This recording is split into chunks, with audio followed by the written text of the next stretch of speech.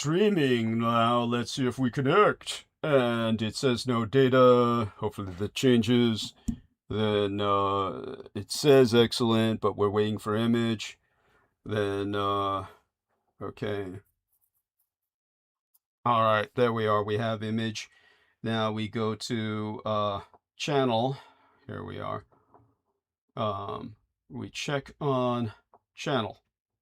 We go to see if we were live streaming in such a manner that we get an echo. Okay. All right, there we are. We have echo. Now we go to channel. Then we turn the voice off there, and then upvote. This is a very small act on your part. It is life and death for Team Dietrich. Upvote by all means. All right, let's go to infinite call, and here we go. Audio. Press audio. And we see if we get response.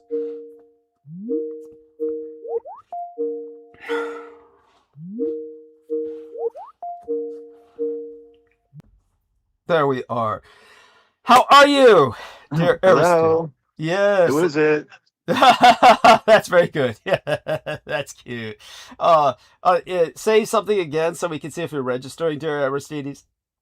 Something again? Can you see? Yes. I'm registering. Excellent. You are registering. Okay, my dear man. All right. So how are you feeling? Are you ready for some blurbing? Ready as I usually am. Not quite sure how to take that. Or rather, I'm all too sure how to take that. Meaning, so do you want me to hold the stage for a few minutes, or you want to just dive into it?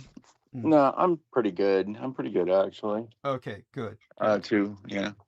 Excellent. Yeah. Excellent. And so T-Take Berry says, loud and clear, brother. God bless you, T-Take Berry. Let's give T-Take Berry a big hug. And let's see if I can get the emojis working here.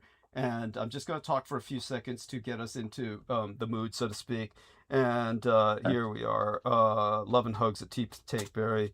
And so I'm definitely going to put the photograph that's embedded in thumbnail of live stream into context in a moment. Let me click on that now. Yeah, it's been one hell of a week. Been one hell of a weekend, and we had back-to-back partying for 3 fucking days, 72 hours, pretty much nonstop. And it's been just you know, the fact that I'm here at all is just, as always, a miracle. But unlike a minor miracle, this time it's a major miracle. Let me get that out of the way right away, because I'm already getting emails on this. What the fuck? All right. Well, everybody hit the thumbs up vote, and then we'll get back to that. All right. Thank you so much. It's a very small act on your part. It's life and death for Team Dietrich. The algorithms are the almighty god of the of YouTube, and we just have to get that distribution going. At any rate, so it's not Ed Beth in that photograph. I'm already getting asinine questions from people about, you know, oh, are you and Ed Beth having a fight? No, Ed Beth is taking the photograph, people. This is some young man who's undergoing transition, who came to San Francisco's mecca of this sort of thing, this lifestyle, alternative lifestyles, for the massive celebrations, looking for himself. I mean, this really echoes back to the 60s and flower power, and everybody coming to the Haight-Ashbury district to kind of just you see if there's what it was all about. This is basically a young man who was rejected by his community back where he came from, which I'm not going to reveal for security reasons. But he wound up being assaulted, and I rescued him from what was essentially a gang rape. And basically, I said, look, we could take you to the police, but anybody who's a policeman who's on patrol right now is involved with the parade security. There's nothing they can do. They're not going to deviate from their assigned patrol or position. We can take you to the station to make a report, but the stations are going to be full, and you'll be there all night. So I just let him know that, you can basically relax and party for the rest of the night with us. I'm just asking for some blood in exchange. That's the facial expression is he's wondering what he got into at that point. So Ed Beth was reassuring him that everything was all right, that, you know, the very fact that he's being filmed showed that this is nothing that's going to result in his disappearing. And that calmed him down quite a bit. But it's just that moment, of course, where he's rescued from one horrendous situation and wondering if he's gone from the frying pan into the fire, which I guess in a sense he has.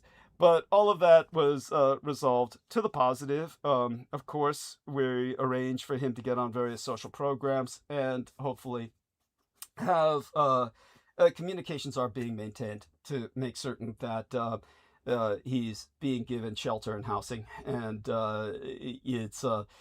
it's one of those situations where they really ought to be giving me civic medals. Seriously. I mean, I just am full of how would I say it, just goodwill and good deeds that I do in this world just go so unacknowledged, and all I ask for in exchange is a little blood. Really, is that too much to ask? That, and of course contributions so that I can take care of everything else.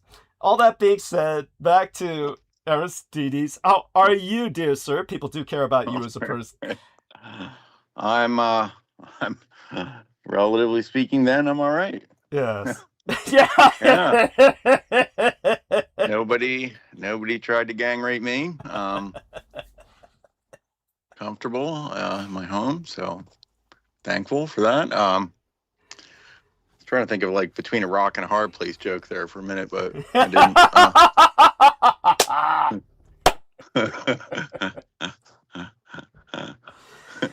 Or as they say in prison, between a cock and a hard case. Yes, they say in prison. Is that what they say?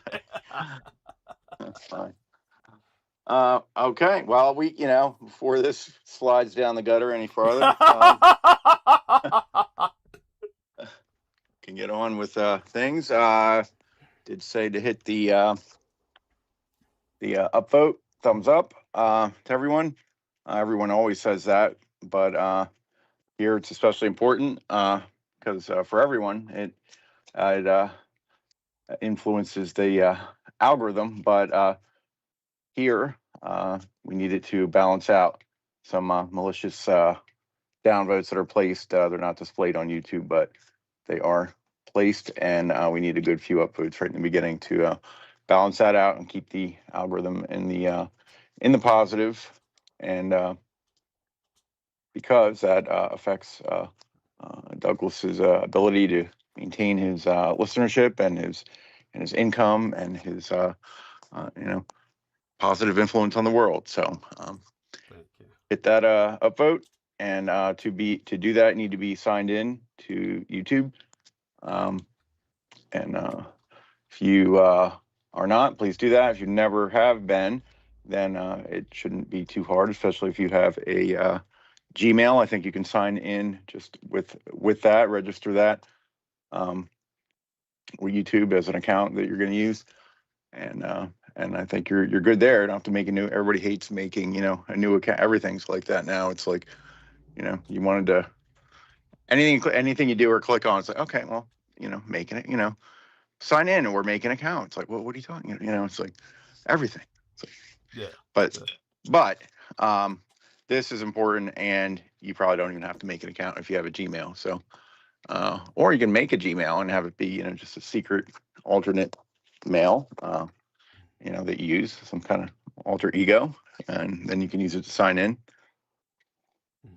Sure, you could sign in other ways with other emails, but I don't know. I think that's harder. Anyway.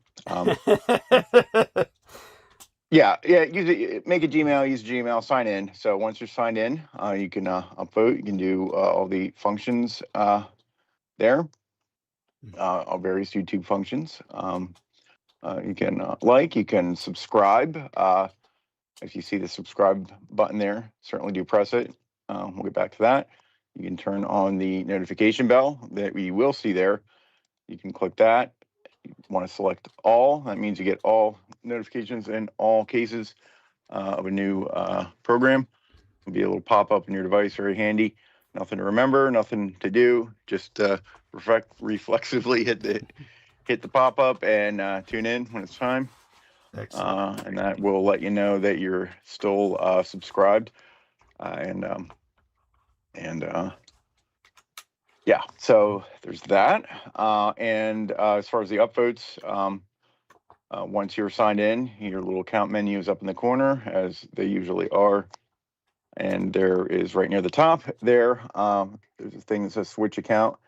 That is where you can register others. Say you have your person of many Gmails. You could register them all to be able to sign into YouTube, because they're the same company now. So they basically transparent. And then the exciting thing in other is, words, they own everything. yeah, pretty much. Google, or I mean, there's only a couple out there. I don't know who else is there besides who's on Google's level. I don't know. Think about that. Google. Well, Jesus Christ! That would take that would take volumes. So. No, but like who's a I don't want to say competitor, because I'm sure who else is on the anyway. You can go in the menu. You can sign in multiple Gmails, and then you can switch between them. And what we're trying to get at is you can upvote multiple times. So you could vote more than once in the Dietrich democracy here. So very exciting. You get something for your votes. You can vote more than once. Can't do that anywhere else. So just because of just that sheer excitement of that, you should do it, and to help the algorithm, on Doug's behalf. So. And while you're in there, make sure restricted mode is off. In the case that it's on, you won't be able to view or listen to age-restricted content. That can happen by automatic screening if too many naughty words are said or whatnot. And then you won't be able to see the content. So that usually shouldn't be on, but for some reason it is on. Turn it off. We're assuming that you're of age here, or are what's the word? At least emancipated, an emancipated mind. I like it. I love it. Likely similar to the individual in the photograph. That's right. Yes. Good analogy. Good parallel. Yes. If you can act with the responsibility of an adult, then good enough, right? So, or if you have no choice.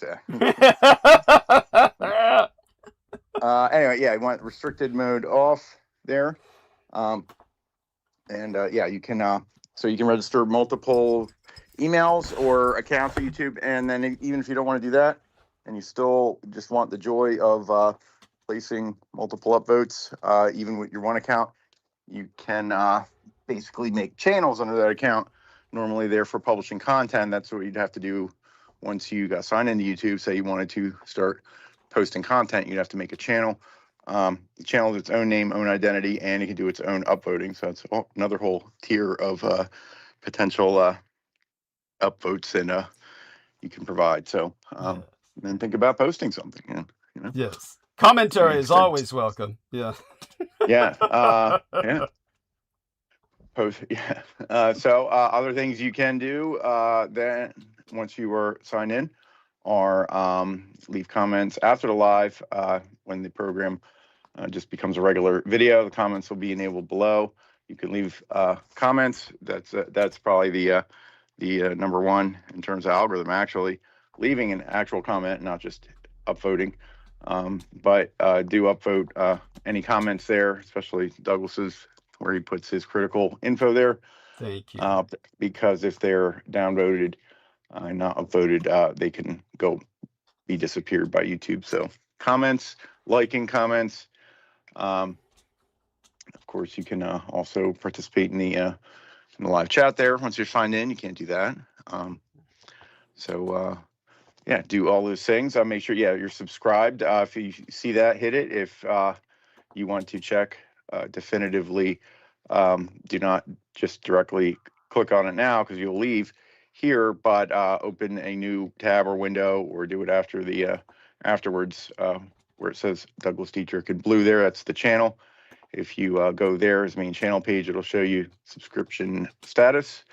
Either way, so mine says subscribed. And then from there, you can check out various previous lives, other videos, many of which are good for review. You can scroll back some years and get some get your all your context, which is definitely important around here. I don't know who really could just walk in without context and be like, yeah, I really understood everything I just heard. Nobody. Because it's that deep, and that, that what do we want to call it? Oh geez, what do we call it? Yeah. Well, certainly many mysteries are delved into here, and both in the world and in Douglas's own world. So what a world that is. Yes, go on. What a wonderful world, something, right? Yeah, something of that nature. Yeah, that's right. I don't know, I'm thinking of something. That's from some song of some kind. I say to myself, yeah. Anyhow, continue. Yeah, my singing. Yeah. Wait, how's it? What a wonderful world this could be. It. Yeah. Right. Yes, you got it. Friend, if you just like, subscribe, send some PayPal. You don't even have to give over any blood, Yeah, imagine that. Yes, a bloodless contribution. Yeah. Yeah, not asking for much, That's right. Yeah. All gave some, and some gave all. I don't drain them dry. Okay. No, well, no. My mother. Not with the blood. I mean, no. Yeah, the money. Yes, that's right. Give us all you got. Yes. Yeah. Let's get to that. There, PayPal, the easiest way. Douglas does do this for money because it's his job. It's not just a fun hobby. That's right. It's not an avocation. Yeah, I'm sure right. It's fun. Yeah, but, I do have my fun. Yes, go on. Yeah, but this is his duly legally recognized job, as he is a working disabled individual.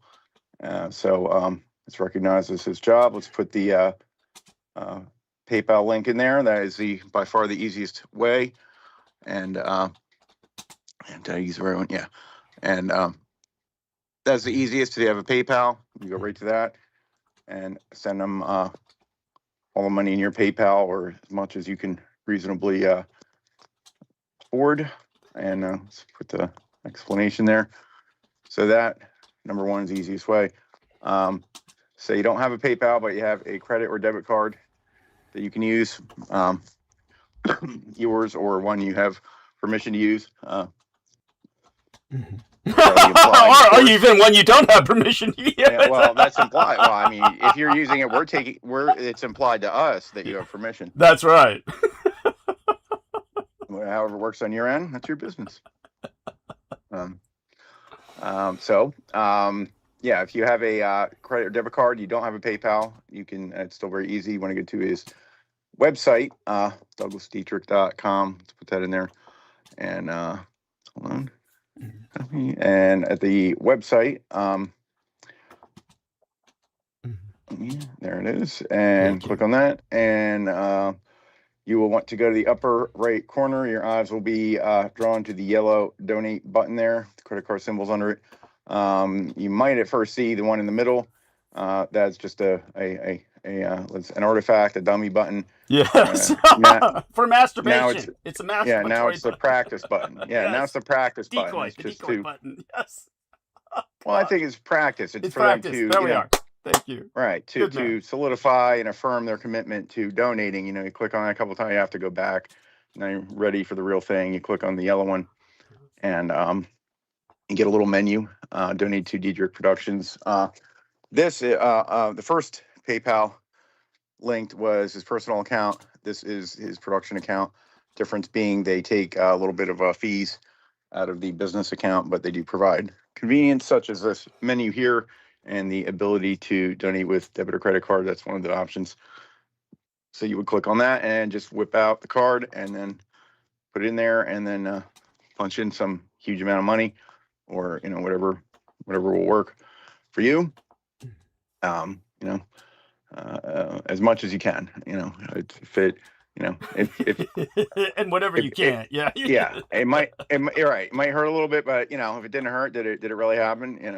That's right. I like that. That's good. Yes. Oh, I'll use that next time. Yeah. Oh. Right. Yeah. You can use a card there. Venmo, there's an option for that. Venmo can pay PayPal. They now work together, same company. You can use that, or you can go into your Venmo and search for Douglas D. Dietrich on PayPal. They have a place in there where you can search for a PayPal. And the final one, donate with PayPal. That would be if you're signed in, but if you can sign in with PayPal, we suggest the first link, the Douglas D. Dietrich, the one put in the chat, or in the one that is displayed on the front thumbnail photo every time. If you need to get there, you don't need the link.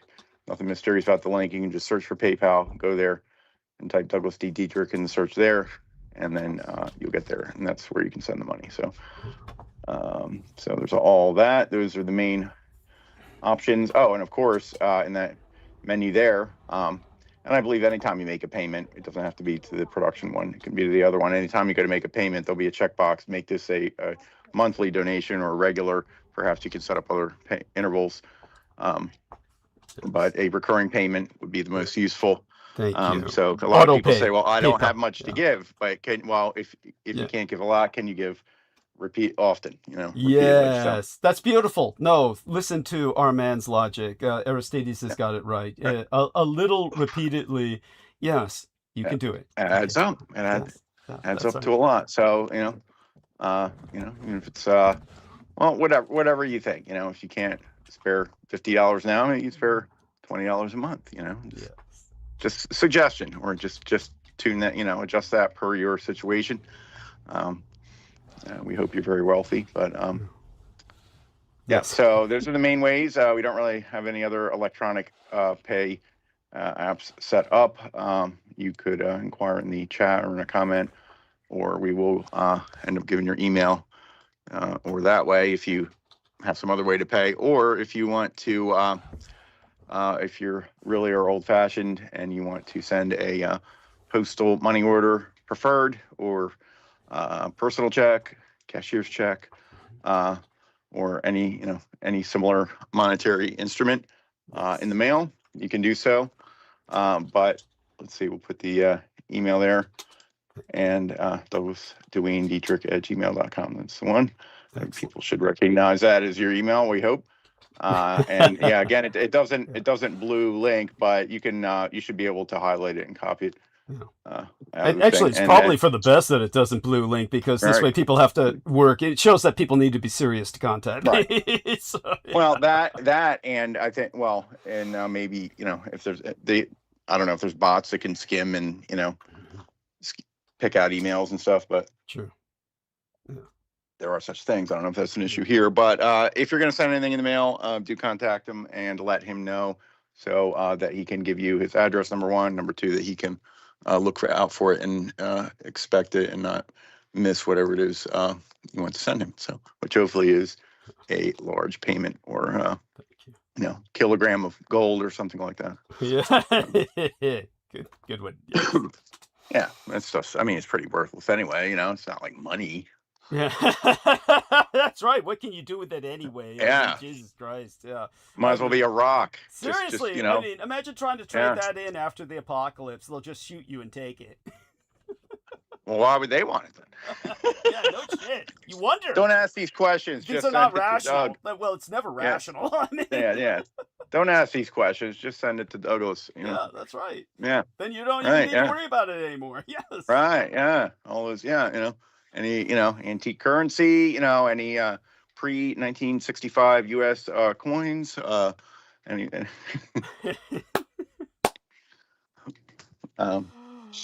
Yeah. Oh. Okay, we're kind of kidding, but just please, he needs to know, right? Yeah, you have to qualify that. Yeah, of course. Unless it's a big, unless it's a big old stack of, Yes. the above. Yes. Yeah, don't send them while, it's like, I think I have 3 Mercury dimes. Actually, that'd be fine too. I don't give a shit. Though I think Yeah. you were, yeah, I'd probably presume you were casting a spell if you gave me something that obtuse. But there you go.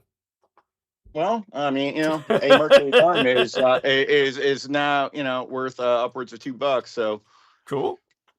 yeah, if you got a stack of them, Yes. think about it. Yes, that's right. Yeah. Yeah. Oh. Back when money was money. Yeah. Yeah, no, back when money was real metal. I mean, remember that? There used to be metal fibers in our bills and shit. Yeah. I don't know. Yeah. or at least something written on the bill that says you could exchange it for That's right. That's right. Yeah. Those were the days. Silver notes. Yeah. Yeah. Yeah.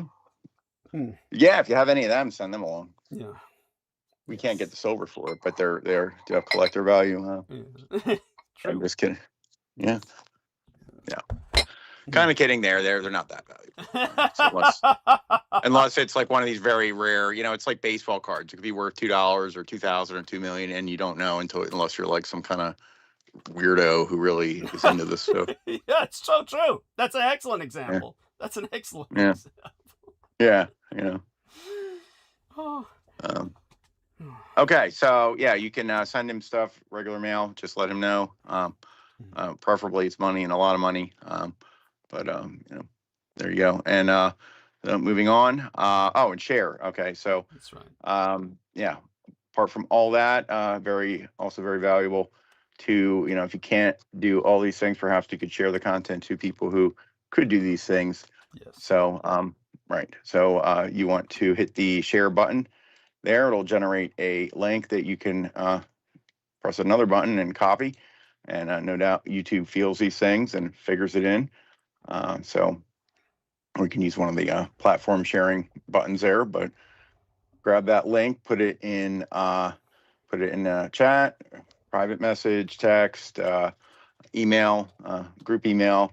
Your annoying Facebook group chat with all your boomer relatives, and keep spamming it in there and tell them that you'll stop when they cash out their money market funds and give it to you, and then you can send a big donation to Douglas. Yes, there we are. Anyway, or just share it anywhere you can. Even print out QR codes, very easy. You can find a free generator, tape it up in a busy public area, of course, where that's allowed.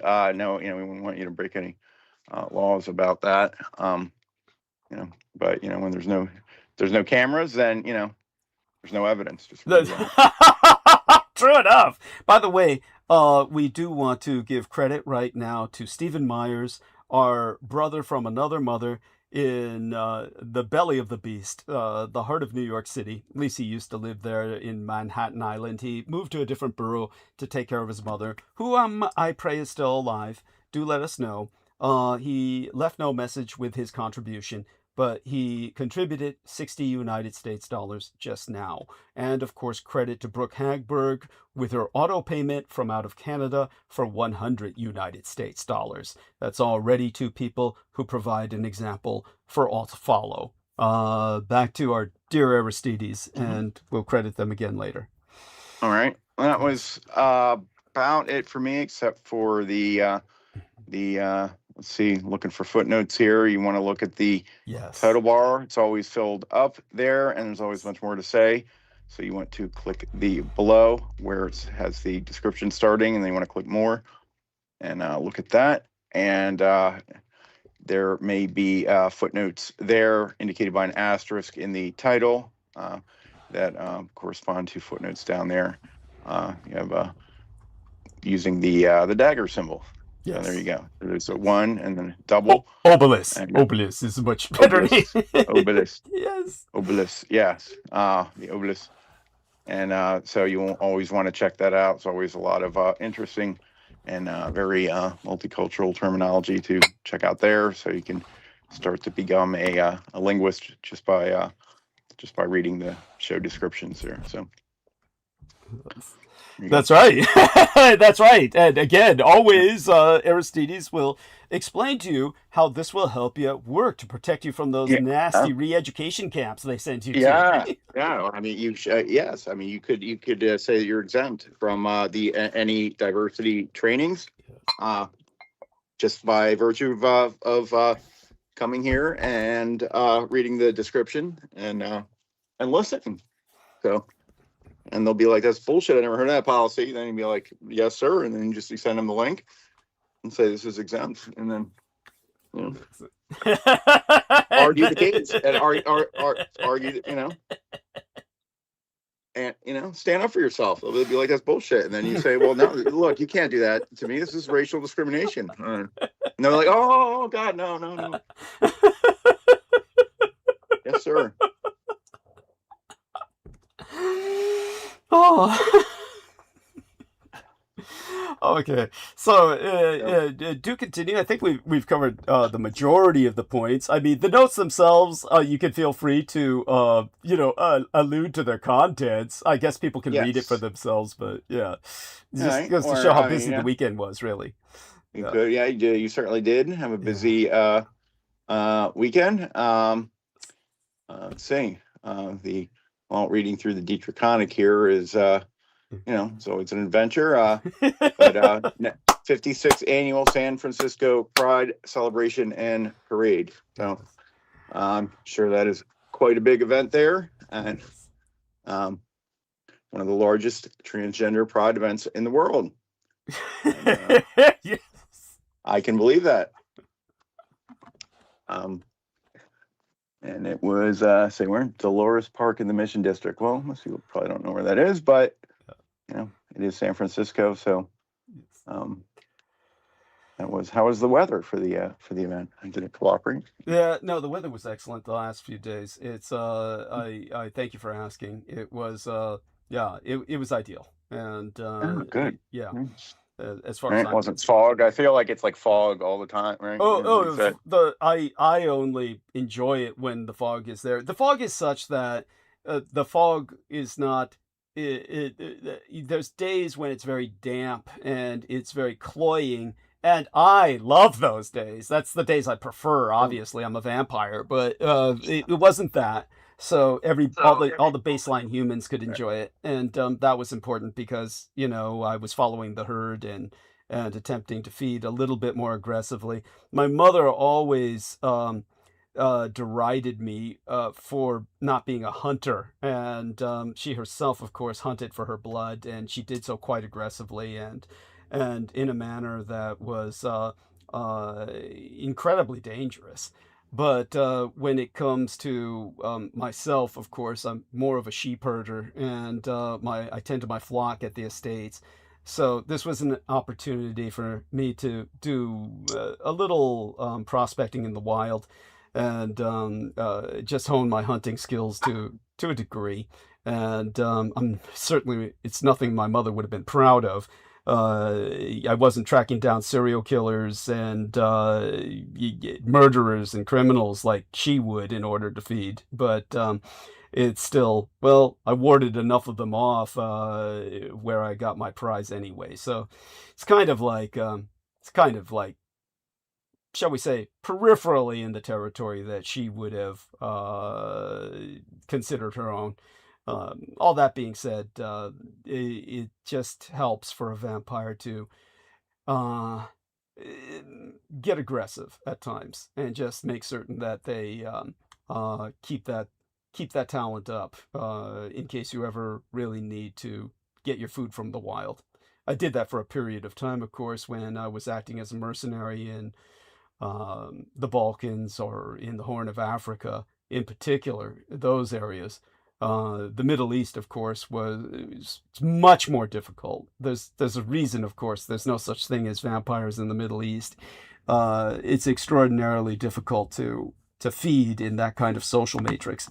The taboos are just so universal, and they're just so it's very difficult to get physically close to people in a manner that won't be noticed. And there's all kinds of other factors I could go into. And of course, they all require qualification because cultures are always deeply nuanced. Okay, so that being said, back to And what? Always looking over your shoulder for ghouls. Yeah, they dominate the Middle East. Yes, they serve the environmental niche that in Africa is filled by the hyena. And hyenas are no fucking joke already. I learned to wear steel toes in Africa because of hyenas. You can jump up in the bushes. If you ever see those YouTube video footages of people who are up in trees or bushes while they're looking down and filming hyenas at their feet, they'd better be wearing steel toes because those hyenas will just bite through anything else you're wearing. I don't care how thick the leather is; those hyenas will just bite right through it, and you'll lose all your toes. And I wore steel toes and steel shank. You have to have steel toed, steel shanked. I went, you go the whole 9 yards in that environment, because hyenas, they can swallow whole bone, and they'll do that. They'll swallow whole bones, and they just shit the bones out the other end and the bones will be like completely. It'll be like somebody took a drill bit to them because that's their digestive acids in their system are so strong that they'll just kind of like do a number on the bones before they shit them out. But, the hyenas are built to do that. So they'll just swallow your foot. They'll just bite your foot off and swallow it whole. Okay, so good. Back to Aristides. Well, that was about it for me. Cool. Well, that was wonderful. That was delightful. And believe me, Aristides is the Rock of Gibraltar. We couldn't get the show started without him. He helps me buy time to get my head in order. If I happen to be asleep before the show and wake up to do it, he gives me time to oxygenate and caffeinate to a degree. Otherwise, of course, when I just come home from 3 days of partying, he gives me time to decompress as much as I can. So we'll just get into it right now. I'll just start in on the monologue. And I do want people to know that, again, Aristides' dulcet tones help us to segue. We couldn't do it without him. Let me see now if we have anyone who's willing to join us on the call. I want to thank T-Tank for, let's see now, 50, what does this say here? So practice and observe everything they tell you, but do not do what they do, for they do not practice what they preach. Matthew 23:3. So let's heart that. T-Tank Barry brings to our attention that the Western United States is aflame. I do want people to understand the gravity of the situation. While we're partying in San Francisco, basically Western United States wildfires are surging under powerful southwest winds. 3 firefighters have been killed in Colorado. And I do want people to, if they could only see the photos, you can look these photos up, and I hate to say it, but they're pretty magnificent. these photos, when you see these blazes, they leave you in awe. So thanks to T-Tank Barry for keeping us up to date on this. I think all of this is pretty much a bit of a almost religious level apocalyptic omen of the times as we approach our 250th birthday of these United States. I got an email from Douglas Marks, who often joins us in the chat, and his email said, I was wondering, who is your favorite philosopher and why? And I responded 3 days ago before I left for all of our adventures. I never give such a concept a thought, Mr. Marks.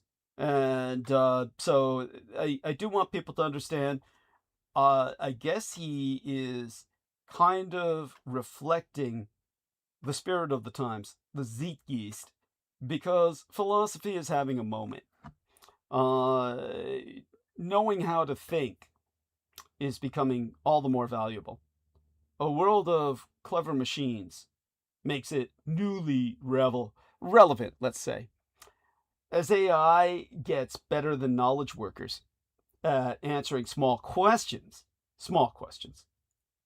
people are likely to focus on big ones. So when you've got more and more time for deep, big thoughts, philosophy looks more relevant than ever. When I say I never give such a concept as who my favorite philosopher is, it's not that philosophy is unimportant to me. Rather, that philosophy is not something that I believe can be personalized like that. Where, oh, this guy really turns me on or titillates me in a manner that others do not or something. It just seems like, to me, that's more of a visceral thing, favorites. Like, obviously, certain physiotypes are more attractive to someone, perhaps more fetishistic. But although ideologies are intellectually sexy, philosophy is an abstract that is so important, so full of gravitas, that it's not something that the word favorite comes to mind in with. It's, let's put it this way. When it comes to, by the way, we just lost the call. So that's interesting. I'll see if I can get him back. That's, okay, so I'll launch the call again. Let's try that, if that's at all possible. Audio call. There we are. So here we are, waiting for others to join. And here we are. So let me send him a message, a text message, to Aristides. I will call you again. Here we are. I will call you back. There you are. Oh, so you answered. Excellent. Yeah. Excellent. Yeah, because I have to call you back in order so that other people can jump on if they see fit. Right. So, yeah. What happened there? Just an accident? Oh no. Well, I occasionally it doesn't show me the screen. It usually shows me, and I have to dip out and back in. Like I have to just leave and rejoin. Okay. Interesting. Okay. I may have. I don't know if it accidentally just pinged everybody, but well, what happened was it's simply the call ended, and then I restarted it, so everybody should be pinged again, hopefully. Let's see, since what you answered, it's with the infinite call we're on right now, right? It's not a private call, it's the infinite call, correct? Should be, yes. Infinite call. Yeah, so, yeah, it is. Yeah. So others can join us at their leisure. Yes, it looks like it. Yeah. Again, our thanks to our contributors, particularly our matron saint, Brooke Hagberg in Canada, with her auto payment of 100 United States dollars a month, Stephen Myers with the $60 that he's just provided. Without these kinds of contributions, Douglas Marks contributed $20 with our latest episode before tonight's. Without these contributions, I wouldn't be able to make it through the end of the month. This has been a particularly brutal month. And not only that, but once the month ends and I've paid the rent, then my check doesn't deposit for SSDI, Social Security Disability Insurance, which is insurance I've paid into all my life. All it is my repaying myself when I receive that. I'm like paying myself in allotments. That doesn't come until the third of the month. So I'm left with this desert of starvation and dehydration in that period without help from all of you. So that having been articulated, again, understand that this is my job. I am legally required to work on the 250% working disabled program, or I would otherwise be guilty of serious federal fraud. So this is my job, and I do it twice a week, and it counts. It has been acknowledged by the United States government as my legitimate underemployment. I have to maintain a constant underemployment in order to justify my getting SSDI at all, or I wouldn't get it without this. It's also how I get my medical insurance is by my employment, meaning that the 250% working disabled program enables me to be covered through Medicare and Medi-Cal. Obviously, Trump is trying to destroy all of that, as he is trying to destroy all of your lives, all of our lives. And that's why I harp on him quite a bit. When, in the bad old days, when we suffered the company of Peter Moon because I wanted to get the book done, which, of course, he wasted 10 years of our lives without producing anything. And what he did produce, he copyrighted and stole, and sends me nothing. That is it's just one of these things that happens. You deal with people like this, and it was my fault for dealing with them. But all that being said, that doesn't negate his guilt and his criminality. But obviously there are nuances to the situation, in that he maintains a revision of the contract, which is supposed to be 50-50, where he wrote it down to where I get 7% of all proceeds. And he sends me like $20, like literally once every 6 months or something like that. All of that has stopped since his death. Or he just stopped sending it. One way or the other. That's I have no time or money to legally pursue that. So he knew that he could get away with it, which, only shows to the level of petty criminality that he delves in. But all that being said, when we were suffering his company, what was it that was brought up at the time concerning work and everything else? Well, I guess it has no bearing now. We'll just probably emphasize the fact that the question broached by Douglas Marx about philosophy, understand that philosophy is, in a sense, everything. When it comes to the science of mathematics, the entire science of mathematics is but a subdivision of the philosophy of logic. And science itself is a philosophy. It's formally referred to as the philosophy of science. So, philos, or wisdom, is a school of thought which is a mental discipline. And so, without the philosophy of science, there would be no philosophy of logic. Without the philosophy of logic, there would be no philosophy of mathematics, and without which we would have nothing. So do understand that we are all dependent on philosophy. It is not an abstract, but the very essence of our ability to master the world around us. That having been qualified, many philosophers can lose themselves in the abstract, and that's okay that they do, so long as they don't take everyone else with them. When it comes to someone like Nietzsche, for instance, was once a close friend of Richard Wagner. And Richard Wagner and Friedrich Nietzsche had a falling out. And this was because both of their philosophies began to change, or rather Nietzsche's did. It's often presented historically that Wagner was very set, or kind of like he was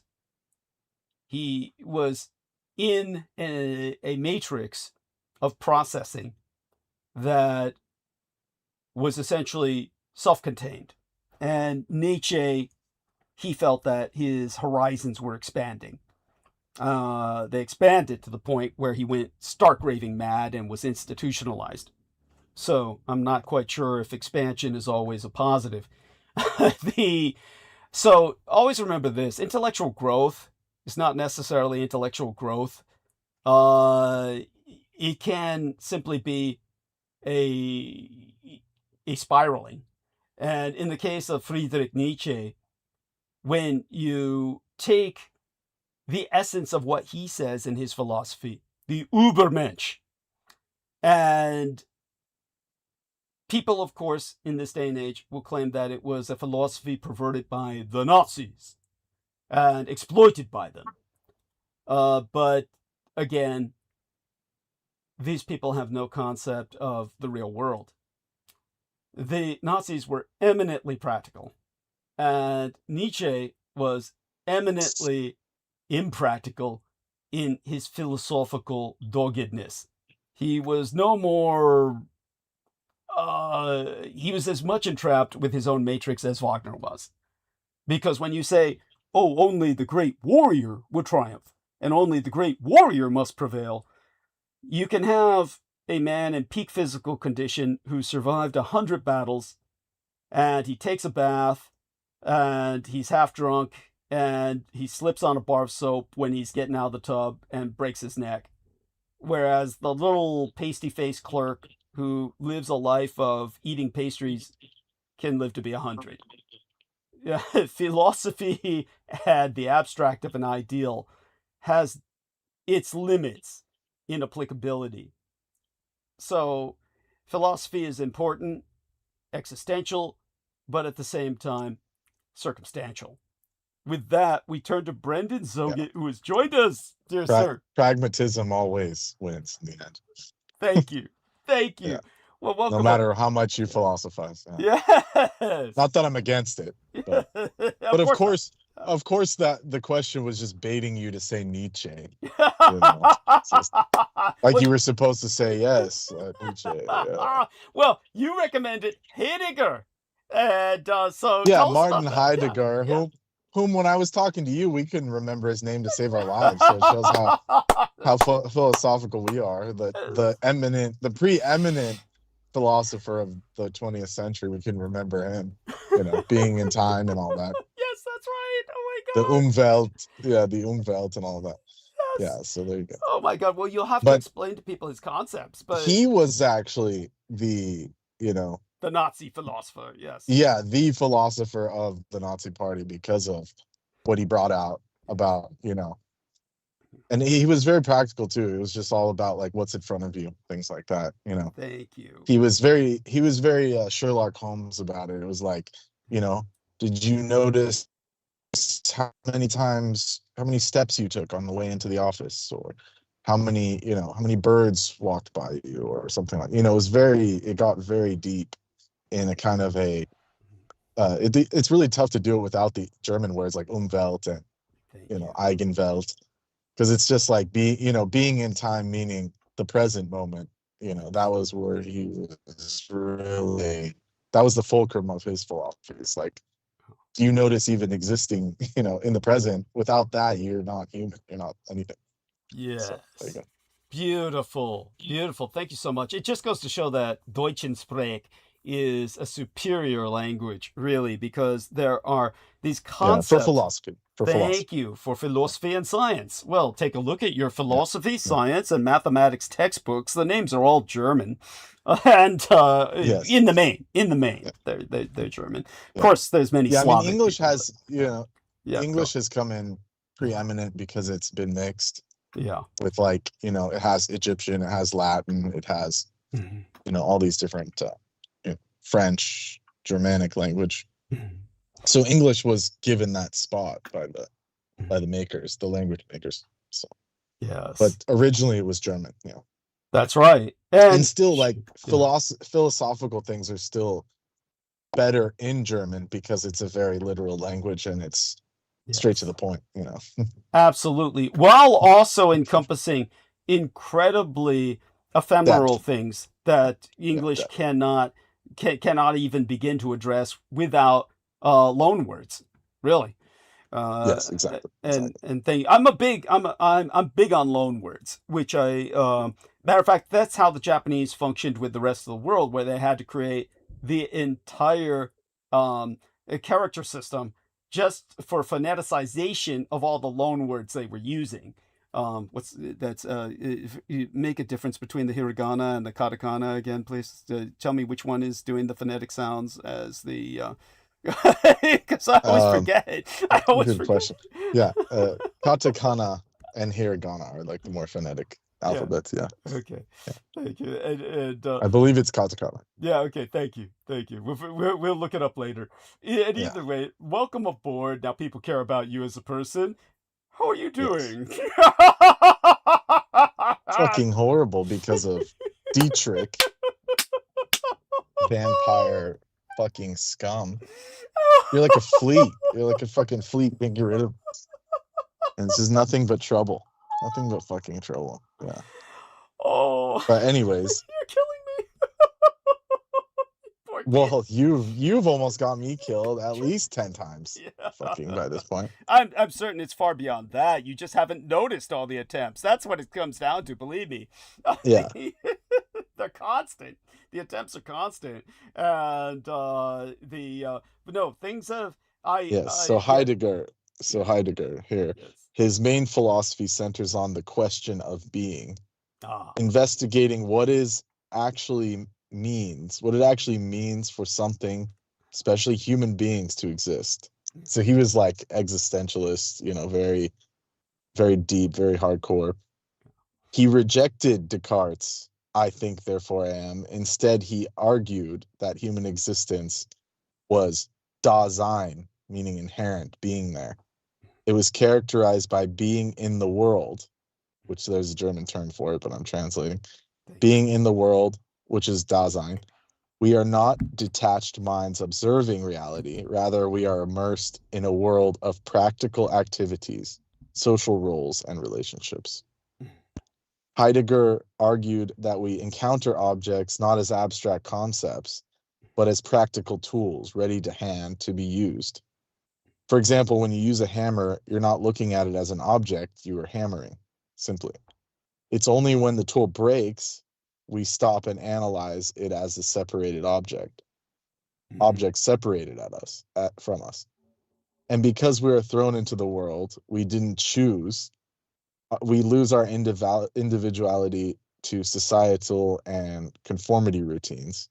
He called it das Man, meaning they.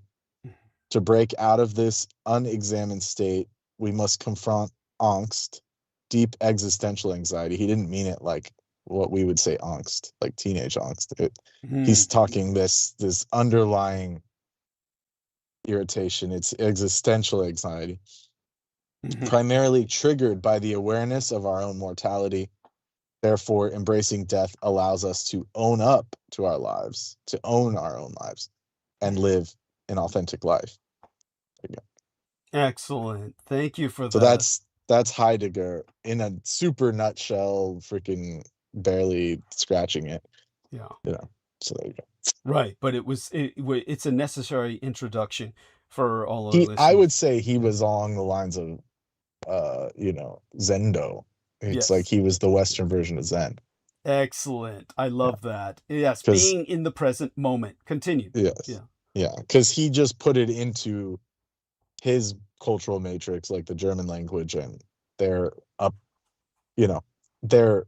words and their ability to understand it. But he's describing what I would consider Zen concepts.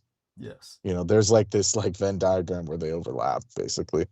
Wow. That's beautiful. In my opinion. That. But then again, that also explains the underlying philosophical compatibility of Germany and Japan in the formation of the Axis. Oh, no doubt. Yes, it's a contributing factor. Yes, it's they are both very. But they vilify. I mean, it's just wrong that they vilify Heidegger. Like they've completely scrubbed him. Oh yes, that motherfucker. Because the Nazis were taking his book, and he was just a professor. Like he didn't have any say in that. Yes. It was just, and he was like the preeminent man at the university of wherever he was, Heidelberg or somewhere. Yes. Trying to find it. I forgot where it was. He was basically he was such like he was a celebrity of his day that even the teachers would leave their lectures to go listen to him speak. They would like take the whole class and drop their notes and go listen to Heidegger talk because he was such a force. Yes, incredible. And then these fuckers, of course, EBSCO, these freaking Americans say his legacy is married to his affiliation with the Nazi Party during the 30s. It's like, okay, come on. And he like actually was like he deliberately distanced himself and everything, and they still did that to him. It's just like can't win. You can't fucking win with these people. No, they're horrible. They're relentless. That's Judeo-Bolshevism, and it is the Well, take it easy. well, that's the culture Yeah. war. That's It's, the culture war right there. according to Sarion, Yeah. it's Islamo-communism. Oh, fuck him. He's such a piece of shit.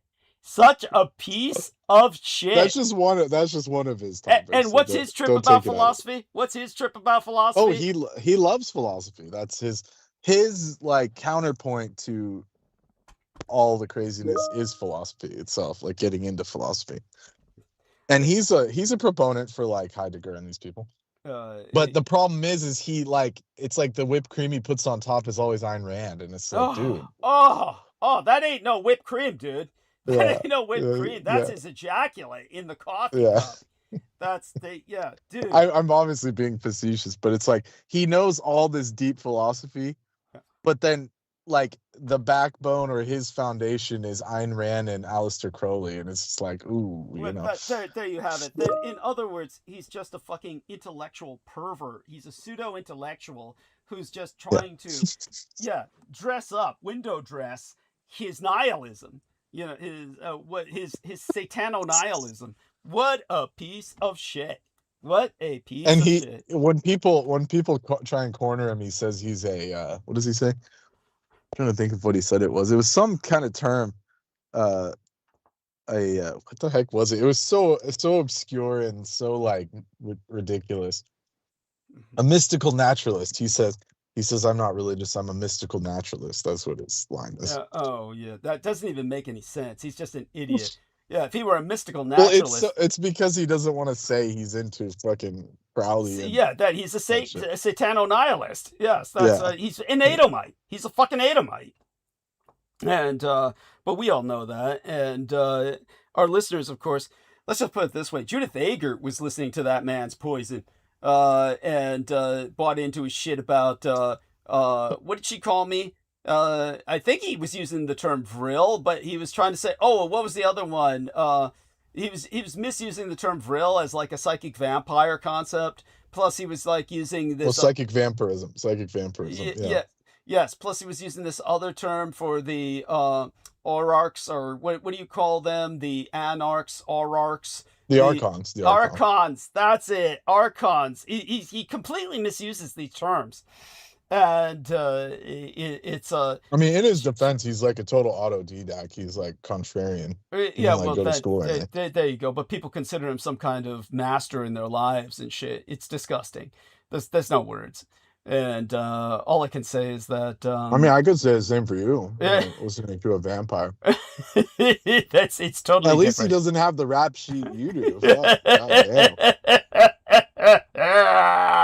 I can't even repeat it.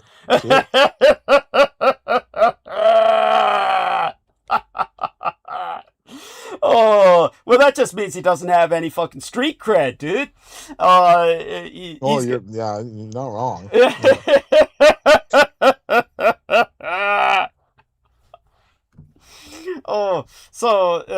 It's like, are you willing to share some of? Obviously, you've been through a lot while I was gone. Are you willing to share some of this with our listeners, or would you rather, keep it to yourself for security reasons or just peace of mind?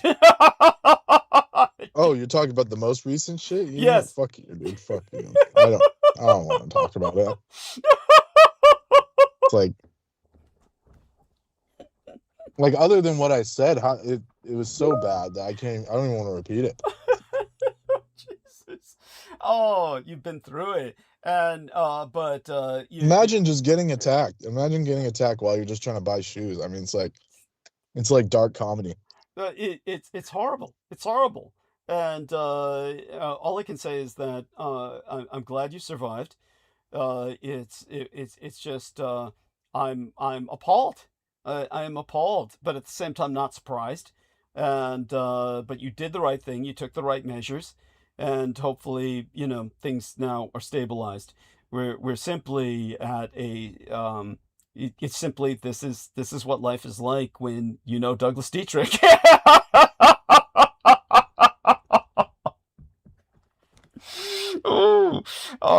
Well, other than that, we'll I'm like on the same level as Heidegger. I didn't ask for this shit. And then fucking Nazis come to your door and shit and start taking your books. I'm pretty sure Heidegger was famously said, like, I didn't ask for this, and they said, too bad, you're German. Yes, no, it was great. It was great. Yeah. Well, he let's put it this way. I believe that Heidegger had a sense of baseline patriotism and a national identity.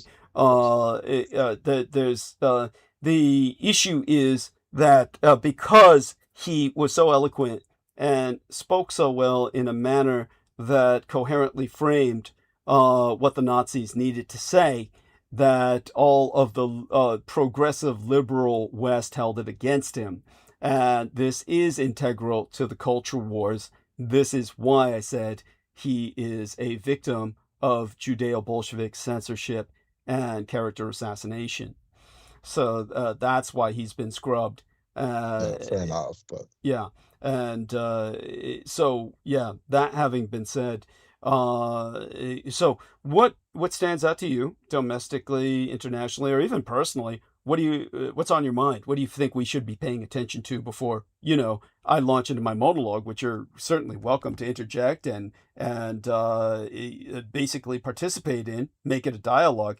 But I think you should have a new policy, like the last 2 hours, like no interruptions, because I tried to listen to that Alexander shit and it was unlistenable.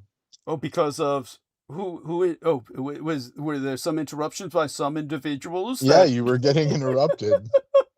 And also you kept calling him, like, you were like, oh, he's a twink, he's hella gay. It's like, come on, dude. Dude, like, at least pull out some of the the freaking, the lore. Yeah, dude, I got to that. Just listen, you got to suffer through. What I was pointing out was he's not the Alexander that people have created in their minds. A creation of the West that has taken Alexander and turned him into something he's not. He's basically a really mean femboy. That's if people don't understand that. That's so offensive. And most of them would call him a monster. He was a pharaoh and the king of Persia. I mean, come on. Yes, really mean femboy. Yeah, but he's show me a femboy that has those credentials. Yeah, well, it's Alexander, and people considered him a monster for his atrocities. But as I said, it takes a monster to fight monsters. And he was the ultimate monster hunter. So, if you suffer through some of those interruptions, you'll find your reward. Because I talk about his monster slaying, I really do. So I do want your feedback on that. I do want your review of that. It's not some kind of sick joke at the end, like some kind of gay joke. No, of course not. Please. Because I was waiting for the punchline. Give me more credit than that. You got to give me more credit than that. I don't. That's the problem.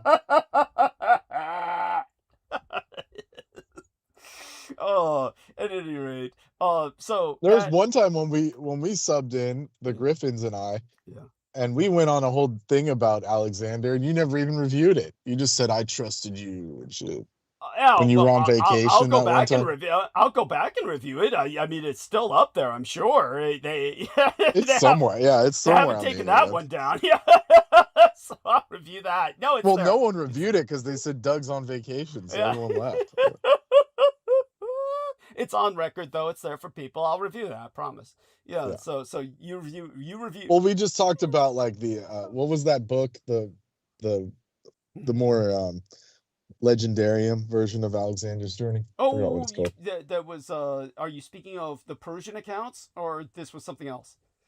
No, this was like the literary version. What was it called? Oh, Alexander's something. Oh, Jesus, I forget. We'd have to look that up. I mean, so someone wrote an account in almost like a ballad form.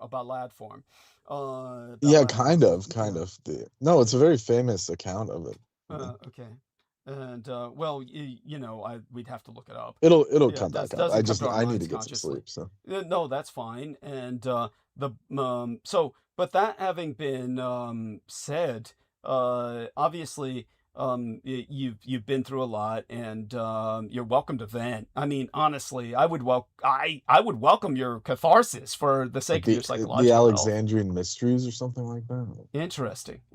Yeah, Griffin would know something like that. Poor guy. And then he produces these 3 books that he sends to me, which he wrote himself, science fiction novels, and they're just really bland. I mean, no philosophical content there. It's just weird.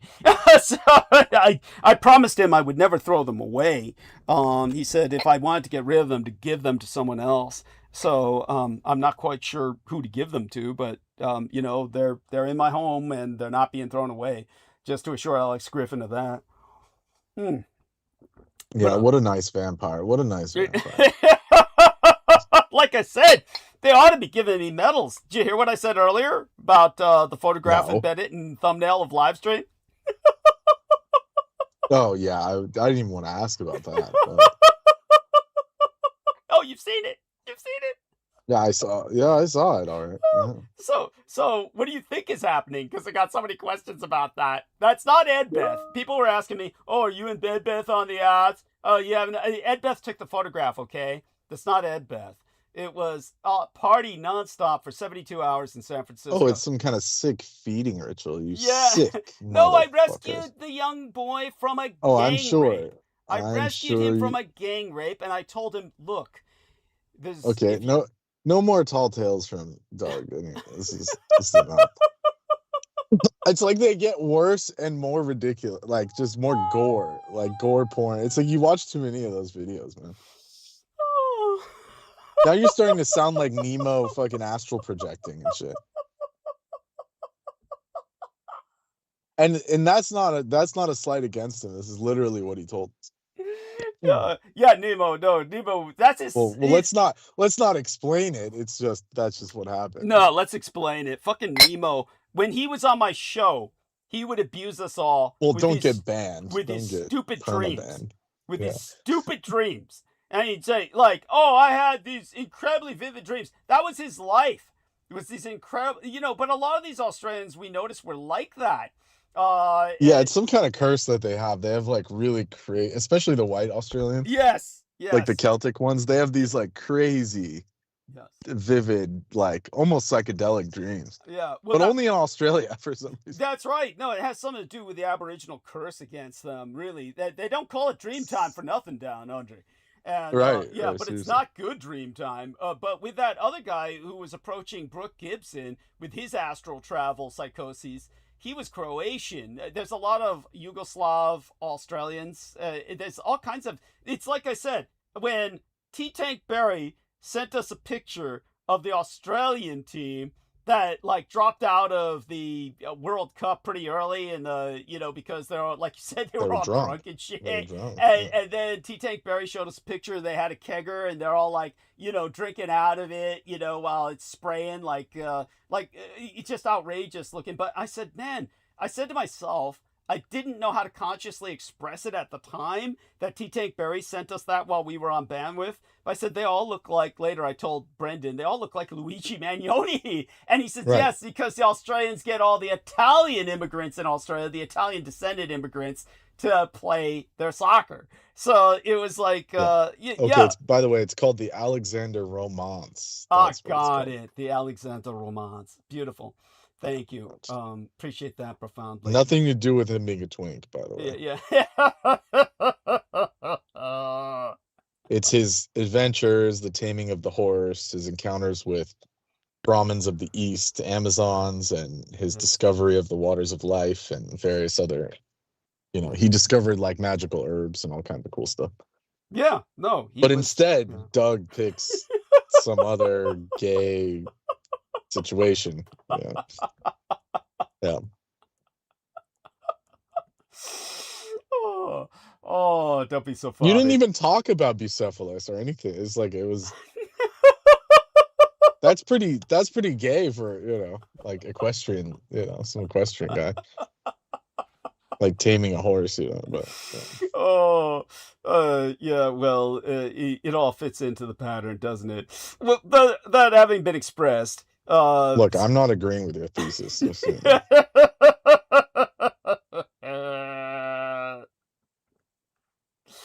Oh, so, dear Brendan, feel free to cathart about, your own, And whatever. Yeah, go on. well, just to end that Mhm. thing, the reason why I brought that up Yes. is because the Griffins and I were talking about what had really stopped his advance into India Yes. was not only did they have advanced armaments and like war elephants and all that, but they were before they even crossed the Indus, there were reports of flying shields that basically buzzed his, strafed his army, shot down various like fireballs and things at them.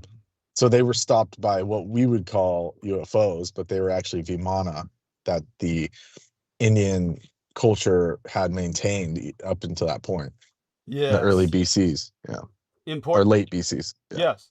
No, this is all very important, profoundly important, Yeah. and fits in with what I was saying precisely. So if you Yeah. listen to what I was saying, it's complementary. We do not have opposing,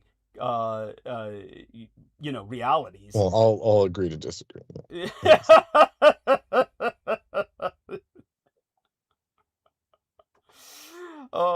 At any rate, what are these photographs that T-Tank is sending us? This is all in England, isn't it? What exactly is this stuff? It's all so is this the heat wave, the effect that it's having? The men wouldn't be wearing their suits; they'd have to take it off. It'd just be too hot for the suits. What are you talking about? The photographs being sent by T-Tank Barry in the Infinite Call. So if you take a look at them, go through them, and Yeah, okay, yeah, I don't know what's going on with these people. Yeah. Context. They're just Melbourne. Australians. Oh, Melbourne. Yeah. There you go. Oh yeah, I didn't even have to see it. I could tell they're Australian. Just look at the fuckers. And they're next to a wastebasket. It says wasted. Yeah, that's right. Next Next to a wastebasket. This is Australia. Like they're all just drunk all the time, 24/7. And it's not even slander. Like it's not slander. It's literally this is all they do. Like as a culture, that's all they fucking do. And yeah, this is a wedding, but still, like, who gets that shit faced at a wedding? I mean, come on. Like, yeah, I get it, like, let loose, but that's like too. They're Dude, like it falling looks like and Woodstock. Shit. It looks like it looks Woodstock. like fucking Woodstock. Yeah, it's like up with suits. It's up with suits. Yeah, it's crazy. Yeah. And the litter. Who cleans up after that? Who cleans up after that? Oh, some poor Aboriginal staff member that they fucking, kick dirt at and shit. Yeah, fucking horrible. Yeah. I wish I was making it up. I was just making it up. Oh, my sides are. Yeah. Look at this that's aura farming with Heidegger with the eagle and shit. Like, like I don't think he like deliberately told them to F off when he got invited to these things. So But then they someone still pastes his photo next to it like yes, he was of there. course. It's like, come on, that's horrifying. Of course, that it's they like posthumously they say he was the preeminent Nazi philosopher. It's like, goddamn, at least let him defend himself. Not that he would be, like you said, he's not against it. It's just that he didn't want to. It's like nowadays, like you don't want to get into politics when you're trying to do your thesis, but especially in those days, you can keep it separate. It's not like nowadays. So he was trying to do that, and they still to this day hold it against him. No, well, that will change. Things go in and cycles. like you said, at least Jung was like autistic enough to like tell them to fuck off. Yes. On all sides.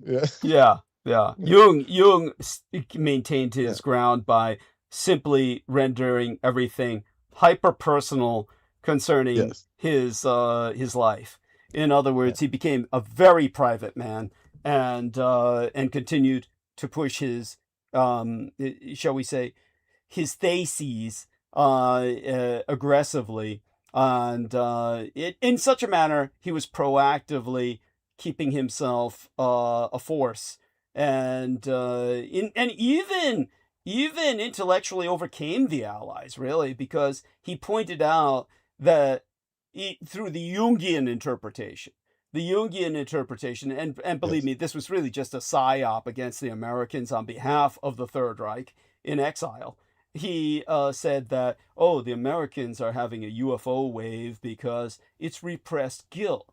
The repressed guilt for all the firebombing in World War II and all their other atrocities, exterminating the Indians and all their other countless genocidal actions against the rest of humanity, their constant war with other nations, which, believe me, if you compare the history of Germany, it was only involved in minor military actions until World War I, whereas America, during the age of empires, was in a non-stop expansionist campaign from the Spanish-American War on.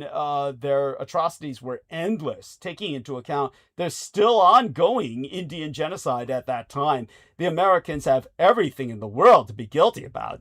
So he said their repressed guilt led them to seeing flying saucers in their minds because of their paranoia. They knew they deserved divine punishment from the skies, and that the UFOs they saw and were so afraid of were essentially their concept of divine punishment is coming, and we know it and we deserve it, and they repressed it and reformed it into these UFO sightings. But of course, much of this was the 1,000-year Reich in exile, and its disc war, what do we call it again? Schriebkrieg, right? What do you call disc in German? Schriebkrieg, I believe, for disc war.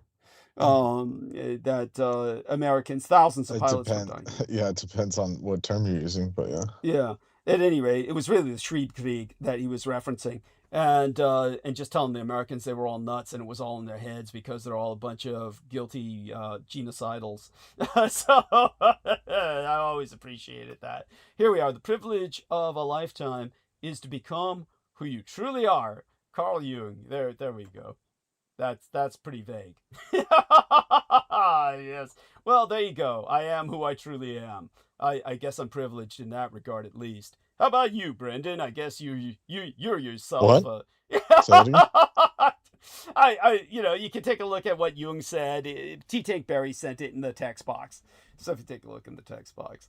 What about, yeah. Yeah, it's, again, pretty vague there. And there we have the... Oh, I mean, they cut the rest of they cut the whole dialogue except for that. Like, yeah, sometimes these quotes aren't very helpful, but... Thank you. Yeah. It's like, what are you going to get from that? I don't know. Yeah. I'm not saying T-Tank did it, but I'm just saying, like, yeah. By the whoever way, made that, it's like, you're not getting much out of it. But here's a good meme from T-Tank. The biggest genocide in human history didn't happen in Nazi Germany, but on American soil. 100 million Native Americans were slaughtered and lost their homeland. Historical fact. Most of the people doing the slaughtering were Christians. Sorry if you can't handle the truth. Matter of fact, all of that is true. You can go back to Cotton Mather and his philosophy that the Native Americans were actually spawn of the devil, and that it was a Christian crusade against the forces of Satan, the spawn of Satan. They believed they were literally slaughtering the spawn of Satan. Horrible. I mean, and the government offered a bounty for Indian scalps. It was the white man that first started scalping Indians. The Indians picked up that habit from watching what the whites did to them.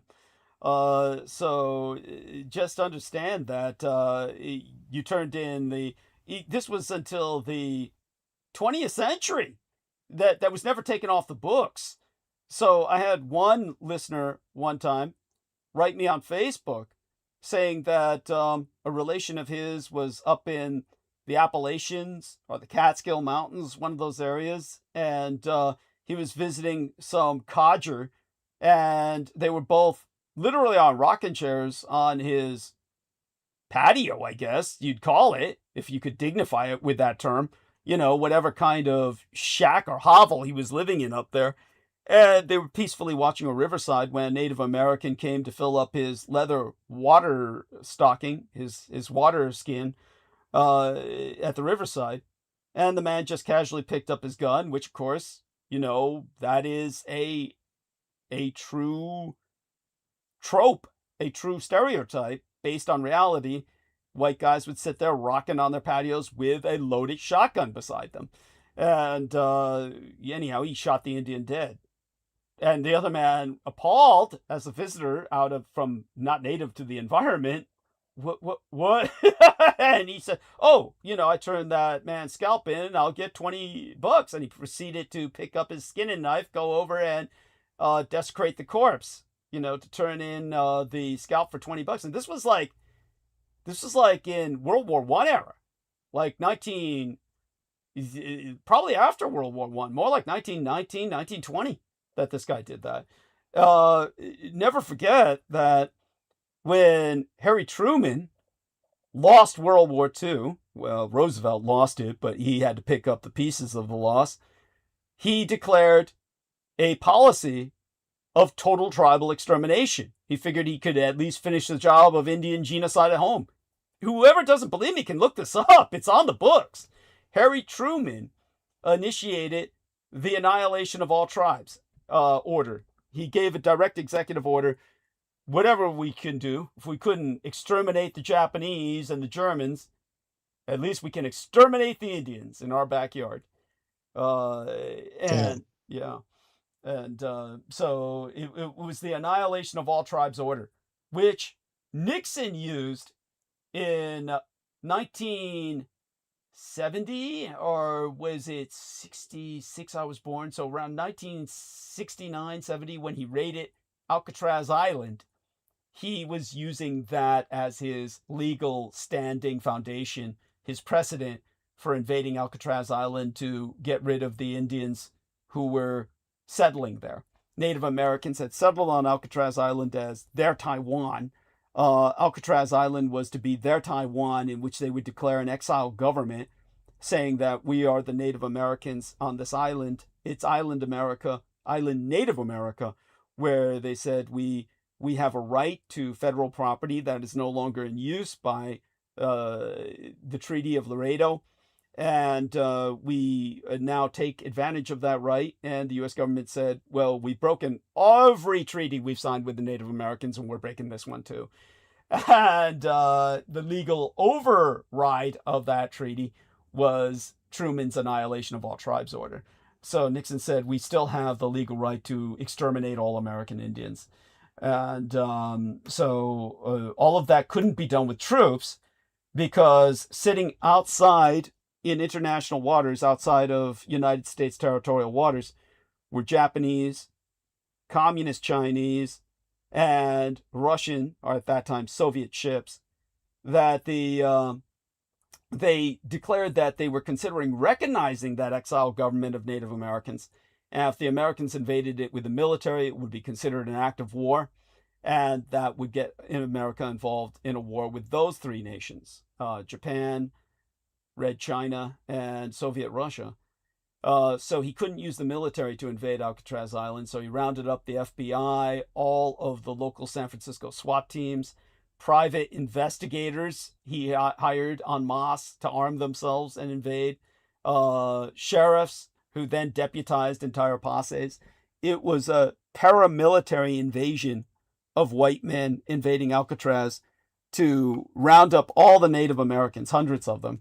And this was based on the old days when civilians would participate with the U.S. military to annihilate Indians. Except this time it was all civilians, because there were all civilian actions in the frontier wars that were the historical precedent.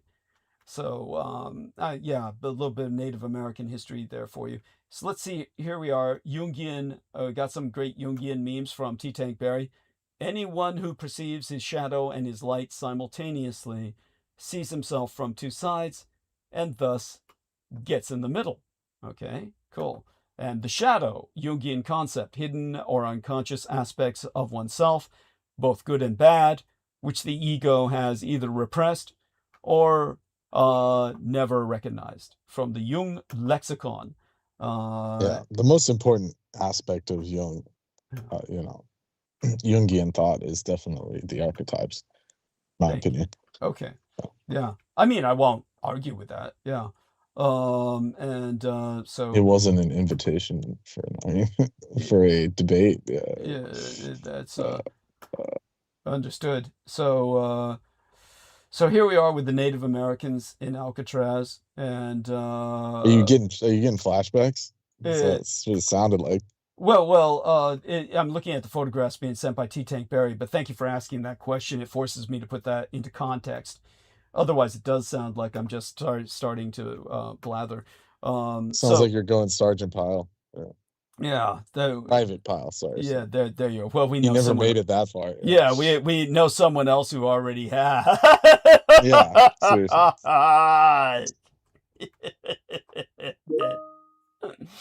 Okay, well, warning, keep off Indian property. Yes, this is all the occupation of Alcatraz by the Native Americans. Photographs are being sent to us by T. Tank Berry.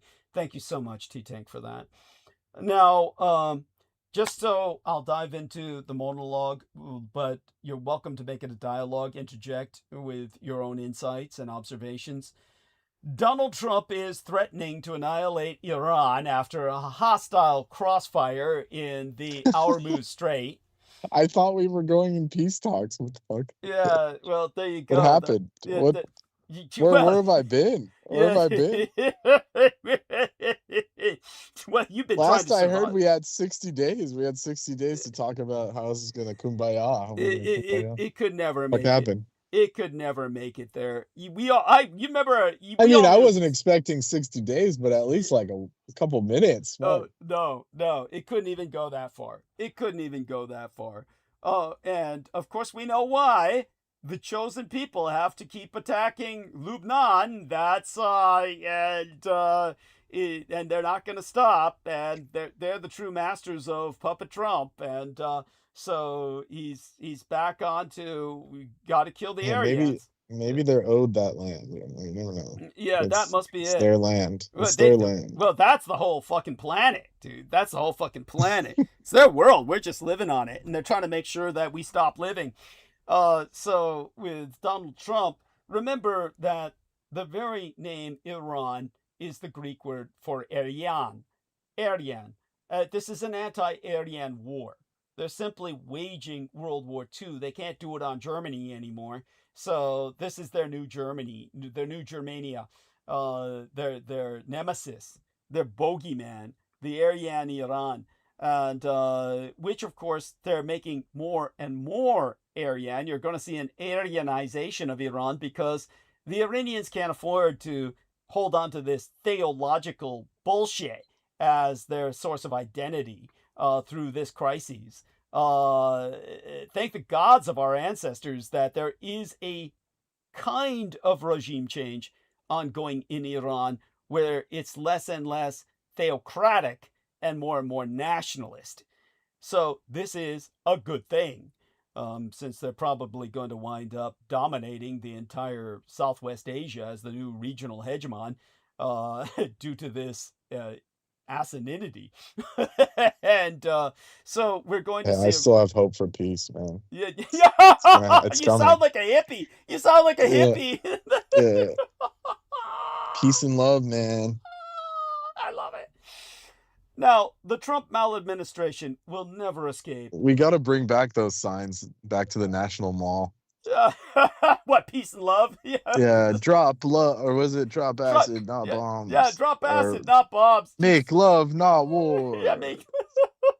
Yeah, man. I mean, it's like at this point, it's that frivolous. It's like, what else are we gonna do? It's like, because every it's getting annoying. It's like, yeah, we're at the table. They were having fucking ice cream in Switzerland. I thought, what the fuck? It's like, I swear it was like a day yesterday. Am I mistaken? It wasn't. Or is it just happening that quick? It feels like 10 years ago by now. Seriously, I've been through 3 days of partying. It feels like 10 years ago, but honestly, it was only a few days ago that they were eating ice cream in Switzerland in the Alps, and now they're back to bombing each other. It's this is horrible. This is crazy. It's not Hey, horrible. You guys. Hey, honey. Oh, I want to apologize. I was just gonna say. Go on, Heather. Then remind me not to at all. apologize to you. I'm just. Yeah. Go on. Just jumping in now on this one because for how many years now, especially with Israel, a ceasefire is just a label on bombing away anyway. Got it. By the So way, everybody gets to relax. The market does its thing. And it's like now automatic. You can count on it. So, but this one, it's usually us that break it, but this one's Iran because Israel considers big swaths of Lebanon its now. yes, And its own. they're not backing off. Yeah. So that's why Trump and the Juggalos, remember the Stretch Armstrong doll when you were a kid? Yeah. Remember him? So How he's could we Trump, forget it? It was right? grotesque, but go on. Yeah. Oh, yeah. Oh, we love to beat on that thing. Only with a massive gut. And Israel's got one arm. Iran's got the other one over Lebanon now. Uh-huh. So, and he's got to make it look like it's all okay. Do you know what? This somehow we wound up on Aristides' call or something. Something happened because it says this meeting has a time limit of 60 minutes. When this shuts down, I'm calling all of you again. That's fine. And it should be maintained. I don't understand what's happening right now, but I think what happened was when Aristides called me back, somehow his call was the one that was taken, as even though I called him back, and I think he took my call. Aristides, is that the case? Did you not answer my call when I called you back? No, I think what you said first is right. Okay. So because of that, we got a time limit on this. But if that's the case, how is it we've got a time limit when it's the infinite call? If you're calling me, it should have been a private call that nobody else could jump on. I think because I initiated it.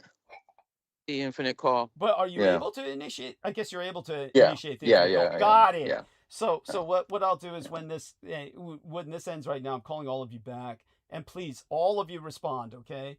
And I want to apologize before it cuts off to Holly, because Holly was telling us how she lost a lot of people to right-wing madness. And when she was telling us about that, I was totally distracted and trying to multitask with a lot that was going on in our latest episode before tonight's. So I didn't really acknowledge the gravity of her experience. So your experience was one we both shared with Laura Lee Solomon. If you remember, both of us saw Laura Lee Solomon spiral into right-wing madness, where she just suddenly just started spewing out and parroting. Oh, remember it was the convoy? What was it? The caravan coming from down south. She was joining everyone and saying it was loaded with terrorists, ninjas, and lepers. I'm serious. I'm not saying this facetiously. She honestly little women and children. I mean, you think they could sort the face tat guys out, you know? No, those women and children must be packed up with bombs up their coos or something. I don't know. Yeah, but she was insisting because of all the crap she was reading. It was filled literally. I'm not lying here. It's not for humor. She actually said this: ninjas and terrorists and what else was it? Lepers. They were coming to spread leprosy. I mean, she was eating all that shit up. But so fast, dude. Yeah. It was fast. Yeah. Now, she came from a background where I was impressed that she wasn't like that. Interesting. Well, her background, remember, was the OTO. You do remember that, right? But I mean, quasi-military jobs and shit like that. That's right. But she was in the Air Force, where Judith Egbert was quite right. She feels that that's where, as Sammy Romero said it about Jambo the Reese Monkey, that's where they put the sugar in her tank. That's she was definitely, because she saw him on the runway. Oh, saw him Aquino. Wasn't that him? No, that was Michelle Carmela Saldana that you might be thinking of, right? Who was at the Michelle Carmela Saldana was in Air Force recruiting and the Depot Center, and she wound up going through boot camp, which she never made it through. Okay. Yeah, she never made it through boot camp because he drew her aside and kind of got her out of the Air Force. Which alone that's a story that doesn't necessarily help her cause. I believe the story. I believe that story, but it's almost like Aquino selected her for a private programming. Get what I'm saying? I do. But with Laura Lee Solomon, she claimed Aquino attacked her in the astral only after Oh. she became involved with myself. But she Sure. herself actually was in the Air Force for a good 5 years. She Yeah. actually stayed in the Air Force for 5 years, but she was too overweight to be sent to South Korea. So she was too overweight to be sent to South Korea, so she went instead for some kind of training, technical training, which was her programming.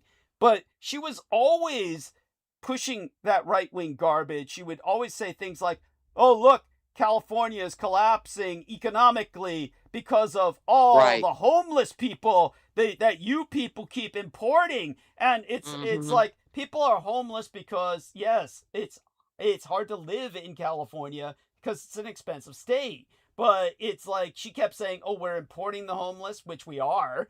But aside from all of that, she was like just constantly harping on that California hate that all the right-wingers have. And she kept They got mentioning- it bad. Yeah. And a lot of them live here. Yeah. But in her case, she didn't live here. She was in Texas. But she was Right. like on this weird Texan trip of Californication. Don't Yeah. Californicate my Texas. Yeah. And yet Yeah. they invited Elon Musk.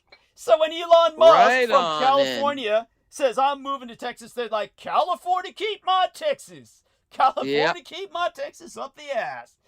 But Yep. I also remember now, before the call ends, I remember now what Brendan was talking about. I get it, Brendan. I was being interrupted talking about Alexander by Real Tech Geek. Thank you. That was, I guess that was where, that it was. Tell me what it was like, Brendan. Jeremy, tell us what it was like, how annoying it was to hear a Real Tech Geek break in while I was talking. Well, it was unlistenable. It was like you were talking to a ghost or some shit. It was crazy. Like totally out of context. It's like you were talking about some ancient history and someone's talking about chips or something. I don't even remember. I just stopped listening. I was like, what the fuck? I honestly didn't even consciously realize who it was. It was just like I couldn't listen to it. I was like, all right, this is enough. Crazy. That's great. Okay, well, we're headed towards the 60-minute limit. It's going to drop any second. I'm going to call you Yeah, good all riddance. back. Good riddance. Okay. By the way, Holly, Brendan's been through hell. I don't know how much he wants to share with the public, but they tried to off his ass relentlessly over the weekend. You're making me curious. Yeah, Don't Brendan. tease me. Brendan, when I call you back, I'm begging you to share this story with Holly and all the rest of us. No. Brendan, you've got to, for the sake of your own mental health, you've got to. Yeah, well, My mental health well- is fine. It's fine We'll help until you. it's fine until someone fucking sends me to a shrink and I say, yeah, I'm helping this vampire guy, and then they'll fucking put me in a straitjacket. Yeah. They'll be like, oh, sir, you're delusional. There's no vampires, and I'll say, no, he's also the son of Hitler, and then they just fucking call the Yeah. cops. The white truck. Yeah. Then the fucking, what do they call, the orderlies show up, and I say, no, it's real. People are following me, and then they like start injecting shit. It's just, that's how sick this situation is. It's like, and by the way, I this don't is all suggest you parody. This is all disclose it. parody. This is all parody. It's a joke. Oh, no, I'm it's totally not. sound. It's in weird. sound mind and faith. All of it. Oh. Disclaimer. I don't. What was Troy's disclaimer? I am only an observer. I do not condone or agree with anything on this program. It's just for entertainment purposes only. Troy. Yeah, I play the Fordian ticket. Yeah. Well. I'm Troy just a Fordian. Yeah, Troy Bellamy agreed on record with Holly Kieffer. He was always agreeing with her. He did agree. He would Really? say on record, I agree with Holly. No, he said that while you were here. He said, He said, Oh, good. yeah, on record Good. he said, I agree with Holly. All So right. he has taken a stand to a degree, and has actually agreed to things I've posited, that I've said. When I said we live under a Zionist occupation government, he did agree on record. He did. So, Look, yes. yeah. And yeah, all that being said, he's taken a stand to a degree. Since that time, he's been very shy and leery about coming back on board, maybe because of what he said on record. But Troy Bellamy, you're always invited back if you're listening. You know, you just get your black ass over here. when I call everybody back, yeah, and it's a big ass. I enjoy too. Troy very much. Yeah, and yeah, he's got He's big. a great guest. Yes, and he's got big ass to bring back too, because he lost like 100 All pounds right. and still weighs in at 300 or something like that, 250 Good at for least. him. Well, he was a Good for football him. player. He was a football player. Right. So, yeah, he was no basketball player. Yeah, so he was football in school at least. What was it? College? Was it college football at the place? I think he said he went all the way to college. Yeah. Yeah, yeah. But he was at that historically black university. Was he on the football team there, or was it someplace else? He was involved with football. Pretty sure. Yeah. You'll have to ask him. But it was all college, right? He never went pro. No. Okay. Yeah, but college is a big deal down in the South. No, it is. No. College football It's like- is considered. No, college football is sacred. College football is sacred. People love college football. But God. Yeah. Oh God. Yeah, your hourglass is running out, thank God. So I will speak with you another time. If you go to sleep for the night, we love you dearly. Stay safe and be well. And by It's almost like a curse at this point. Where I'm getting tailed into shoe stores and shit. Oh It's like man, fucking you gotta crazy. tell the story. Yeah, look, dude, this guy You go big any tease. second. The meeting has if the time limit's coming up. I'm calling you Yeah. all back. So Brandon, So he you've starts got- the I story. could probably tell it in 2 minutes. Start in on it. Yeah. You know, Florsheim shoe. the pregnant pause isn't going to help when we're going to be cut off. So you walk into Florsheim. No need for the pregnant pause for dramatic the effect. problem with it is that there was at the same like couple hours there was like hundreds of things, you know, or not hundreds, but there was multiple incidents that were just beyond explanation. Okay. And obviously had to do with It's called gang stalking. It's called gang stalking. Dietrich. Yeah, Dietrich-conic. welcome to the Dietrich coronavirus. Yeah. Yeah. Gang Well, it's like, what are stalking. you are you sending them? It's like, fuck, goddamn. Dude, I was busy partying. Yeah, that's what they all say. You know, that's like, it's like fucking, you know, this is like villain shit. He's a fucking villain. Yeah, but He's an including arch stuff villain. like a pigeon shitting on your head, you know. Yeah. Well, that would Kinda be like good luck. That would at least be beyond like control. auspicious. That would Yeah, at least be that's considered auspicious. But in this auspicious. case, Yeah. it was just pure shit. Yeah, pure evil. With no constructive, you know, anything. Yeah. It's No, horrible. all destructive intent. Very malevolent. Very conspired. Believe me, when he tells the story, I'll make certain to put it in context so people understand just how sinister his experiences were. But at any rate, Holly. So he's got to get a Florsheim shoe. What happens next? So get started on the story, Brendan. I mean, Yeah, or do you well, want to wait till I call you back? But Well, I was in a shoe store, and then Yeah. so I'm just like picking out shoes. The store is completely empty, right? It's just me. It was like on a weekday in the morning, early in the morning, bright and early. No one's in there. meetings ended. All right. So let me dismiss this. We got Surfshark giving me a recommendation to stay safe. If anything, they're going to get me into trouble. And what we do at this point is we initiate Infinite Call. All right, let's start it over like it's another night and get everybody back who responds. And if not, I go straight into monologue, which is, there we are. So, Holly! Love you, honey! So, say hi. Okay, now I'm on the edge of my seat. You Yes. better come back. Aristides, say hi. Let's see if you're registering, both of you. Yeah, I'm here. Yeah, you're I registering. hear you. Yes, you're All right. registering. Both of you are registering on online broadcasting software, which is a good thing. I'm catching up on the chat.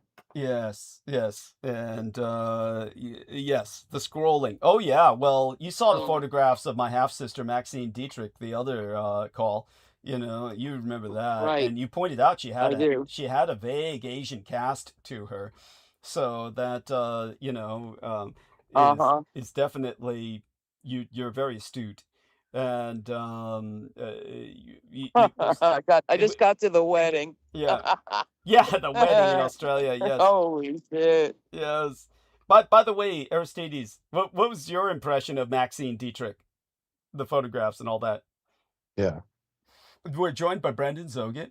And so Brendan, I'm on the edge of my seat here. we're on the edge of our seats. Well, I told the whole fucking story. What happened? It's Oh, like, what? dude, we only got the part where you're trying to purchase a shoe and you got elbowed, and then the call. No, ended. all I heard was you walked in and you're in an empty, spooky shoe store with nobody around. Okay, so I'm at like a discount, like I'm sure Okay. you guys have heard of like what are they called? Like outlet stores, or these stores where they, Yes. they clearance things. So I'm Yes. at like a local clearance shop where there's nobody in there. It's early in the morning. There's no school, back to school Oh. traffic because it's still early in the summer.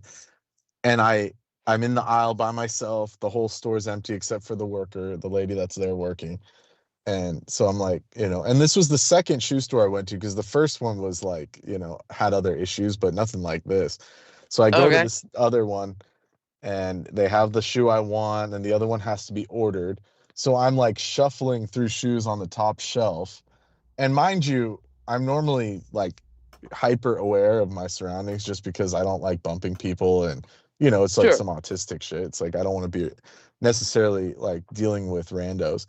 So I make sure, obviously I prefer if no one's around me. So I'm hyper aware that there's no one in the aisle, right? So Yeah. I'm like shuffling through boxes, grabbing the stuff off the top shelf, like, trying to juggle boxes like something out of a cartoon, something out of an anime.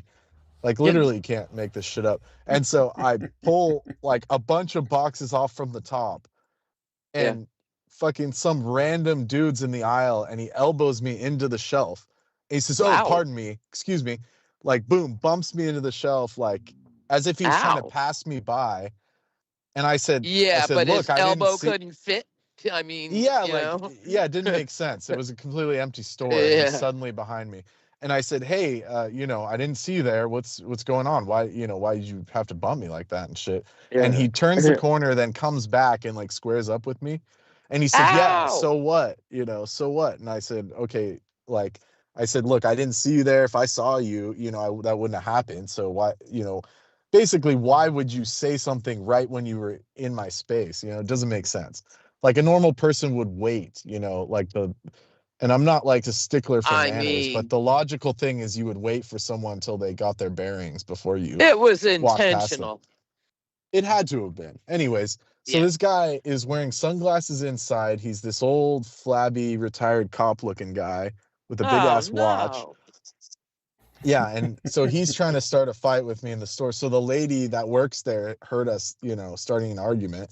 And I was being polite. I just said, "Look, it's not a big deal, man. Like, it's just I didn't see you there and all this shit." And so this guy keeps walking up and down the aisle trying to like, get me to say something or square up with me. Get past you, yeah. Yeah, even though he'd already passed me, which just like, look, at that point it's already said and done, which I was trying to tell him, like, look, you already did it, so it's not a big deal, whatever. What the hell? And so the lady comes by and she says, "Oh, don't worry about the boxes, just leave them there. Let me just take what you need up front." And so she helped me out with that. And then while we're doing the transaction, so I pick out what I needed, the guy's in there like pacing around. Jeez. Yeah, and he's like fake trying on shoes that like he's like opening boxes and setting them down. It's like it's bizarre. It's like this weird scenario. And so the lady's like trying to process my order, and some of it has to get shipped. So instead of like telling her my name out loud and my address, I just hand her the debit card, or the debit card and the ID, and just say, "Look, just take it from here." Like she got the gist of what I was trying to do. Like, look, I don't want this guy to hear where the fuck I'm at or anything about me. Right. Because she knew he was weird. I don't blame you. Yeah. And then it turns out he's in there like I presumably with his wife or something, but there was What? another lady in there with like the kids were buying shoes. So this isn't even like around school, you know, I guess some people buy it early, but it was just random. It's like he had his family there, but then he's walking around the other aisles pushing people. Like it was weird. It was a fucking weird scenario. Yeah. No, he also And he looked like a yeah. cop. Yeah, exactly Yeah. like a cop. An So- ex-cop, yeah, an ex-cop or Yeah. retired cop, presumably. Alright. Like he had that look, and I could just Hard tell by, eyes. Yeah. yeah, just the way he comported himself. Like he wasn't just some, you know, some Kind of normal like swaggering. some normal like grandfather wouldn't do that. They definitely Hell wouldn't come no. back. They wouldn't come back and try and square up with you. They would just say, No. "Oh, you know, my apologies" or whatever. You know, they would just Yeah. walk away and just do their thing. But this guy kept trying to start shit. And then by the time I did the thing where he knew I was onto him because I had given her my ID and I said, "Look, just read it off of here." Like I don't, you know, and don't enter say it it out without loud. speaking it out loud. And he knew you were onto him. Yes. But he had his Yeah. grandkids there as his meat shields because he wanted Yes. a fight and he wanted to accuse you of starting the Yes. fight in front of his grandkids. Oh, yeah. And Yeah, of probably, course, 'cause in the which family case, would he would become a say he shield, was yeah. defending his kids Yeah. against you. He would say, Oh, God. he was Yeah. approaching my kids and I stepped in Yes. between him and my kids because that's Yeah. the cheapest cop trick in the world. And Oh yeah, no, he would have no yeah. doubt done that. yes. Absolutely. But the Yeah. the weird part is he didn't talk to the kids, because normally like a grandpa would be like, you know, helping them pick out shoes, but he just let the wife do it, and he was like pacing around the store, Yeah, you know, like like security like man. eyeing me from the corners and shit. And so I, you know, I just Like you're gonna So I- steal something. yeah, well, no, it wasn't about stealing. I was clearly a customer. And anyways, I like put that, you know, put the cards down, let the lady enter my information. And then when he saw me do that, that's when he walked out. He just left the store, right? So Uh-huh. presumably, I mean, that's already sketchy in and of itself, what happened. And then on top of it, when he, you know, he was like waiting there to listen to my name or some shit. So he walks out. And by that time, the other girl comes up that was helping me. So both of the girls were there, the ladies that work there. And so I told them, I said, "Hey, that, you know, apologies about that earlier, but that guy I was in the aisle by myself and this dude came out of nowhere and pushed me into the shelf. And I was Yeah. just asking him what he was doing." Yeah. And they tried to like laugh it off and they just said, "Oh yeah, it's no problem," you know, stuff. And they just wanted to get the transaction done because it was becoming Right. awkward. All right. And at the time, I didn't realize that family was with him. So I just was saying it out Right. loud, just like, "Yeah, this weirdo just elbowed me in the back." And then Got it. And they're still trying on Mary Jane's. Yeah, exactly. And they're there, but they never said anything. Like I didn't even know they Uh-huh. were so, you know. Anyways, Yeah, but they were Associated. obviously So there. how they- did you know? Oh, in when the he end? came out, because when he came yeah, out, this when he is- exited the store. yeah, By the way, I do want to there's point out more to that the the one story. There's girl more to the that story. sided with you, the only one girl Yeah. who was willing to go to bat with you was the black African American older lady because she recognized that individual as the predator sort that was, Yeah. Uh-huh. from dealing with abuse Dogging over you. policing all her life. Yeah. Right. Yeah. And she's the one that when I handed her the ID, she got the memo that I didn't want to say my name and all my info out loud while that guy was in there. God, that was her. Because he was So sitting down she's- waiting for it. He was sitting down Yeah, there listening for it. Yeah. Oh no, he was standing up. Yeah. Like, and you know that like Yeah. SpongeBob meme? I shit Got you it. not. He was standing there menacingly. You know, Got and it. be- Oh yeah, it's become a lurking joke with now. intent. By the way, in Great Britain, Yeah, lurking with intent is an yeah. actual charge. You can charge someone Yes. for lurking with intent. That's So, what he was doing. yeah. Yes. So he In was the just words of standing. Patrick Starr, he Yeah. was standing there menacingly. Like Yeah. literally, like after that whole spiel, he was still trying to Weird. start shit. And so she got the gist. She typed it in. She was discreet, you know, about it. She was like Doug said, it's because she dealt with weirdos, creeps like this before, with his like, you know, flabby, pasty ass elbows and shit, and fucking, Mm. you know, just Mhm. you could just tell he's a piece of shit. You know, Yeah, he's the and kind of obviously cop you- that I dealt with. Fucking that with would a carry- young guy. Yeah, the cops would carry like hat pins, really big needles, and they would tell Oh, yeah. you know when they're when they're basically frisking people, they'd say you got to stand Right. perfectly still because if you move while we do this, we have to shoot you. And then they take out the hat pin and then jab them Mm. real hard in the kidney or the liver, and these people, of course, would inescapably jerk, and that's when they could shoot them. That's he's that kind of cop, and he's retired and using his kids as a meat shield while bringing his family to go stalk Bren here. But anyhow, go on, Bren. You saw that when you walked out. It gets worse. So It gets worse. So so I complete the transaction and I walk out the door, and this motherfucker is in a chair literally brought a chair sitting directly in front of the door, facing the doorway. Facing the door. With his What the fuck? Yeah, with his sunglasses on, his arms folded, and I just, smiled and waved, just said, hey, what's up? Hey, And walked by him, and I tried to, hand him a dollar. Well, yeah, it was weird, right? It was like, motherfucker. But anyways, there's a police substation in that mall, so I tried to go find the cops, and I didn't end up finding anyone, so I just walked. I obviously didn't walk directly to my car. I did alternative Smart. route. Yeah. But there was enough people where he just sat there. He didn't That's get up hella or try to weird, follow me or yeah. anything. But then as I'm leaving, I get I'm waiting at a stop sign for people to cross, and then all this traffic piles up, and then they all start blaming me. They're saying, "Why aren't you going?" And I said, "It's a stop sign. Those other people don't have a stop sign." And there's people in trucks screaming at me "What the fuck, dude? Why aren't you moving?" Yeah. And I'm thinking to myself that's cosmic. this is basic just street rules. This isn't I'm upholding some moral law. It's it's just basic. No. You're they not gonna have the right drive out of in way. front of the coming car. Fuck's sake. Yeah, they have the right of way. And so this guy's hanging out of his truck, screaming at me, saying, Oh, God. "You're in the fucking way. What the fuck?" And I'm trying to explain to him, "Look, dude, it's not what you think," or whatever the fuck's going on.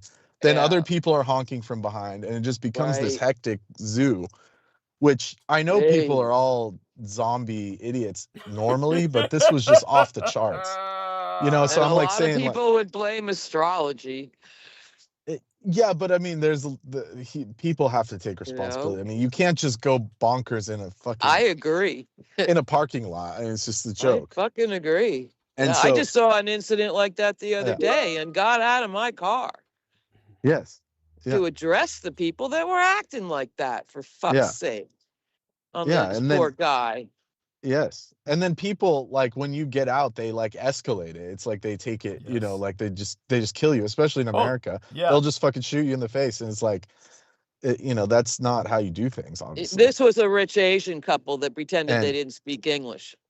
In my case, so I was in no danger. No, I had an Indian guy pull that to me. He said, "I didn't see it." And I said, "Really? You didn't hear the door hit the car while I'm inside of it?" And then he tried to say he didn't know English. And I was dude, I heard you speaking perfect English to your family. And I just told him, I said, "Look, this car is covered in cameras." And that's when he shut up finally. Cool. And just said, "Oh, I'm sorry, man." It's why even lie? Why even lie about that? It's first of all, this story didn't have a happy ending. Yeah. Oh, what, your story? Yeah. Yeah. But it wasn't serious. I mean, it was just horrible. Shot each other? They shot each other? No, it wasn't serious. The good guy will get America screwed. The good guy will get screwed. Yeah, of course. Always. But that's the intent behind these shenanigans, is that if that old guy were to fight me, and then if it escalated, the cops would have showed up. They would have said, "Oh, this younger dude Finally, pushed this guy grandfather. down. Yeah, pushed this grandfather down in front of his kids. In the aisle. and Nobody he's saw all it. Yeah. But if he shot me, then it would be, "Oh, man rescues his family from crazy Self-defense. Yes. Yeah. So it's just, you can't win. So the whole You point cannot. Be fucking glad you're not black. That's all I'm saying. Oh yeah. Oh shit. Well, On your knees, glad. People people like that, they learn to cope, and they do, especially people my age that are of different ethnicities, they learn manners, because otherwise people will just never take your side. They're just fucking assholes. And they still don't. And they're I'm not saying going it to helps take that the much, side of this 1-year-old baby that just took a bullet. You know that story. No, I don't. forget where exactly, but oh god, I mean, it's a Douglas story. But anyways, America's just Yeah, you should. Dietrichonic. Yeah. But go on. Yes. Yeah, America's just a hellscape. But you can't win. It's dealing with the public is you take a risk every time you step out. and and you could be doing everything completely normal and just people go berserk, bonkers. But in this case, it was nefarious because I was in a store by myself and this guy just shows up and pushes me into while I'm clearly doing, it's not like I was like not getting out of his way and he was saying excuse me. It was like I was doing something like juggling boxes. Yeah, juggling with boxes, like clearly struggling with boxes, and this guy just comes out of nowhere. And it's just clearly nefarious. Anyways. No, it was definitely, there's, I would insist that this was not organic, that this was conspired. Obviously, this person had every intent of targeting, gang stalking, brought his family along as a meat shield, had the training from his former professional background to set Brendan up. To flip the scenario, because that's what he was trying to do immediately. Yes. He came back up to me and said, "Oh yeah, what do you what's going on?" Immediately ready to flip the scenario. Right, like as if you were the cause and the instigator. Like I was being rude for saying something after. Yeah, as if you were the instigator of the altercation is how it would come down in court.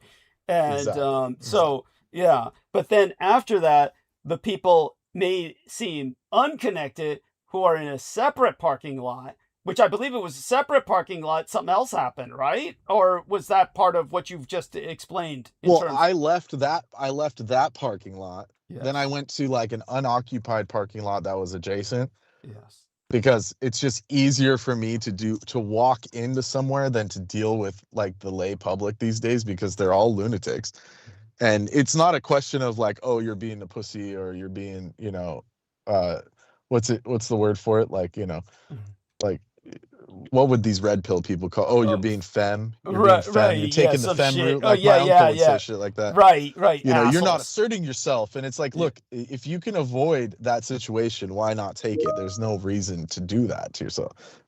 Doesn't matter how you could be fucking, Rambo. It just, there's no point in doing that. But anyways, so I go to another part of the parking lot where it's easier to, deal with bringing stuff back and forth. There's no people there. And the second I park there, someone pulls up and parks in the, the red line zone. What is it called? The fire lane. Yes. And just sits there with the tinted windows. Then that person drives away and another car comes, different car, like SUV, parks in another red line zone, like right next to it. And it's just like, there was no explanation. It was an empty parking lot. And I get two randos coming up. It's like, that doesn't make any sense. Unless they were trying to rob me. At least that would have made sense if they tried to like, hustle me. What is it called? Mug. Like it would make sense if I got mugged, but it was just two random cars parked in like beyond illegal parking for no rhyme or reason. Like in an active parking lot. It wasn't like, it was like people were driving through and shit. So something was weird about it. So that's when I had to actually do a counterspell because, which I don't do often, but I had to actually take, evasive actions. Yes. Right there in your car, or did you go in? Yeah, no, multiple things. I won't give away what I did, but it was just multiple things had to be done immediately. I'm just wondering. Yeah, like something in the car. Occult and psychic self-defense measures were taken. I understand. I just and beyond that even like actual practical measures like contacting certain things but through all of this, and shout out to T-Tank Berry. T-Tank Berry seemed aware that you were undergoing stress and sending his own, shall we say, suggestions for solution. It was almost psychic. It was very, very. I mean, his suggestions were a bit, let's say, high caliber. Yeah, high caliber. Yeah, it's like, but you weren't communicating to him the situation. No, yeah, he seemed to. Yes, very, very. We'll talk. He seemed to intuit. He seemed to intuit. But he goes through his own things as well. So, but it's just. In terms of he's very proactive about, self-defense and things like that when it comes to like avoiding situations, like avoidancy, like I was saying. Or situation, shall we say, Situation situational resolution. awareness. Situation Yeah, situational resolution. awareness, That's yeah. beyond awareness. That's resolution. When he's talking about Yeah. ancient. Yeah. And it was at Yeah, the you're same talking time. like resolution, like picture resolution, you know, high res.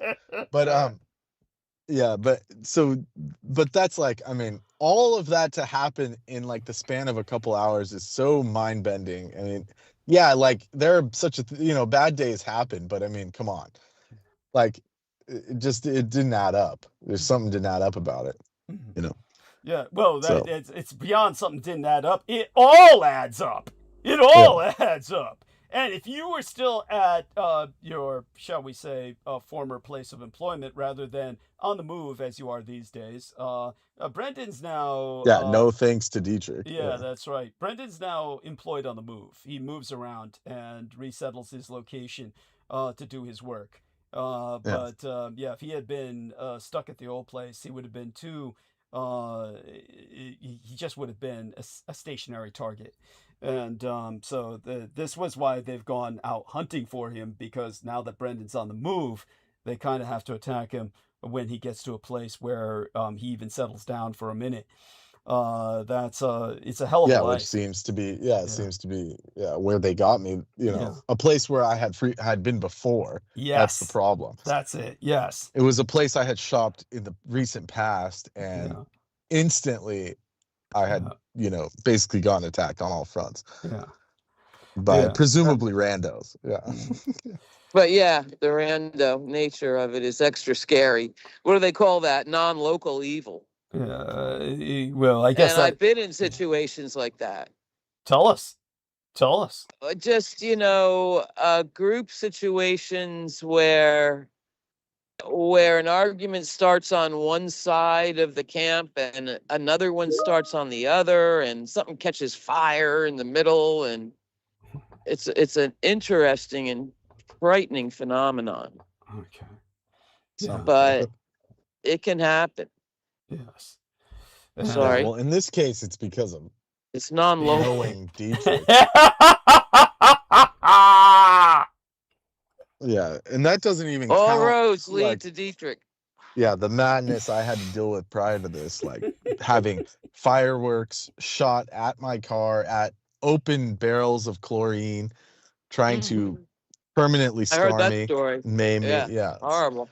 Like, you can't make that shit up. I mean, that literally factually happened. It was caught on camera. It was legitimate, you know, provable beyond a shadow of a doubt.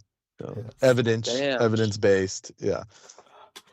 Oh. Like walking out towards my car after a shift and just Roman candle after Roman candle being shot physically at my car.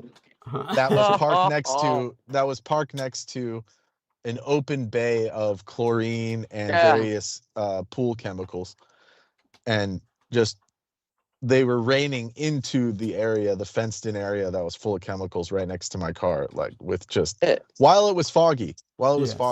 Yes, so that you couldn't see them. They were firing out of the fog, using the fog as cover, as if they were a trained paramilitary force. That's like a dream sequence with the fog. That just makes it. Yeah, and it was the second. It was the second my colleagues. The second my colleagues left the premises, these people appeared out of the fog and shot round after round of incendiary devices at my car. At you, As I was walking out, like they waited to see me physically approach the vehicle. And I've confirmed it with the school district, whom did nothing, which they were legally bound to have done, and they didn't do anything. They just swept it under the rug, but they had physical video evidence, and they still do, of that incident. Yes. And you get nowhere without a hungry lawyer. Yeah, of course. Yeah, if you can find one. But the problem is there was no one. So the police showed up, and I explained them the situation, and they said because the fog was present, they have no way of identifying suspects. Yeah. All those cameras. And they just said, those crazy kids. Oh, those crazy kids. Yeah, they weren't kids. Have a good night. We don't even know that they were kids. And not to mention the barrel bombs thrown through the vents when they thought it was you because the other guy was wearing glasses. Yes. Yeah. Yeah. From This was the that was rooftop. a completely separate situation. Yeah. Yeah. That shit can Another get to you. day. It Yeah, builds different up. day. Yeah, different day. I was inside of a building, like cleaning up inside, literally locked inside a building, and I hear someone on the roof, like digging into the vent, dropping M80s down the vent hole, and just Yeah. boom, the roof is rattling, the roof's exploding, and then I just said, fuck, I ain't going out there. I just kept cleaning because I don't give a fuck. Unless someone comes physically at me, then you have to, Yeah. That's a healthy dispatch them. attitude. That's a Turn healthy up the Then you have to podcast. dispatch them. Yeah. But so basically, literally just turn up the fucking music. And then by the time I made it outside 5-10 minutes later, these other people that worked for the school district were like in a frenzy. They said, "Oh, what the fuck?" And I said, "What's going on?" And he said someone threw a brick at his head from the roof, multiple Oh. of them. The second he walked out of the building, they threw it at his face. He Oh. said he was within inches of getting hit by this brick, various pieces of wood with nails sticking out of it. So whatever they could find on the roof, they were throwing at him. So they set a trap by, throwing the barrel bombs down the vents to get people to run out of the building with intent to harm whoever was walking out. And the person that they almost hit was an electrician that happened to be on site. He's not normally at the site. He was doing At night.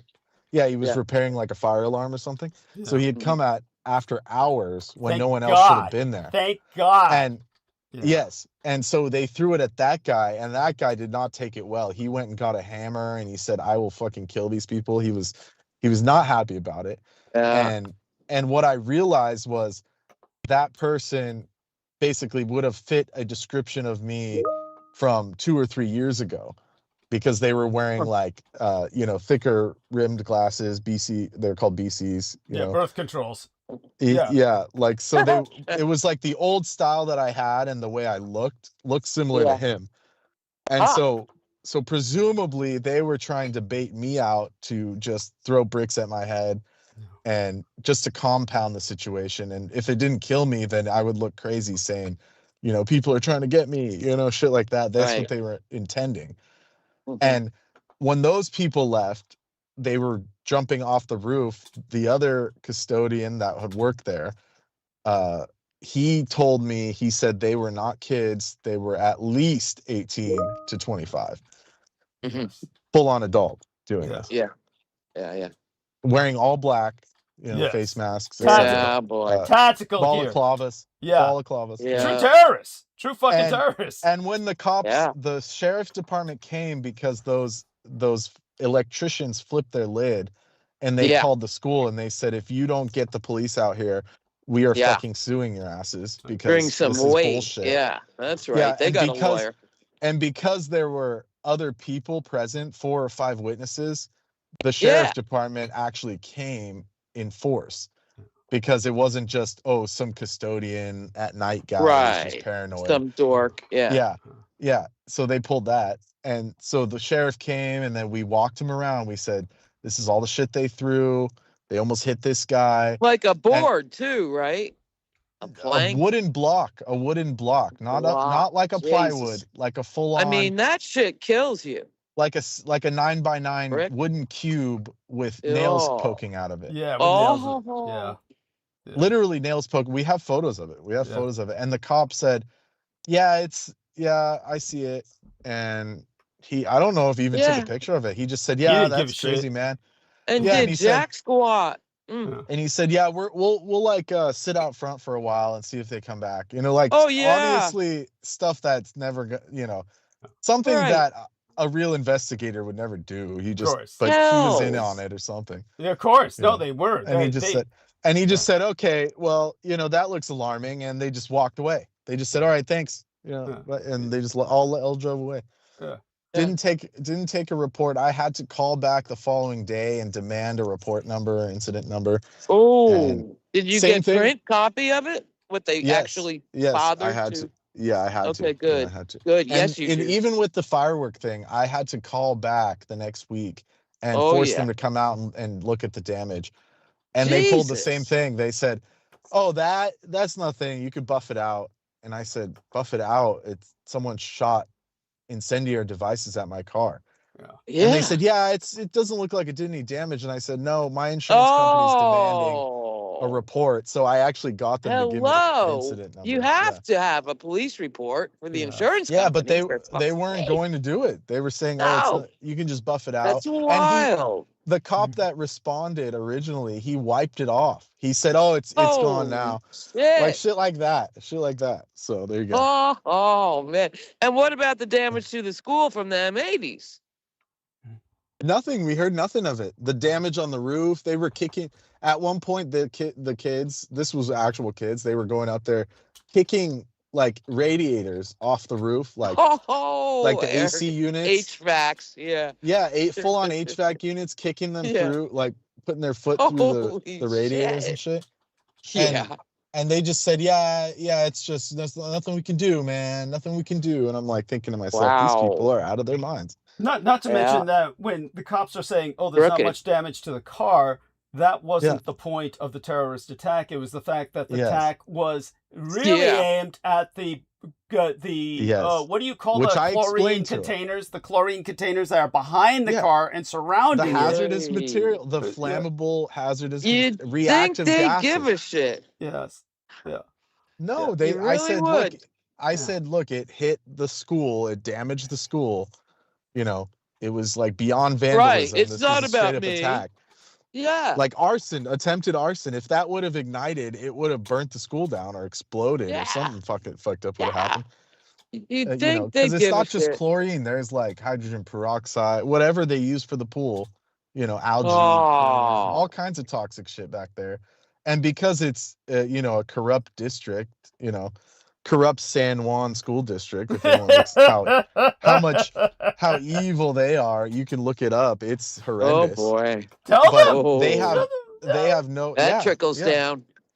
That no, down. all of them were corrupt freaking Edomites, evil. Sick motherfuckers.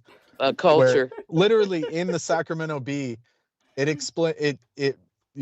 there's an article you can look up. Bella Vista High School covers up child porn. Yes. And was taken to court and had to settle out of court with a family of a girl because she went in confidence to the coaches and the administrators who were all named in the article, Ed Moore, Becky Stewart, John Hardwick, all these people were named, publicly named. This is not defamation. This is published by the Sacramento Bee. They were all publicly named that they got reports of, child exploitation and first of all, they did not take proper action. And second of all, they tried to cover it up because the kid was on one of the sports teams. Right. And the girl's parents forced their hand and presumably had connections and sued the fuck out of them. Got a settlement. Yeah. And got a story published in the Sacramento. It was a civil, it ended not a criminal trial. It was criminal, but they swept it under the rug. And the guy he was like the coach for 40 years. His name was Mr. Gray or West or some shit. Yeah. It's all in the article. We can pull it up. It's still public. Anyways, he retired and then fled up into the mountains because he was some ECV cultist or something. Yeah. Living up in Auburn, fucking what was that guy's name? The Cthulhu cultist?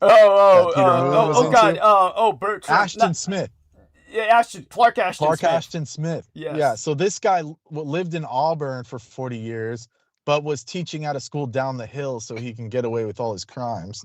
And the second he gets caught, he flees up, retires. They let him retire, even though he was under investigation.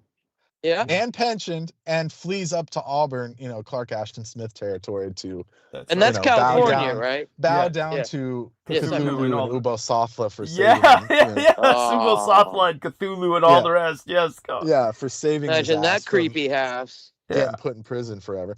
Yeah. So, anyways, those people all still worked there when I was there, and they tried their damnness to not only defame me, take me out, work me to death, literally try and kill me, with various like impossible tasks, like putting up and down basketball hoops that were physically dangerous and precarious, like Oh. on top of bleachers. You had to like run up and down and put Oh. up 8 Oh. basketball hoops by hand every Yeah. night, put them down at the end of the night. I mean, these people were sadistic, evil fuckers, Yeah. especially the athletic director. Not to And none mention of the this is fuse box defamation. for the lights. Not to mention the fuse box Yeah. for the lights. That was like, Oh, Oh, you God. remember that? Yeah, you Oh, remember that. of Yeah. course. How could I I forget? even think I do. Yes. Well, Yeah, there were these big ass fuse boxes for the stadium Oh. lights, 100 amp, like instant death.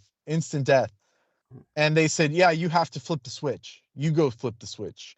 And I said, are you sure Oh, this is the right That's switch? against the law. You ain't certified electrician. No, I'm not an electrician. They said, oh, we do it all the time, and just do it. Oh. Just fucking do it. So I flipped the switch, and then Oh. this other coach comes out of the stands, and he said, that's not the right switch. And I said, look, that's what Oh. they told me to flip. And he said, no, dude, that's dangerous, man. And so he Oh. showed me the shit. correct switch. no shit. Did he flip it Yeah. off? Yeah, he did. Yeah, he helped me. It- But it- presumably this guy Oh. was, like, who knows? He could have been a guardian angel for all I fucking know. Was he even That's real? Who right. knows? But Yeah. anyways. Ghost coach. yeah, ghost coach. But anyways, like all it. the other ones were pure evil, rotten, exploitative. And Well, this, they like I knew said, it was this the isn't wrong defamation. switch. They knew it was the wrong switch. Yeah. They were telling. They Of knew course. it. They were when trying to kill me. They were Yes. trying to kill me. Literally. And that's not, Literally. yeah, in no way is that defamation, because it's totally against any kind of OSHA policy or safety policy. Like, I can confirm, Yeah. So there you go. Oh, Well, it's anyways. insane. It's insane. Yeah. So no details, but you're out of there now? I mean, are you I'm not? doing independent work, Yeah. Yeah. just more. Thank you. Yeah, I'm doing stuff more low key these On days. the road. I feel better. Yeah. Never staying in the same town. Yeah. I'm I pulling feel good about pulling it. a Rambo. Yeah. Yeah. Pulling a T.J. Berry. Yeah, well, he's a Rambo in his own right. He's a Yeah. Right. He's a bit beyond. Full Yeah. Metal Jacket. He's a Full Metal Jacket. Yeah, so there you go. But anyways, so he has expensive rigs, right? yeah, Yeah, I hope. He I hope he still has 'em. Yeah, at least he did. Yeah, at least Yeah. he did. Yeah. but yeah, Oh, Doug knows the flush backstory rigs. and all that. But Yes. it's just, anyways. Mm. So there you go. There's my vent session. But they Thank were you. pure evil. They tried to kill me, and Yes. it's all out there. You can look it up. SAC B, Bella Vista High School, Yes. child porn. Literally, those were the taglines. I didn't write it. Sacramento Bee wrote it. So there you go. Yeah. Proof Yeah. is in the pudding. Proof in the pudding is of the eating. Yeah. Or whatever I'm that sure. whole thing God. was. And by the way, I want to say thank you to the Lay Renee Encounters for listening behind the scenes, catching up on all our past episodes. She says that she hopes all of Team Dietrich is doing well, and she says she loves you all. Oh Yeah. shit! And for listening. Sorry, I didn't mean for that No to worries. interrupt what you were saying. No, continue. What's coming to your attention? Yeah. So they just revised the article. Yeah. Coach Oh, the dismissed scrub. from lawsuit. This was May 27th Mm, of this year. mm.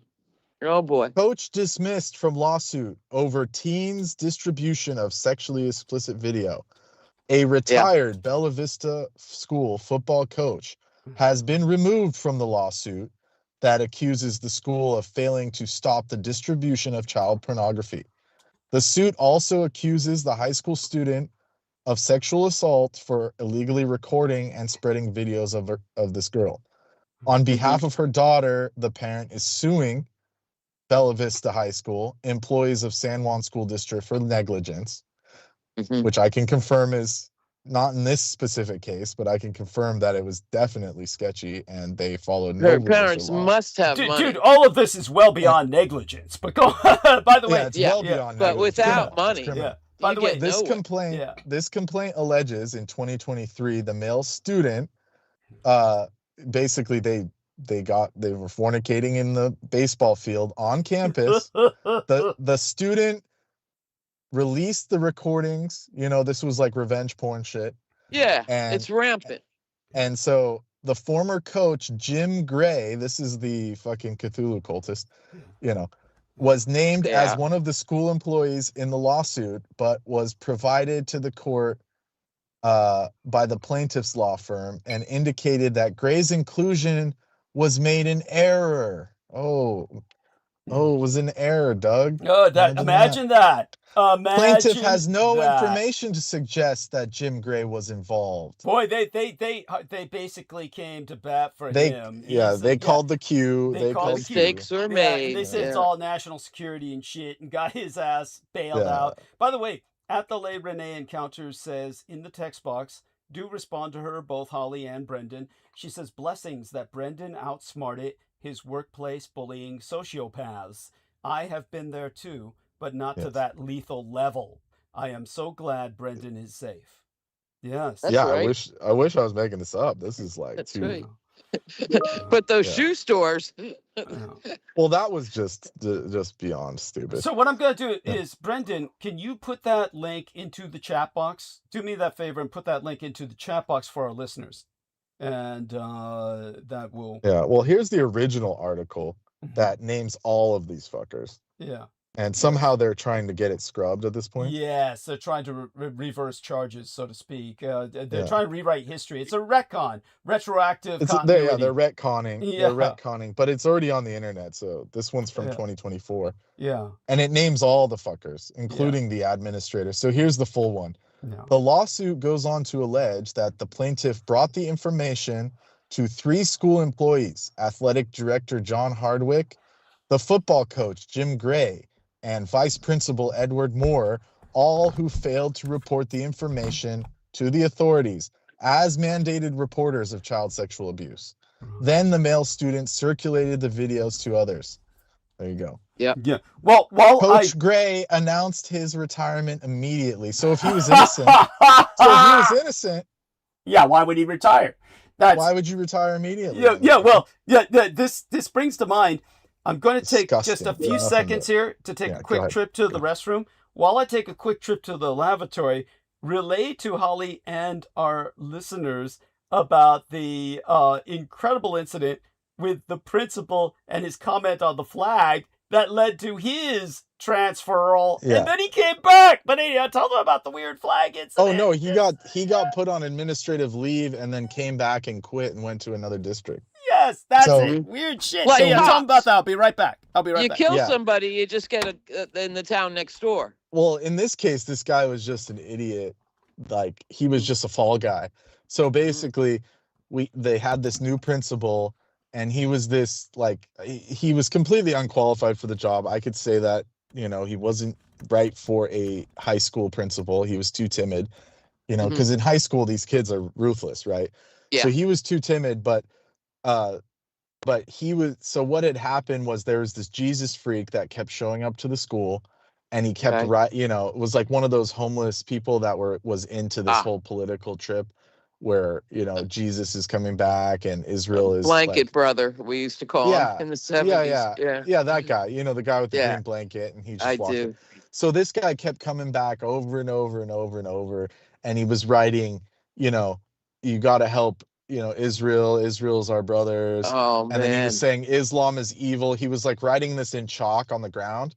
Because some of the parents were like, Muslim, and some of them were, whatever, they were complaining to the principal, and they said, like, dude, we can't keep coming to this every single day. This guy's out there proselytizing, And at first they were trying to say, oh, he's on public property, but then he kept following the kids.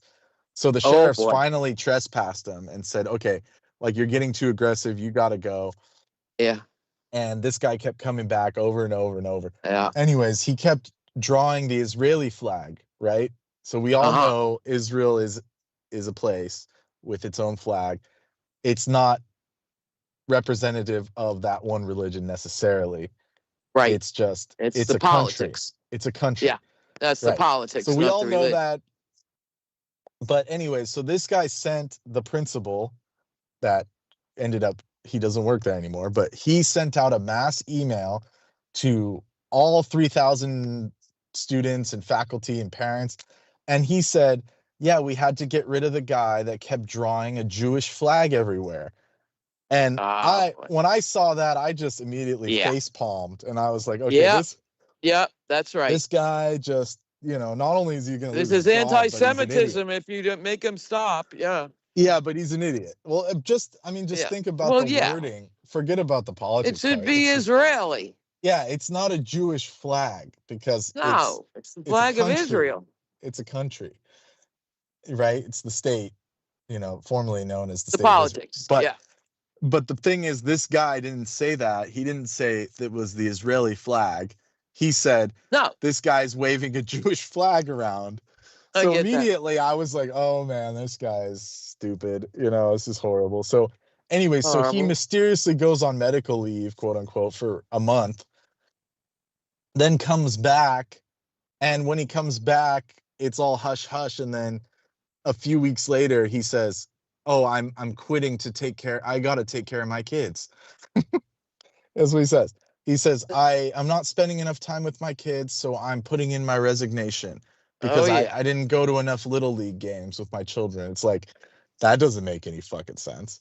So you this is a case of the principal being dumber than the students. Yes. Yeah. And these are the guys that were trying to fuck with me to the point where, I was not only going to lose my job, but they were going to straight up kill me. They were just trying everything to throwing at me to like make me look bad and say I wasn't cooperative and all this other shit, that I wasn't following schedules when they weren't scheduling around cleaning or anything like that. No, Total drive you absurdity. wacky. Yeah. So I'm sure you guys heard about all that, Yeah. And I mean, as far as revenge porn goes, there's a whole subgenre of films about that on Netflix. Yeah. Well, the thing is, Horrific, but well, the thing always.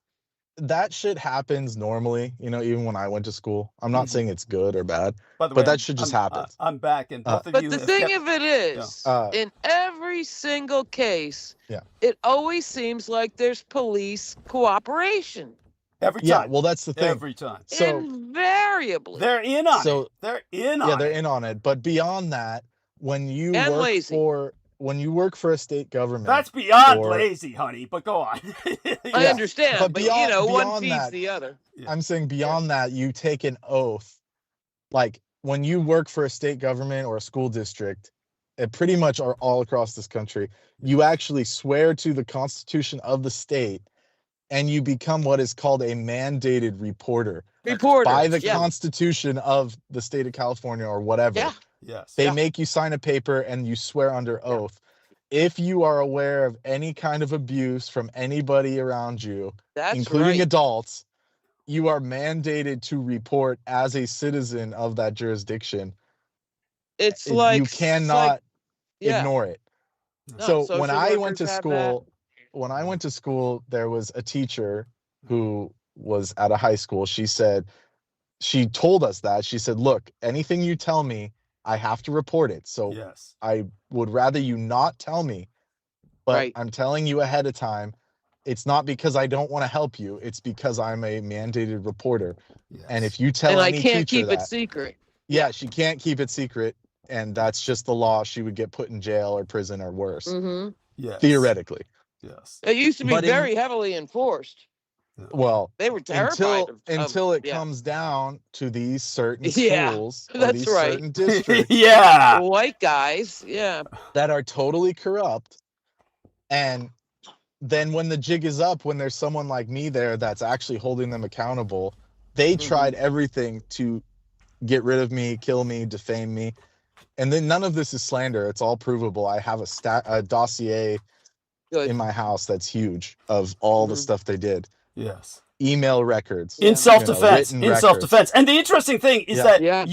you were not any form of righteous Dudley do-right. No. You were just trying to get Hell through the no. day. You were just trying Yeah, I to get was through just the doing fucking basic- day. Yeah, I was just doing But you basic had work, trying to witnessed leave. you had Yes. witnessed the shit they were pulling, the cameras under the bleachers, the Yeah, yeah. I remember attendants that. in the playing The field at guys night. coming in the girls' room. Yes. Right off the In street? fact, some of them were captured on record on the show when Yes. guys would come back. So at night when I was on my break, so I'm legally allowed to talk to whoever the fuck I want on my lunch break. Yes. They would come back, interrupt my lunch break, which is why it was caught on record on Douglas's show, where they would say, "Hey, I left my Apple Watch in the gym." And I'd say, "What the, Yeah. you know, I didn't see anything, you Go know, get it. I didn't see Yeah. any watches or anything. What are you talking about?" So I go in there and I start switching on the lights, and he's, "So you don't have to turn on the lights?" And I said, "Yes, I do. First of all, yeah, I do have to turn on the lights." So I turn on all the lights. This motherfucker's digging behind the benches. Sometimes they were, this guy did it multiple times. Sometimes the watch, in quotes, was on top of the exit sign. So like a downward view, and some of them were upward view, like from underneath the bleachers. And so this Yo, guy had done it multiple so they can look up the times. girls' skirts. That was so they could You look up the know. girls' skirts. Yeah, it was disgusting. And the first time he did it, he came out with some glowing box. It had like LEDs on it, like green LEDs. oh man. And it was not a fucking watch. I've been around technology. I've owned Apple Watches. I've had Oh smartwatches, man. Fitbits, you know, sports watches. I've seen it all. There was nothing ever that, even the shit from Temu didn't look like that. This guy was filming the kids Yes. and And disgusting making fucker. money. You And then can when bet. he forgot, he was on so much drugs or whatever, he forgot it, and he had to come back, and then he would get Oh, all nervous God. around me. Of course. And of he course. dragged you into And it. then he would say, "Don't turn on the lights." And I said, "No, fucker, I'm turning on the lights." Good for you. And then when he said, "Oh, there's no," and one No time, need. I know where it is. And Yeah, then, yeah, how he did said you that. And lose it's it if all you lit know up. where it is? no, he said that shit. And I said, "Oh, if you lost it, He'll how'd you know follow where the it was?" lights on it. Motherfucker. Yeah. Anyways, so during that exchange, yeah, that shit happened, and then yeah, just fucking crazy, man. But by I the can't way, believe, I yeah, want go ahead. to thank Matthew Bush, who took good care of his mother until she passed away. God bless him. He sent $250 United States dollars, 25 United States dollars. He says, "Keep up the good work. It's muck appreciated," as in muckraking, which is, of course, what we do to a great extent at times, and that's fine. That's appreciated. I appreciate his. Well, I think it his sounds like a insight. typo for much, Yeah, but yeah, anyway. it could be, but I think he's being clever. I honestly do, as in muckraking. Okay. But Okay. because, at the moment, people could regard what we're doing right now as that, and that's fine. That's a good thing. That's a good thing because Well, it needs and to Well, be it done. dates him. The problem It is dates it's him. on record. Yeah. It's on record. Yeah. No, all of this. Well, muckraking is taking It's what's dated. legitimate. It's Oh, I but it's see. dated, but it's Exactly. taking what's legitimate It's and a exposing throwback it. to Yeah. when we had investigative reporting and That's not right. just Got it. conspiracy Got it. theory. That's right. Got That it. was Yeah. a terrible split. That that's was right. a PR firm That's that did right. that. That's right. Yeah. Thank you. Well, So Yeah. muckraker's a compliment. But such being Yeah. said, when it comes to what I remember, that just so many things at the school that creep me out.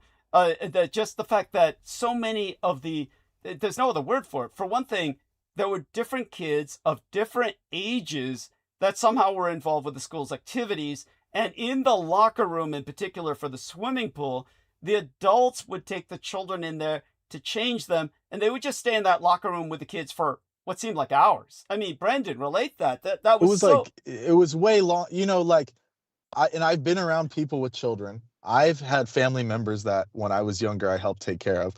It doesn't take 20 minutes to change a swimsuit. It takes maybe 5. Yeah. Even if your kid is like ADHD, right? Like you just couple Right. minutes and you could get all that done and use the bathroom and Cold leave. in there. Yeah. Yeah.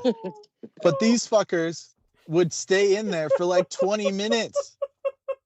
Like, what the fuck were they doing? And it got to the point where I had to tell them, I said, if you're going to rent this fucking pool out, I'm not going into the locker room until after everyone leaves. I refuse. And they Mhm. said, "Oh, you don't have to be like that. Just go in there and clean it." And I said, "Fuck no, I'm not doing that." Oh. And I even told them, I said, "It's really weird. There's different age groups coming in. There's people, unattended children from age 3 to 15, unattended, using the facilities, and they're allowing outside parents to come in with no Mhm. vetting, no kind of like check-in, Yeah. check-out process." Whose kid It are was- you? Yeah, it was totally sketch as fuck. And I told them, I said, "I'm not going in there until after everyone's gone." And then that's when they started saying, "Oh, it's not getting clean. how come you're not cleaning it enough? You know, shit like In that. other words, try and Just- compromise your position Yes. either way. Say you're not Yes. working, Catch-22. and then Yeah. force you into compromising yourself. Yes. Beyond which they Yeah, tried colluding. beyond which they tried to compromise you with young girls that they tried to have jump into your lap while you're driving what I call the garbage cart. You're driving the trash garbage cart. cart. Yeah, the trash cart. Yeah. Oh my God! So Well, multiple times, presumably these girls were dispatched because they were on the phone, you know, high school age girls on the phone being directed, oh, go, yeah, that's him, go ask him this. And they would follow me around. they're and say, literally "Oh, let me get a consulting their ride." phone for directions. They're literally consulting And their this phones cart, for directions. like, yes. it's not a passenger vehicle. It's a cart, like a golf cart to put trash on. Loaded there's with like- trash. It stinks. It stinks. Yeah, It's loaded greasy. with trash. The secondary seat that's for a single passenger is full of, like, you know, supplies. There's no other, even my own custodians don't sit with me on it because it's like full of boxes and shit. Because it's grody. And yeah. these people continuously come up while they're on the phone saying, young girls, "Can I not get a people, not just people, but specifically young girls. Yeah. Come on. No Yeah, boys, mostly- never boys. yeah, never boys, no. No, the boys would say, like, how fast does it go? Shit like that. But Yeah. they would never ask to get on it. Yeah, of course But not. the chicks were, like, presumably, allegedly, being paid or told, go jump Well, on we this know guy's for a car. fact that they were directed Yeah. because the one man came out of the bushes, so to speak, when they failed. Go. Yeah. So, Yeah, and so it was tell- the guy named in the article. It was Yes, the guy, that John son of a Hardwick. bitch. John fucking Hardwick. Hardwick, creepy what ass a fuck. name. Hardwick. Yeah. Yeah. Hard, yeah. He wants Tiny to little dip his thing. Hardwick. Ass. He wants to Yeah, he dip was his a creep. Hardwick. Yes. Yeah, he's a creep, and he actually stepped down from being athletic director when that incident happened and his name got published. But they let him Uh-huh. keep his job, Yeah. and he was up to no good all the time. And, you know, like I said, this isn't defamation. He's literally named in this article. This isn't us reaching muck. Uh-huh. You know, I guess it is muckraking, but It's who gives a muckraking, fuck? That's fine. Yeah. Yeah, it's just, Yeah. at It's this not point, an insult. what a, like Yeah. what, how, you know, it's not defamation because he's already, before I even got a job there, that article was written, That's right. just so everyone knows. Yes. So it had nothing to do with me. So, anyways, you know, precedent. It was precedent. So these of three what I girls saw. are, if you took those three girls on the cart, one of them would have had to have sat on your lap, if not two of them. Yeah, because and they were laughing at each other saying that. They said, Yes. "Oh, you sit on his lap. You fucking jump on him." Oh God. And I said, first of all, this is a cart full of trash. You know, this is Yeah. not something you want to sit on. Second of all, I'm busy. And third of all, absolutely not. And I just kept telling them. But they were Yeah. insistent. And as they were on the phone, they were following me from spot to spot to the point where I actually put the cart away. I said, okay, you know, Yeah. enough is enough. I'm just going to walk and you guys got to go. So I ended up telling them to get out of there because it was just incessant. And sure enough, while those chicks were doing that, bigger and whale shit. Mr. Hardwick comes across the Harddick. stairs. Yeah, Mr. comes Dipwick across the stairs with his phone out. with his phone With out. his phone Because out. he was pointed ready to at me. film it. He was ready to Pointed film at it. me. Yeah. Yeah. So, Blackmail. You know, there you For go. the honey trap. Yeah. So they thought, oh yeah, Classic he's honey gonna do trap. it. He's gonna do it. You know, he'll do it at some point. He will do it. Right. He'll break. know. Oh man! At least Yeah. they knew you were And- straight. 'Cause he's At least they lonely. knew you were straight. Yeah. God give him credit for that. Well, yeah. I mean, obviously. Well, that's the thing is that they knew I was because I went to school there and I had girlfriends. Oh And shit. God. So the teachers knew me, especially the female, the athletic director. I bet. She knew I was, getting into all kinds of, Mhm. but we don't Guy need to get stuff. into that personal. I was about to aspect of it. say. I Yeah. bet I can guess how she knew. Yeah.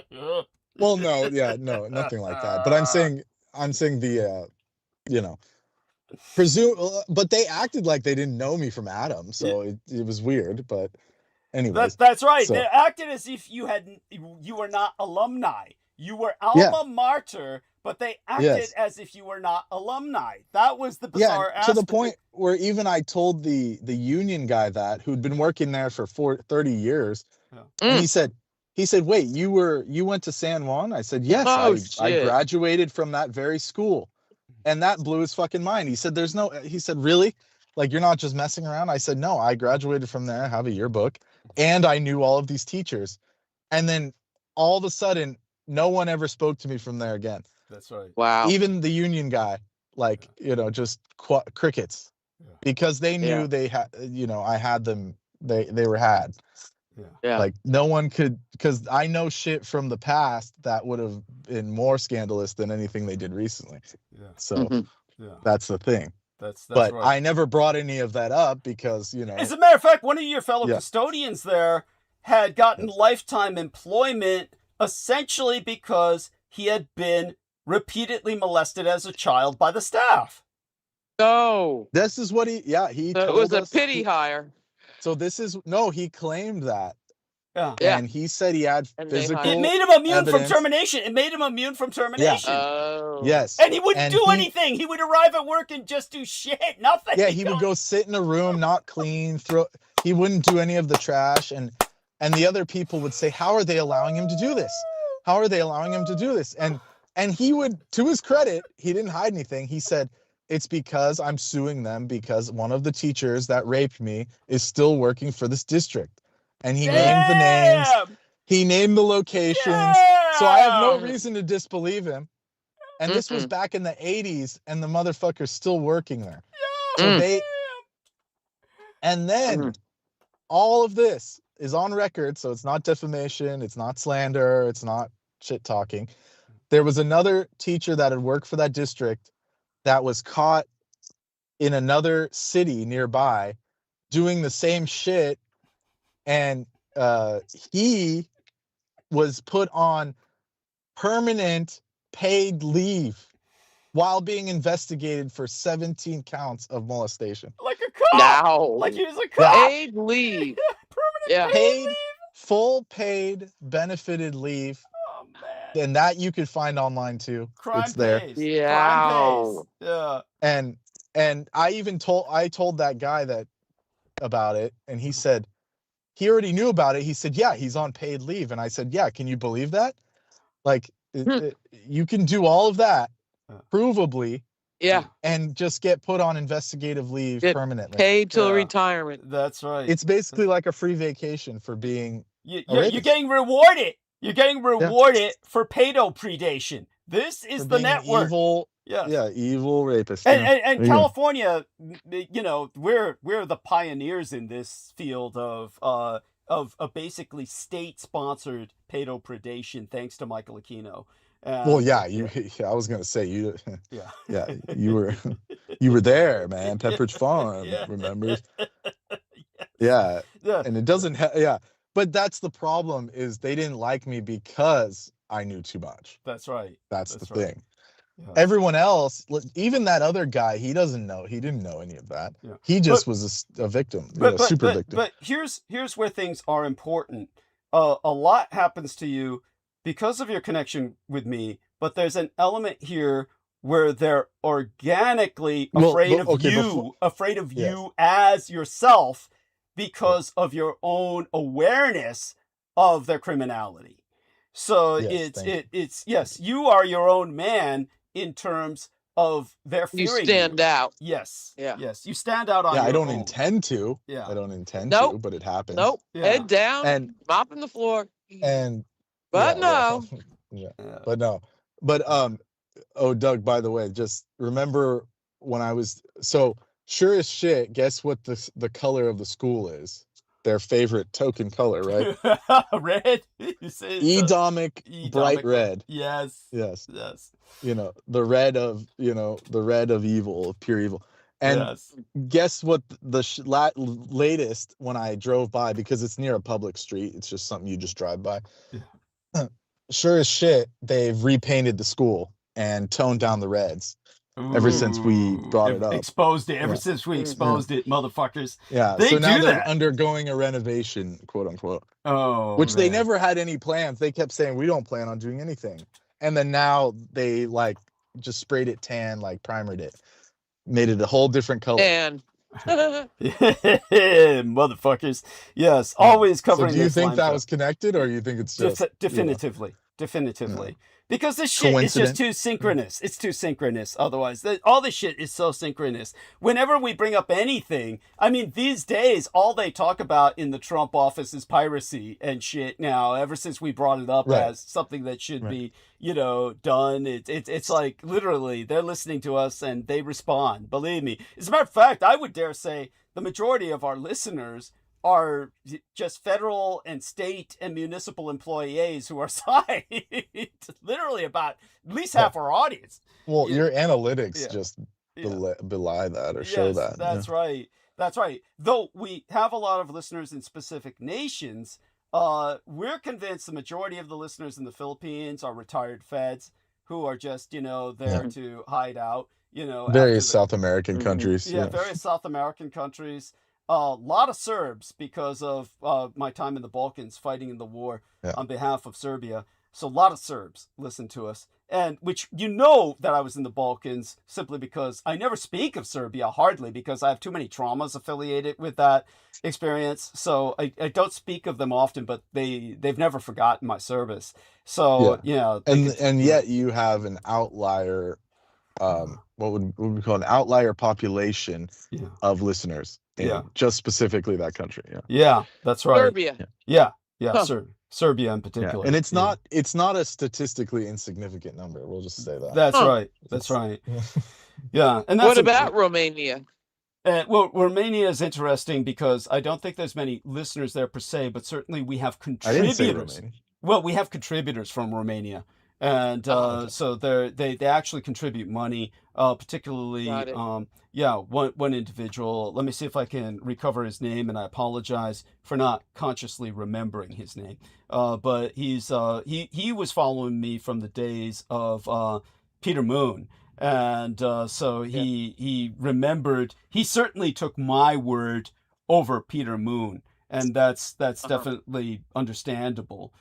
As far as I'm concerned, but he's a great guy, and I know who I'd rather party with. Yeah, thank you. I appreciate that. Yes, and let me see if I can find his name. You don't want to manifest a purple egg? Peter Moon. He was always saying the purple egg shit didn't help him.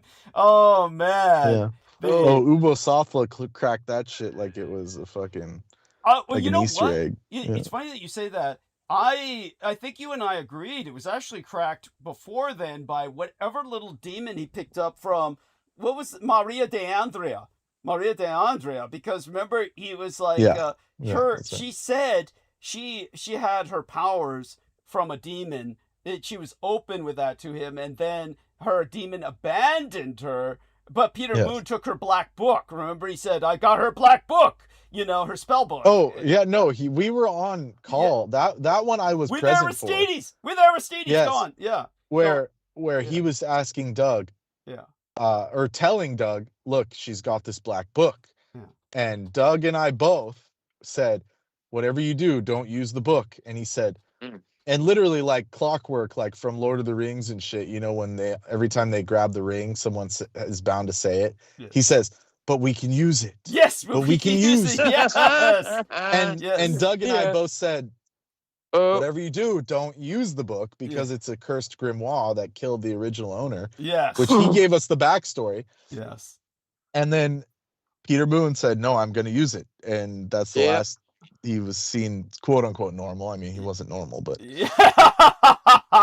functional, semi-functional. Yes. Anyhow, I apologize to the Romanian in question. I can't find his name right now, but I'll find it eventually and credit him again as he always deserves. But you know, he contributes substantially. And so when he contributes, he'll contribute like what's got to be like substantial money in Romania, but it'll be like a few $100s in the United States. So but he's a good man. And one of the things that when Peter Moon went ballistic, when we had the meltdown episode, that's when he sent the message, the great Peter Moon, who married a child of younger years by decades. He was saying things like that. He was very sarcastic about Peter Moon.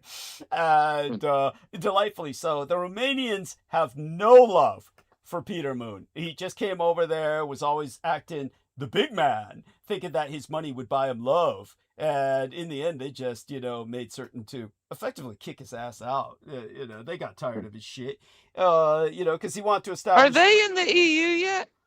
Yeah, no, they've been in the EU for a while. And NATO. They've They been have? in Okay. both the European Union Wow. and NATO for a while. Yeah. I So, see. yeah, and so they're pretty integrated. They're pretty integrated. And Uh-huh. but that being said, I should speak more about all those places. But let's just put it this way: it's a good thing they're not in the news too much, because it just goes to show Yeah. things are stable for now. By the way, Yep. yeah. So, but Brendan is giving us some more links, 2 sources. Don't be Yeah, this afraid is to two separate sources. don't be afraid to put those in the chat. Put those not. I don't mean just a text I box. can't. Oh, you can't. I can't. Someone else will have to. Oh. Yeah, I'm like not able to do it for some reason. Oh, okay. Because we're not. None of us are allowed to use the linkage. You know that, right? Well, Um, I think. Let me see if this works, because I think so long as I'm not linking anything to do with myself, oftentimes the link will work. Okay, so Well- I can put him in there. So I'm putting. I him mean, in they there. could look it up. I mean, they could look it up with the terms I gave them. It's just, Yeah, it's well, not something I wrote. I'm just gonna put these Yeah. in there now, and And so then I sure can, as shit, yeah. last month that guy gets dismissed, from Yeah. the lawsuit. And you already told everybody about the principal, right? How Uh-huh. he said the Jewish Yeah. flag. He used the term Yeah, I the told, Yeah. Jewish yeah, I flag. told Holly. Yeah. Yeah. But we know he's compromised, because they're all very nervous around Brendan. Like they knew Oh, Brendan. he would knew. go ghost white. He would go Yeah. ghost white around me for no reason. Yeah. I didn't know him from anywhere. I never Yeah. met the guy before I worked there. Yeah. He was a brand new principal, Yeah. and just for some reason he didn't like me. And then after a while, he got to the point where he would He would just see me and disappear into the crowd or just go the other way. Yeah. Mm. Strange. No. Yeah, what- well, we knew it as children. The principal doesn't mean you're smart. no. Yeah, So- but this guy took it to a whole new corrupt Oh, level. that- It's that he was was like- not I qualified. get it. Yeah, He was yeah, totally no, not yeah. qualified. He was not Yeah. qualified at all. So we Yeah. just lost Brendan. They took out his phone. Have you told people about this Mississippi officer put on leave after killing this baby in a car outside of the Walmart? That's my one. Yes. Have you told them about that?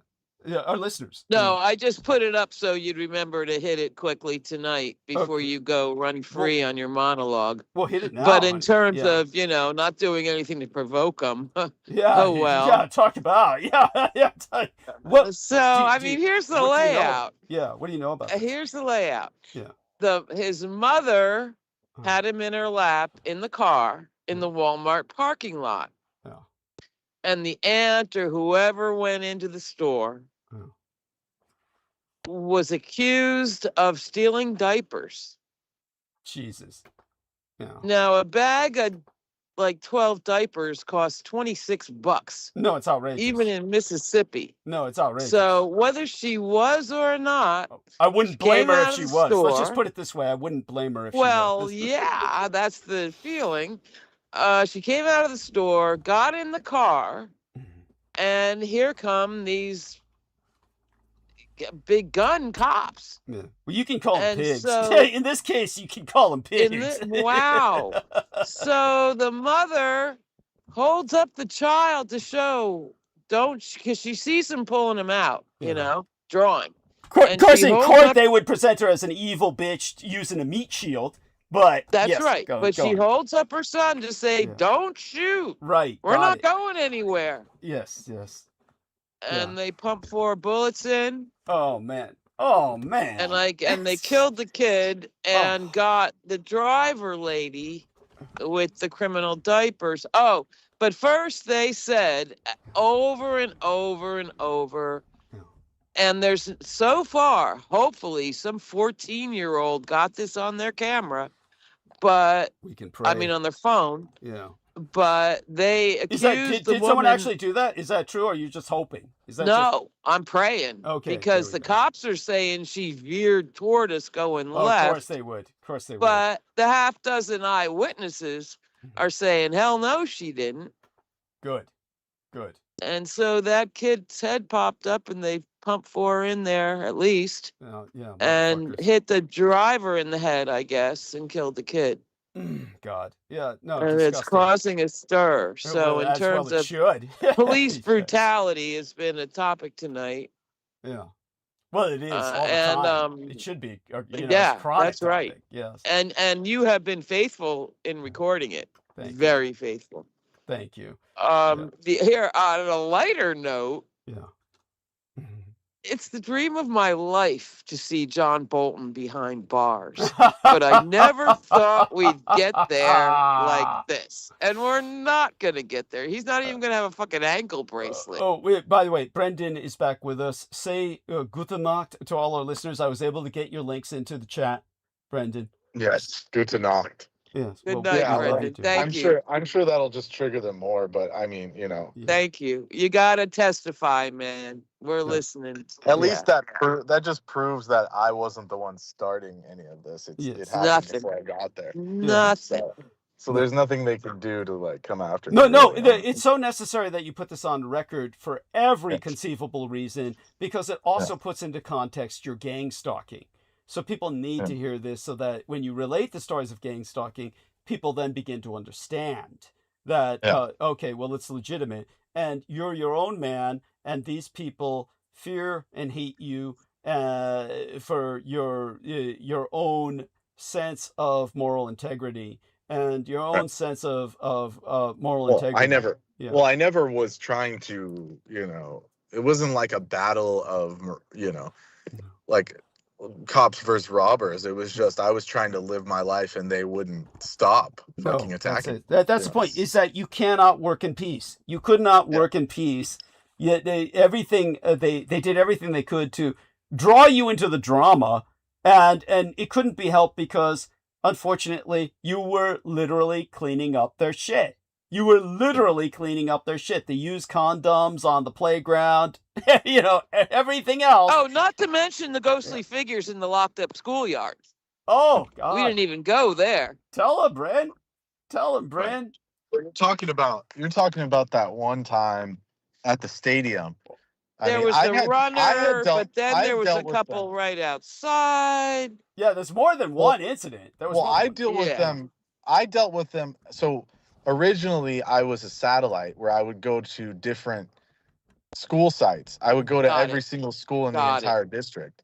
I knew which places were like full on haunted, like poltergeist haunted, and which ones were just like, sketchy people would live in the bushes. And then there was like full on hauntings. And then there was one place that had the stadium that just had straight up like ghouls and goblins and shit. And the security guard took physical like images, photos, video, and he was showing them to me because no one else would believe him, even though he had it on video. Yeah, terrified. What? He was terrified. Oh, right? he was African descent, but he was white as a ghost when he was telling me. Like, if you can imagine, like he was like, hey man, have you ever seen anything out here? And I said, yeah, all the time, but it's whatever. And he said, no man, like I saw some weird shit. And he was explaining all the shit he saw overnight. And there was one like apparition that was like straight up like one of the most ghoulish ones I've seen, where it was just a man, like middle-aged man with long stringy white hair. He was wearing all white and he looked homeless, but he was like, pale, and he was just walking through, even though all the gates were locked and that guy was posted as a security guard. And the guy on camera walks, like Blair Witch Project, walks up to him and says, sir, you can't be here. Sir, you got to go. Sir, what are you doing here? Shining the light on him? And the guy doesn't even move, doesn't even like turn his head, nothing, just walks. Nothing. Walks into the darkness and I said, did you see him leave? And he said, yeah, I think he used that gate over there. And I said, dude, that gate's locked. I made sure to lock all of them for you. And you should have seen his face. He was like, yeah, man, it was weird. Didn't he quit pretty soon? Yeah, he never came back. And the next event, they said, they said, didn't we hire that security guard? And everyone was looking for him. They said he never showed up. He never showed. I didn't have the heart to tell him why. So I guess they had booked him, but he never told them that he canceled. He just said, "Fuck that, I'm never going back." Right. Later. So, Oh, I I'll love swing it. drugs on the street corner first. Shit. there was well, during that same time frame, there was another apparition that was like in a black hoodie. That he said that one scared the fuck out of him. It was like he was patrolling by himself, at night, and there was like he said it was a homeless person, like a transient, but it wasn't. Right. It was a being that was all hooded in black, like pressed up against a chain link fence, like face first. Yeah. Oh God. Which even the most crazy homeless people wouldn't do something like that for like Not hours. really. Yeah. Yeah. Okay. Oh man. And then the guy said it really creeped him out. That's So he zombie shit. So he pulled his So he said he pulled his car, turned on the lights, did the spotlight, Oh. and then that's when that thing darted and jumped over the fence in one leap. Ow. Love it. Boy. Love it. Yeah. I'd be quitting that job. Yeah. So he never came back. I don't understand. Hell I don't understand no. how he had the guts to not only conduct his patrols, but actually approach these entities. Like, what sense of Well, he was in the car. He said he didn't. He after that happened, and then first it was the apparition. He said it was The a homeless guy, but but the the white the dude. so-called homeless guy, wasn't he out of the car, kind of like near him, physically near him, or was he? No, he walked the video. So the first guy, he walked up to him physically, up to him. Yeah. Like in the video, you could see his feet. It was like it was face to face. Yeah. And the guy, come on, like obviously he was in denial, but at that point you gotta know it was some kind of zombie or some shit. Because Thank you. like if the guy's not responding to you and you're face to face with him, something's wrong. Something's gone really wrong. No. It's the fact that this individual had the professional integrity where he felt compelled to do that. He's no coward. Or patrol at night and try and turn on the brights on these entities when they're behaving so anomalously. It shows that he didn't believe when I told him. I just straight up, I didn't. He was expecting like a normal worker to say, "Oh, come on, man, that's not a ghost." Right. Or crazy. But I just said, you said it's a ghost. Yeah, because everyone else just told him that. Oh, it's just some crackhead, man. It's just some homeless person. Right. And I just straight up said, "Yeah, man, those are all over the place, and they're definitely not human, and you don't want to talk to them." And he got so scared, poor guy. But I was just being honest. I get it. So he was psychologically so compartmentalized. Yes. Yeah. That you broke him. It takes a while. So you broke him, and that's when he never came back. That's when he saw. Oh, look, it's just some like regular nerdy dude. So he's just gonna give me the signs. But after he saw it leap over the chain link fence, he should have realized then. But I guess he was in such denial. He thought that he's methed out. It's just meth. It's just drugs. It's just drugs. That shit don't He was happen. saying that to me. He was saying, "No, man, it's just these people are on drugs." And I said, it's not. I said, "No, man, No. not what." And It's after not. a point, it can become to the same thing. Oh man! But by no, the way, I mean, there's Those drugs got possession. spirits in them. Yeah. I mean, if you do enough drugs, you could get possessed, but it doesn't manifest like that. No, not like Well, that. No. I have other stories where I could tell you. That's right, because like there's still I physical hear ya. limitations to the mortal coil, where you make a splatty. You don't become a cryptid. You don't become a cryptid, and you make this splatty meat sound when you hit the ground. The human body's like a tomato. walking into a fence. Yeah.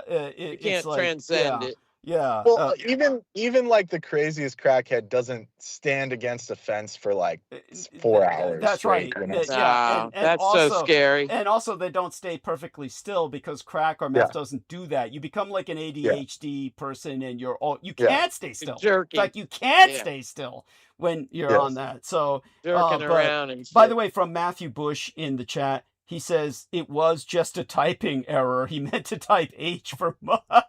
But thanks for thinking the best. So when he said, here's what he said again.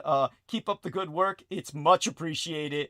as Brendan assumed, it was a typo. He meant to say much appreciated, but yeah, I took Much him. I appreciated. took him to be a sophisticate, which he is, and yeah, so yeah, there we have that. So he didn't Yeah. imply muck. He didn't imply muckraking.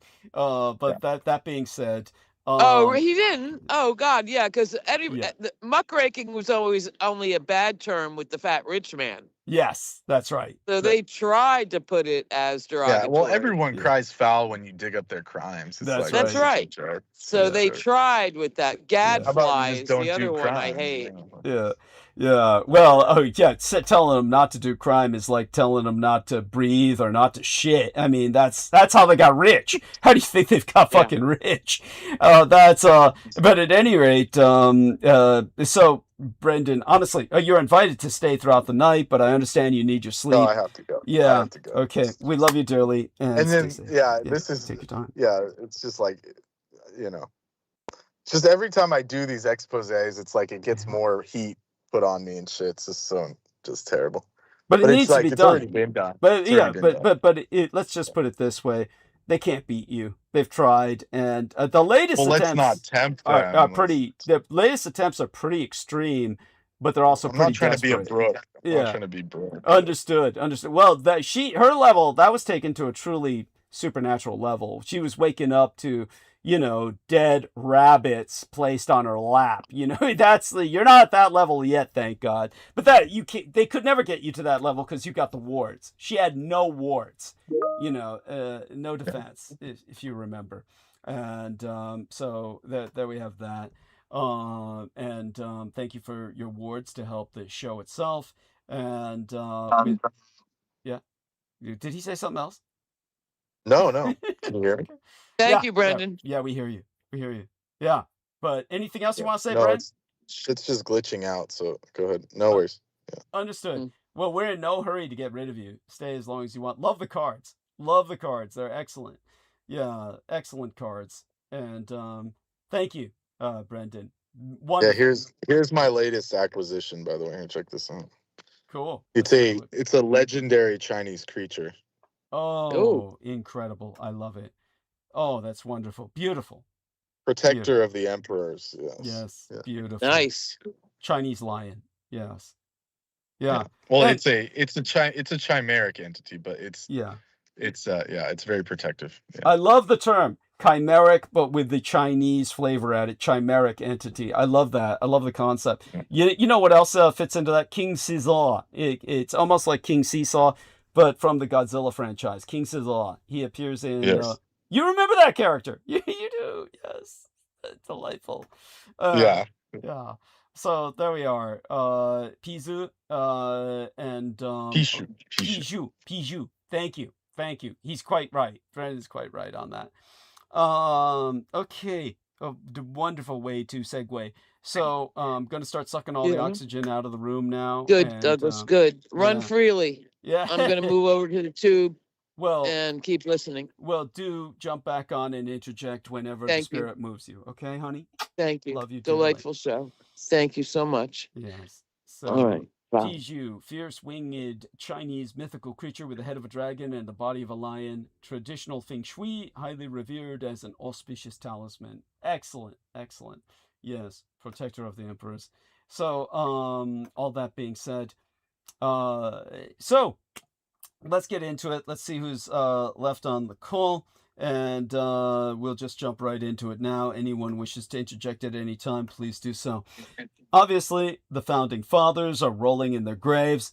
This is all about deciding what kind of country you want your children to inherit.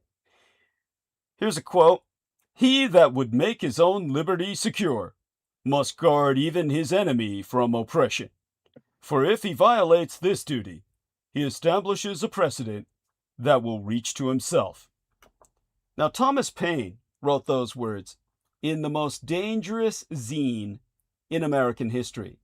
It was called Common Sense, and it helped to start the revolution of all revolutions. The shot fired that was heard around the world and led to centuries of revolution. On Tuesday, Daniel Des Sanchez Estrada was sentenced to 30 years in federal prison for moving a box. Inside the box were zines, small handmade political pamphlets with titles like Another Critique of Insurrectionalism and It's Vacant, Take It. That's kind of an ode to squatting for the homeless. None of these were illegal to own. None of them mentioned the protest that led to his wife's arrest outside the Prairie Land Ice Mass Detention Center in Alvarado, Texas. Oh, by the way, wonderful sigils from our dear friend, Brendan ̔OGHET here. Let's see if he's sending me anything on the private messages, and we'll catch up with that later.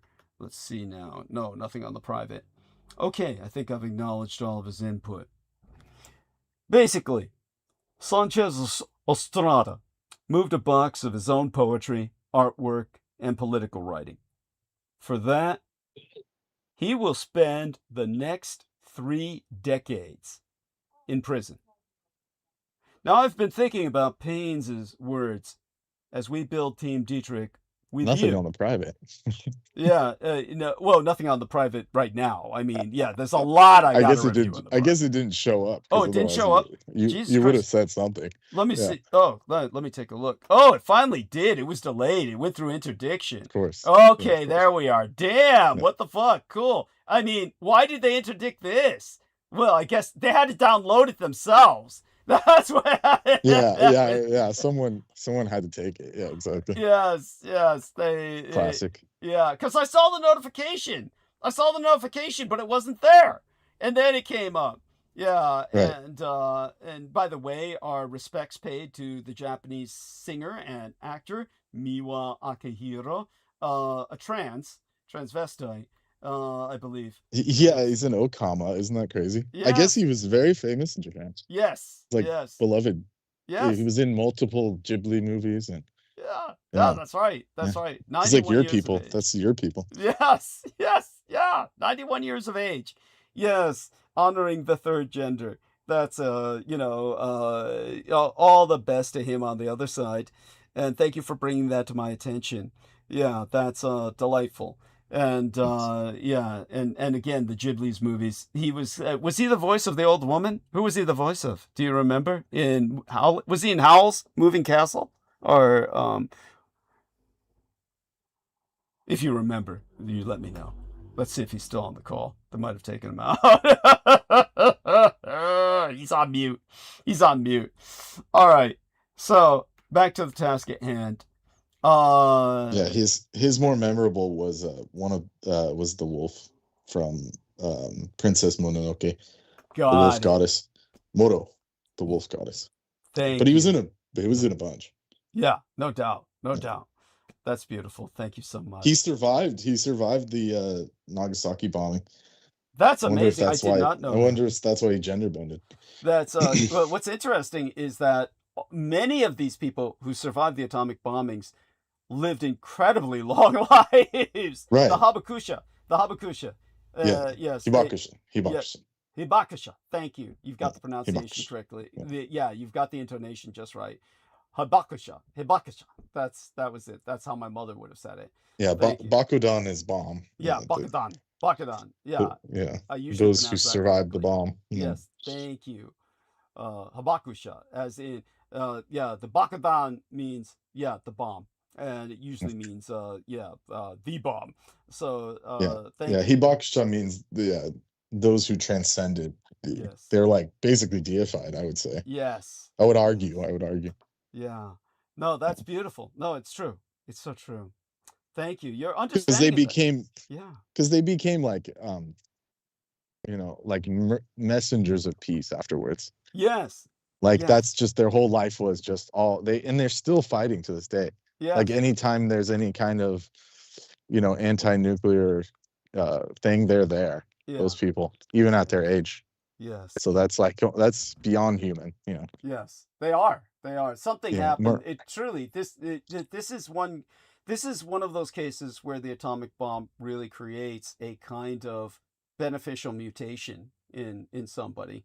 And it did so for these hundreds of people. They numbered in the thousands originally, but their lives are always very long. And yeah. And how did you find out about this phenomena?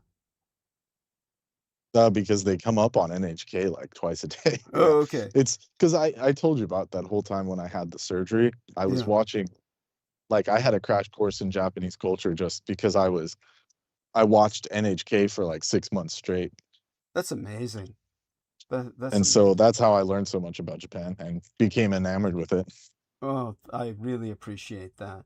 Just because like the anime only shows you like 1%. Yes. You know, you get some of the stories and the culture, but the like seeing it in like, you know, technicolor, so to speak, Yeah. and how they live their lives, you know, just their mannerisms.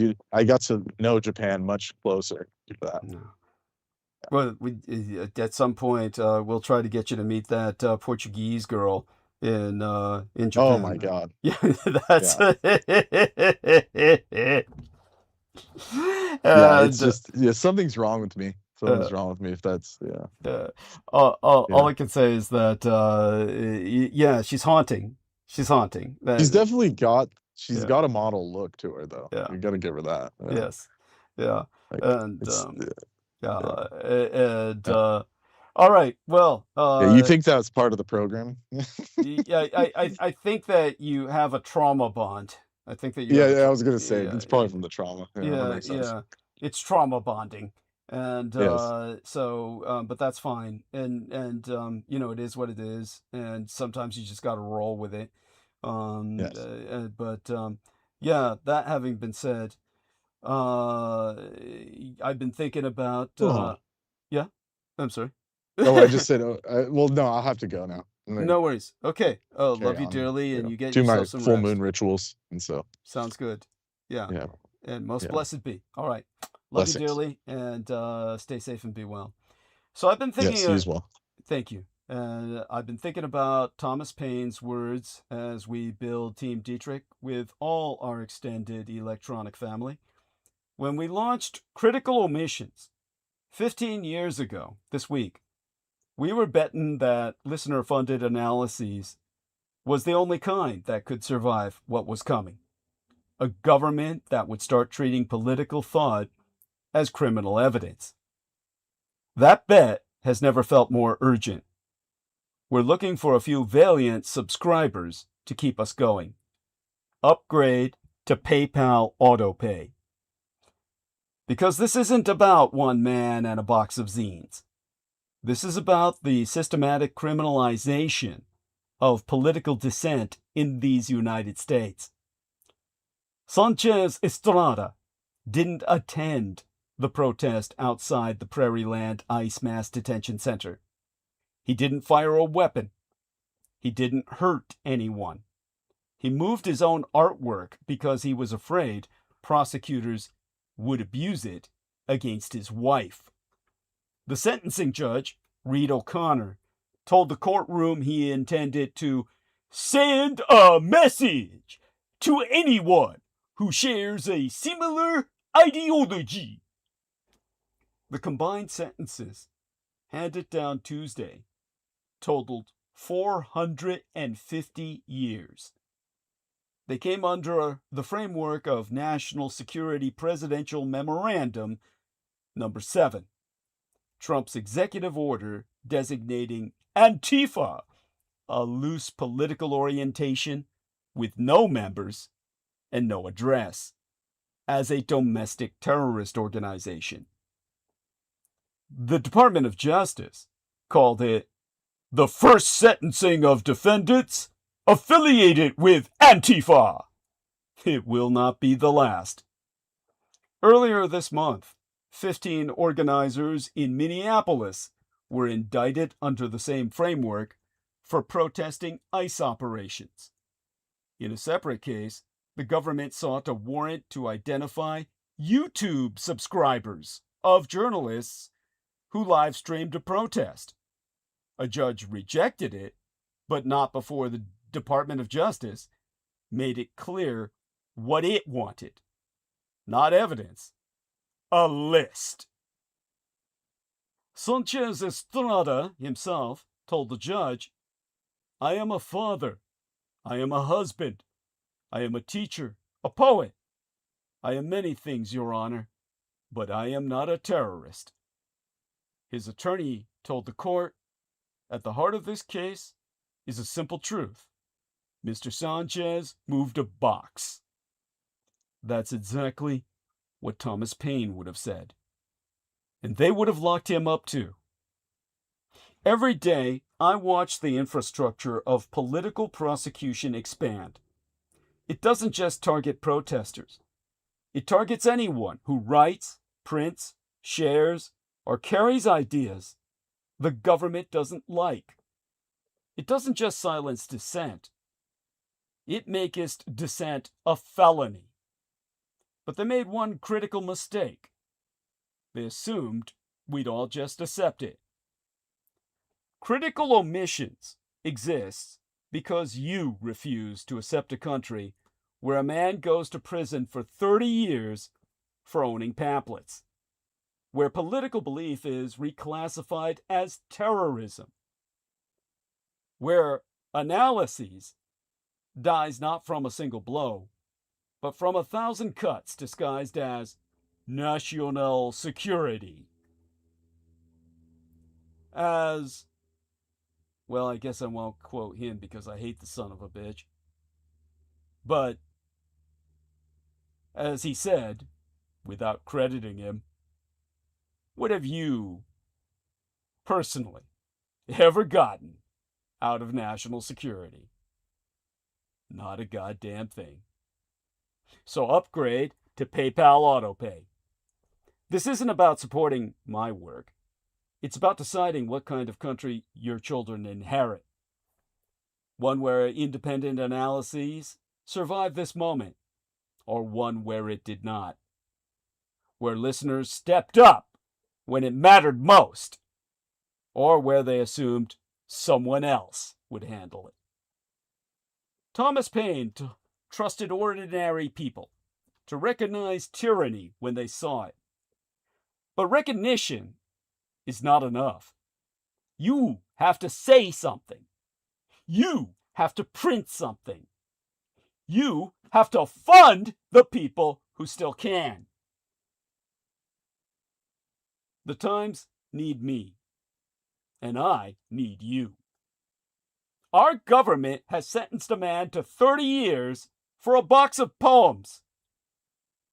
They're indicting protesters under terrorism statutes. They're building lists of people who watch the wrong YouTube channels. But they can't buy what we've built together. Listener-funded analyses that answers only to truth. Not as long as you believe it's worth fighting for. Upgrade to PayPal AutoPay. Thank you for understanding what Thomas Paine understood. That an independent analysis isn't a luxury. It's democracy's survival requirement. Thank you for refusing to let that tradition die on my watch. Because if it does, history won't easily forgive us either. Note this. Thomas Paine also wrote that tyranny, like hell itself, is not easily conquered. Neither is independent analyses. But I can't survive without you. The choice is yours. Because Donald Trump is threatening to annihilate Iran after hostile crossfire in the Hormuz Strait. The Trump maladministration will never escape the clutches of its war with Iran. According to the New York Times, Iran reportedly struck a cargo ship in the Strait of Hormuz on Thursday. United Kingdom Maritime Trade Operations confirmed that the then unidentified cargo ship was hit on its side and sustained damage to the bridge while it was sailing to the southeast of Rorszá. The White House initially said it was looking into who was responsible for the strike, including whether it was ordered at higher levels of the Iranian military or a rogue decision by personnel below. After almost 4 months of war, President Donald Trump has struggled to arrive at terms with Tehran for an interim peace deal that would open the strait and in turn bring down gasoline prices at home. Beautiful resources in terms of ward protection offered by our dear Mr. Brendan ̔oghет. Thank you so much for the algaes, Brendan. Appreciate that. And with that, oil rose on news of this strike, of course. West Texas Intermediate gained more than 2% to settle around $72 a barrel after 4 days of declines. Brent settled up about 2%. The global benchmark had earlier erased all of its increases since Israel and its 100 satrap American states and union treacherously attacked Iran under flag of truce on February 28th. Global stocks ended the week on the back foot after a renewed bout of the techno jitters. Friday's sell-off came amid fears about the staying power of microchip demand. A report that OpenAI could postpone plans to go public also dented sentiment. The case for the AI trade is still strong, but it might be time to pick some winners. And following the minting of the world's first government-backed trillionaire, the importance of rethinking our pro-oligarchy international economic order cannot be underestimated. Significantly, Elon Musk, whose fortune comfortably exceeded $1 trillion United States dollars, has lost his trillionaire status in a single fortnight. That's the Alden English for fortnight, literally 14 nights, it is 12 weeks, after losing 100 billion United States dollars in a drop of SpaceX and Tesla stocks as his bonds spiraled again into the weekend. Consider the unprecedented geopolitical dominance of Elon Musk and his vertically integrated companies in that very context. The SpaceX IPO has given Elon Musk far too much money and power. Thus, trillionaires are ever made, but never self-made. And thusly, I urge every nation-state to learn from how the United States political system enabled Elon Musk's rise. Following SpaceX's IPO this month, Elon Musk's fortune comfortably exceeded $1 trillion. The significance of the world's first trillionaire can never be overstated. Musk's wealth, which has been rising by more than $1 million per minute over the past year, is now greater than that of nearly 4 billion people combined, or 46% of the global population. In 2017, the think tank team at Oxfam predicted that the world would see its first trillionaire minted within a quarter century. In 2024, they conservatively revised their estimate to less than a decade, inspiring fretful headlines. But the speed of wealth concentration has surprised us all, raising questions about whether democracy itself can be preserved amid such yawning inequality. Some may argue that the world's first trillionaire is a story of technological triumph and a win for American capitalism. To be sure, powerful space rockets that can return to Earth are awe-inspiring, and Musk's firms have made mass deployment contributions to satellite internet and electric vehicles. But the narrative that SpaceX investors are solely rewarding engineering prowess is a fiction. Markets have not bet on cutting-edge technology or even a company too big to fail, but rather on the idea of a mega monopolist whose wealth and influence are so vast that the United States government will never allow him to fail. Recognizing how Musk's status is inextricably tied to government backing is crucial to understanding and redressing wealth inequity. And not only in these United States. It is, on one level, but a byproduct of a multi-billionaire American president's own economic agenda. Donald Trump's 2025 One Big Beautiful Bill Act marked the largest wealth transfer from the working class to the ultra-wealthy in recent history. Safeguards against mega-corporate overreach, like the Consumer Financial Protection Bureau, are on life support. In his former role as head of the Department of Government Efficiency under Trump, Musk dismantled government agencies and slashed aid to the world's poorest. This was pre-calculated to lead to a conservatively estimated 700,000 deaths annually by 2030. Meanwhile, the maladministration has only bolstered Musk's position, awarding new contracts to his companies, while halting any and all investigations into them, plus loosening every regulation that ever constrained them. The result is a perilous public-private entanglement with the state running on both data and the hardware that processes such provided by Musk's companies. Consider how vital Starlink has become for the United States government's connection to LEO, or Low Earth Orbit communications.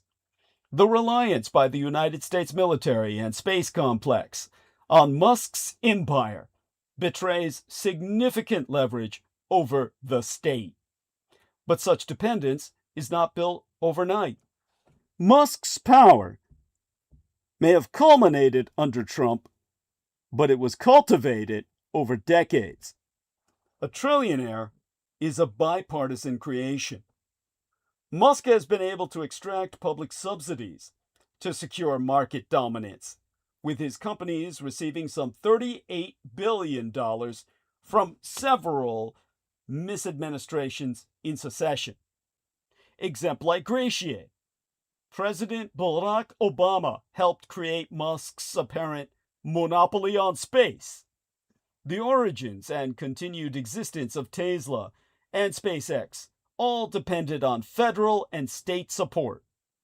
But while American taxpayers assume all the risk, they receive no equity, profit sharing, or affordability guarantees.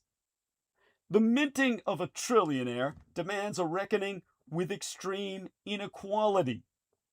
Every nation on earth must learn from how the United States political system has enabled Musk's rise. That includes a pro-billionaire tax code under which Tesla and Musk have paid absolutely nothing in federal income taxes for years.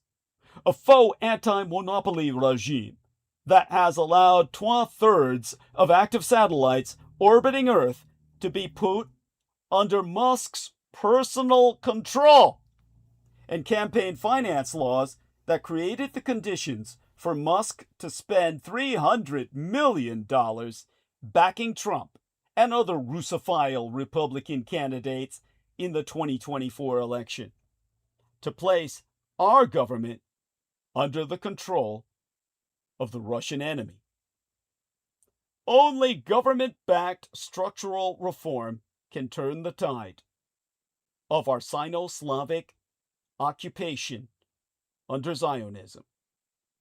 While Musk's power undoubtedly requires our collective attention, especially given his obsession with Rosé and his boosting of far-right figures, the problem of oligarchy is bigger than him.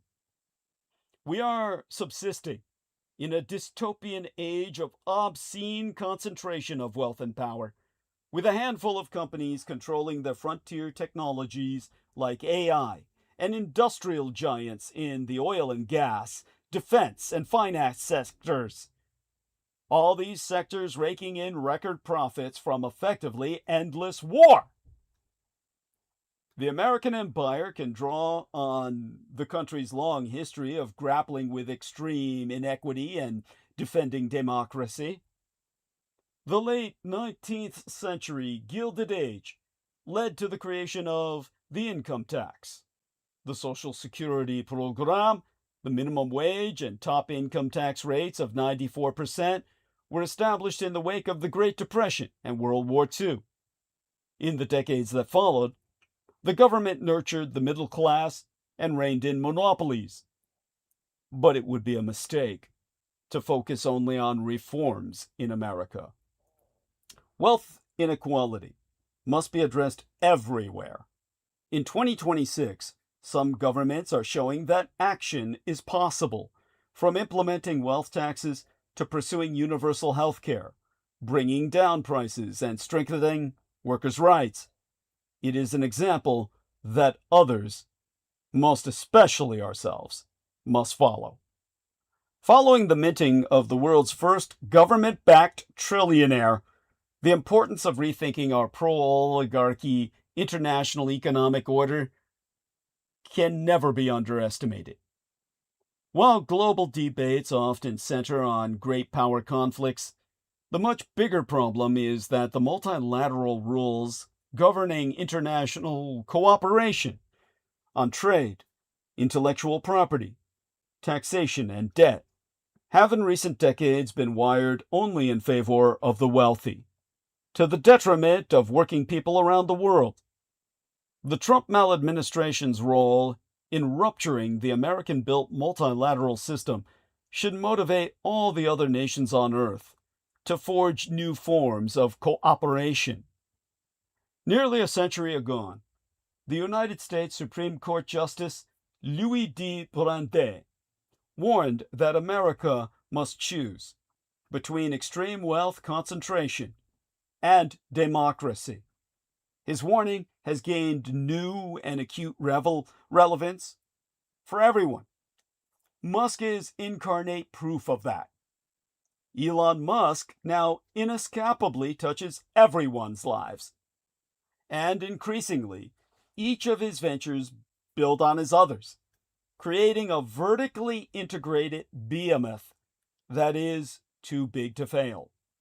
Consider how Musk's social media site X, formerly Twitter, is automated by Grok, an artificial intelligence assistant created by XI, which is but a subsidiary of Musk's SpaceX, which had just had a spectacular initial public offering and controls Starlink, a satellite internet service used around the world. Altogether, these companies span not only discourse, big data, and the airwaves, but also the future of truth itself. What with Grok building Grokopedia, an AI-composed encyclopedia, what Musk declares will be the final encyclopedia. As he rewrote the very paradigm of axiomatic reality. Talk about your matrix. This growing SpaceX empire, with a market value of more than $2 trillion, is no abstract matter for ordinary citizens. Millions of people are now automatically invested in this company through index funds and pension plans following its recent blockbuster listing on NASDAQ. So, what does its immense size and dominance of space mean for geopolitik? If one company and one man can determine whether countries or warring parties can have internet access in sensitive areas served only by Starlink, what does that mean for the world?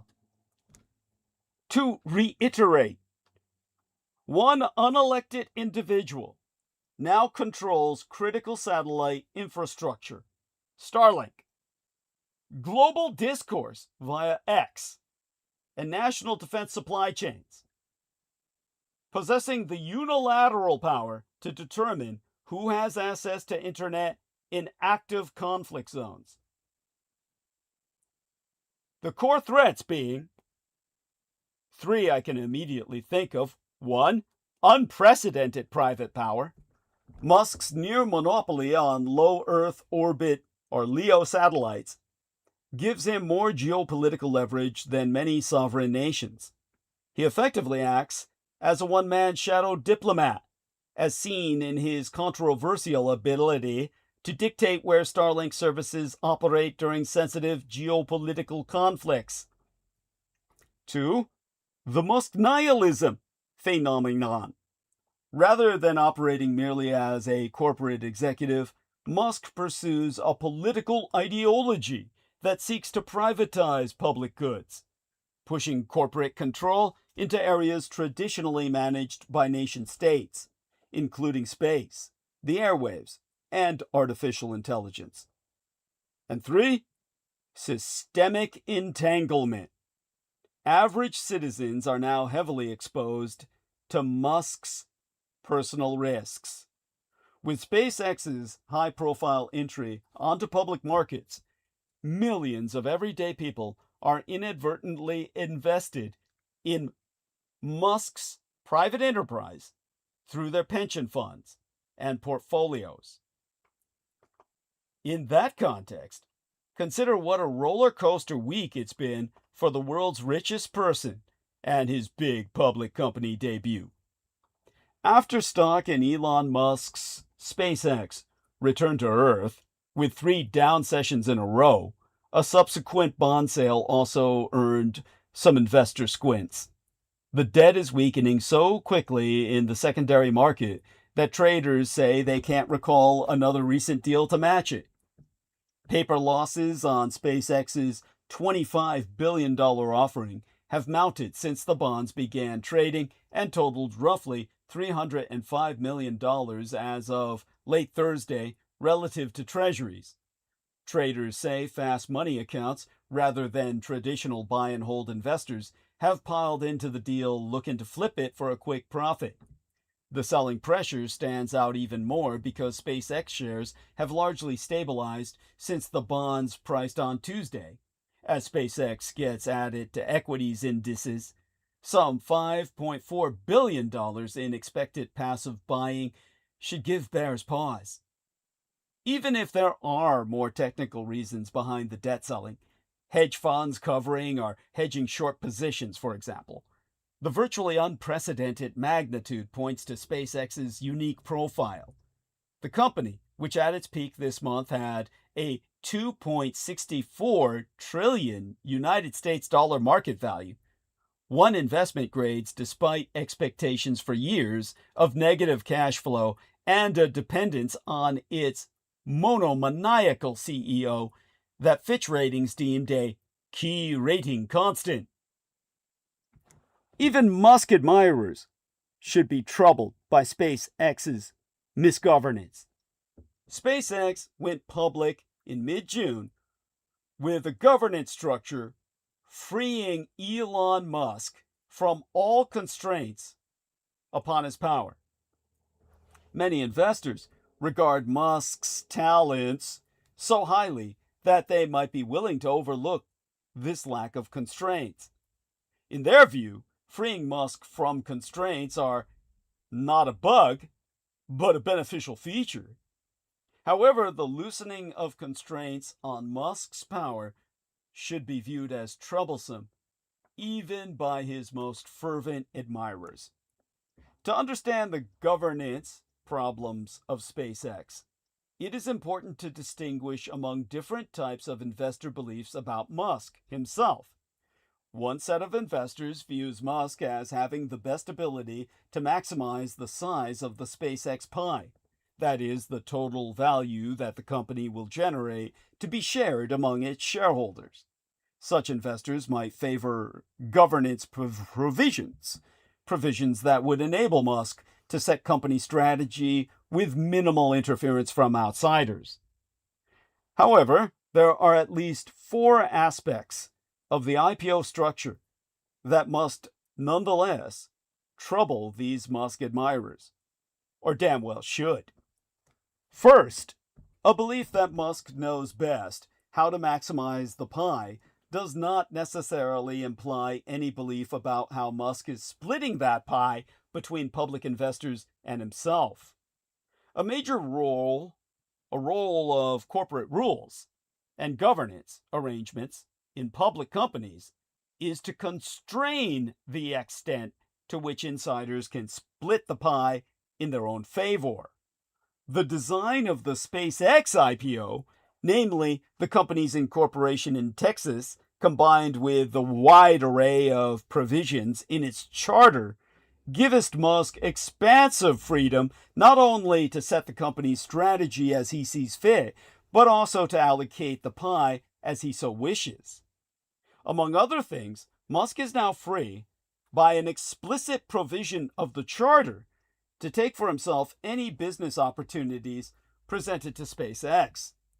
He is also able to arrange related party transactions to benefit only himself at the expense of public investors, selling himself a large fraction of SpaceX's assets at a favorable price, and ergo securing giant pay rewards.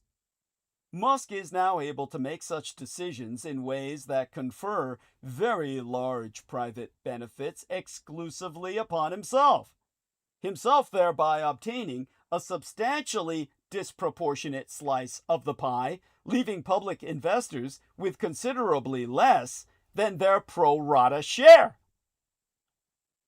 Or I should say pro rata in the classical Latin. Second, a strong belief that Musk is by far the best leader for SpaceX now and in the coming years does not imply that he will remain so forever. The pages of business history are full of individuals who were at the very top of their game at one time, but later turned subpar and value destroying. Accordingly, even the most fervent fans of Musk ought worry that Musk's control is so deeply hardwired into the SpaceX structure. Can they be certain that Musk, who is ketamine-addled at 54 years of age, will still be a fitting leader at 74 or 84? And if he were to pass away or become incapacitated or incompetent, control would presumably pass to his heirs or to those managing the trusts through which he holds his superior voting shares.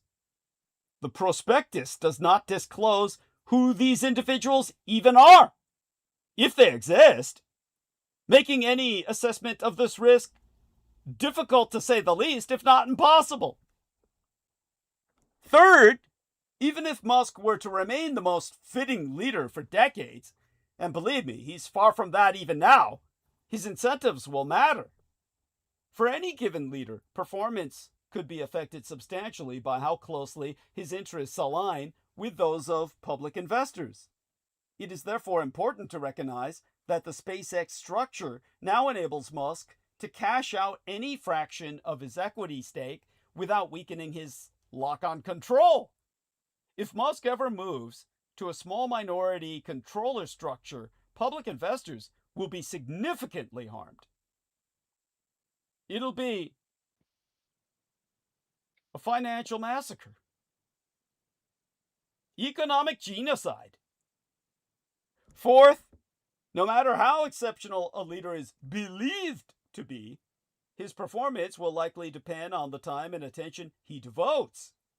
At Tesla, despite Musk's supermassive pay package, he's not required to limit his outside activities or commit any specific amount of time and attention to the company. Musk took advantage of that freedom by spending substantial time away from Tesla during the months in which he focused on the Twitter acquisition and subsequently on leading DOGE, D-O-G-E, the Department of Government Efficiency. Importantly, although the IPO design of SpaceX includes an ironclad commitment never to remove Musk from the CEO and chair positions, Musk himself is entirely free to choose how much time and effort to spend elsewhere. And believe me, he spends it anywhere but where you want him or need him.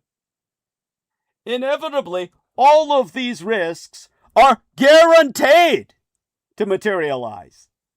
And they are all serious risks. Even investors who believe that Musk walks on water ought give these risks significant weight when assessing how much they are willing to pay for SpaceX shares. Because if you pay with your life savings, you're paying with your life. Especially as AI is creating America's next underclass, by which I am obligated to preface Zhuangzi. This is where we get to a favored philosopher, as Douglas Marx was asking about. Something that, of course, I will get into soon enough.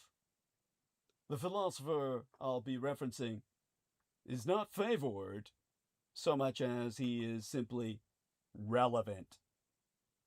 That's where I differ in even how to begin to describe whom I source and whom I reference.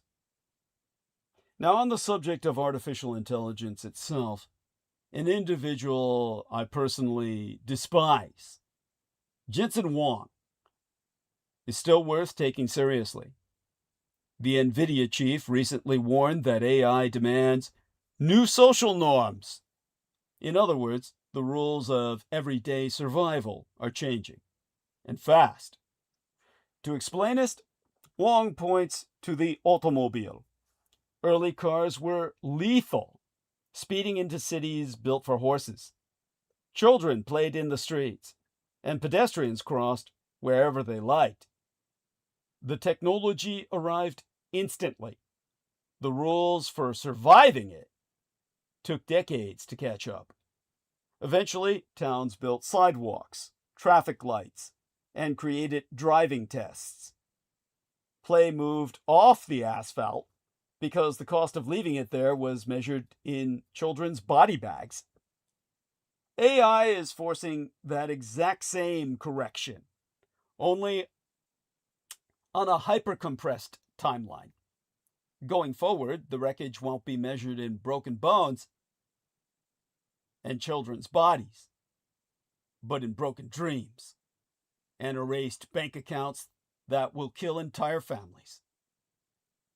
We are witnessing the birth of America's next underclass, a permanent technorate, that is, techno-illiterate substratosphere of the workforce.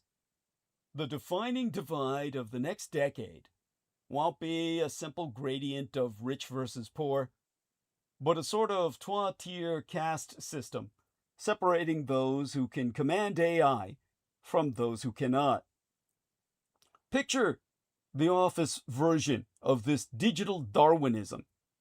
Everyone on the floor uses AI to summarize reports, audit spreadsheets, and draft the mind-numbing proposals nobody actually wants to write. One worker refuses. He does it all by hand, fiercely proud of his honest human effort. By lunch, he is hopelessly behind. His colleagues have produced triple his output, automated their follow-ups, and taken an extra 20 minutes for coffee. In this new reality, stubbornness is a professional suicide pact. The market, one fears, is about to punish the holdouts with a savagery we haven't seen since the Industrial Revolution. Now, the NVIDIA man, Jensen Huang, whose name appropriately enough sounds like a synonym for a prick. His prescription is simple. Just go engage it. We are told that today, in theory, an ordinary person with zero coding knowledge is supposed to be able to build a website, dissect a dense legal contract, or project a corporate budget. Skills once locked behind a $100,000 university degree are suddenly available to anyone who knows how to type a coherent sentence. I don't know about that, but I do know that this shift will soon turn the traditional corporate ladder into a sheer cliff. The baseline assumption of postmodern employment is shifting to imply that any capable adult can steer these models.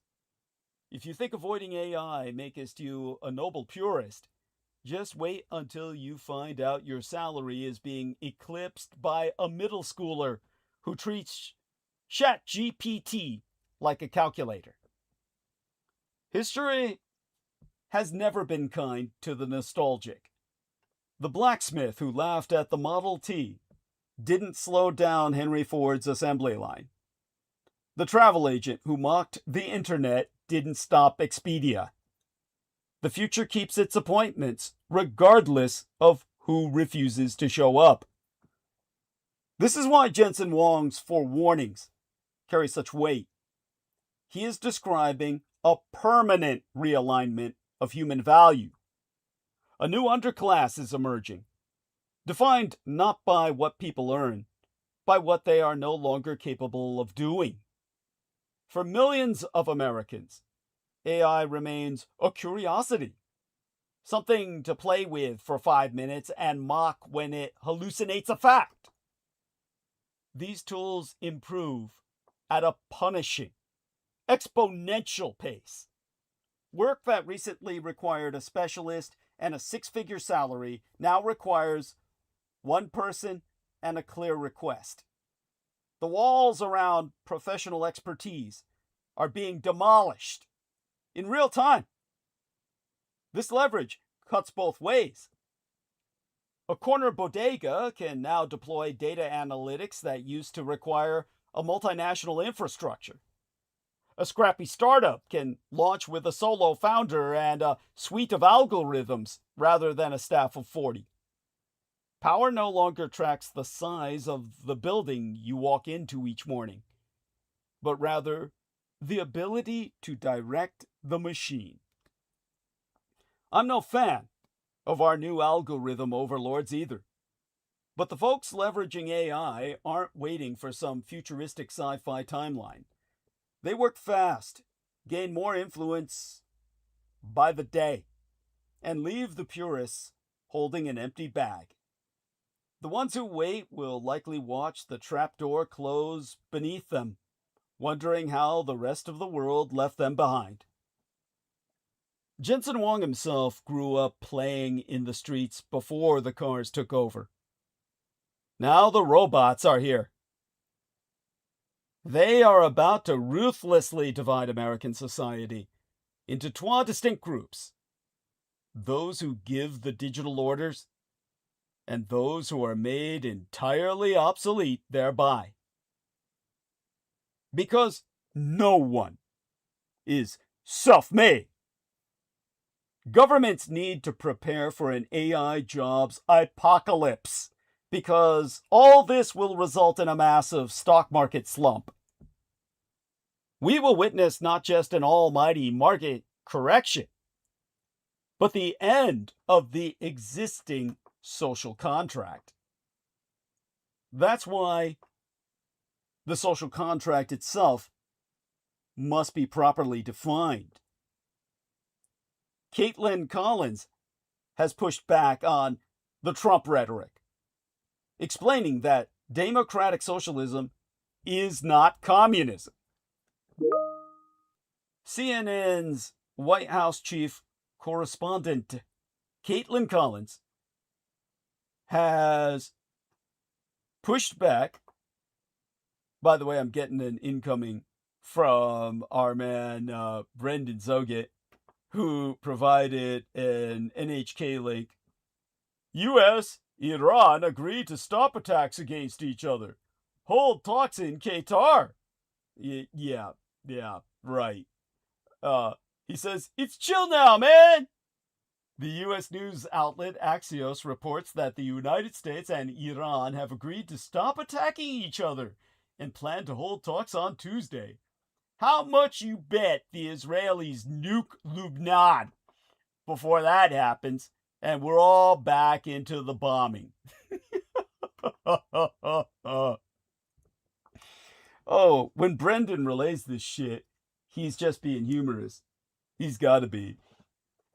Now, CNN's chief White House correspondent, Caitlin Collins, pushed back on President Donald Trump's rhetoric about the rise of democratic socialism in these United States, which Trump has incorrectly conflated with communism, following several victories from progressive House candidates in the New York primaries.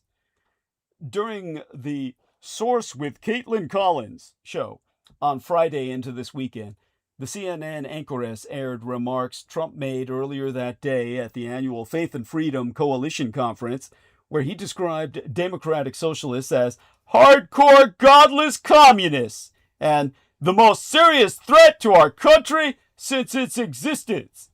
Now, Collins challenged our president's border apocalyptic comments that America could become a communist nation, herself saying, while Democrats themselves have been wrestling with what Tuesday night means for the direction of their party, socialism, much less democratic socialism, is not communism. She's referring to the string of Democratic primary victories in New York on Tuesday from Democratic socialists backed by New York City Mayor Zoran Mamdani, a Democrat with a small d.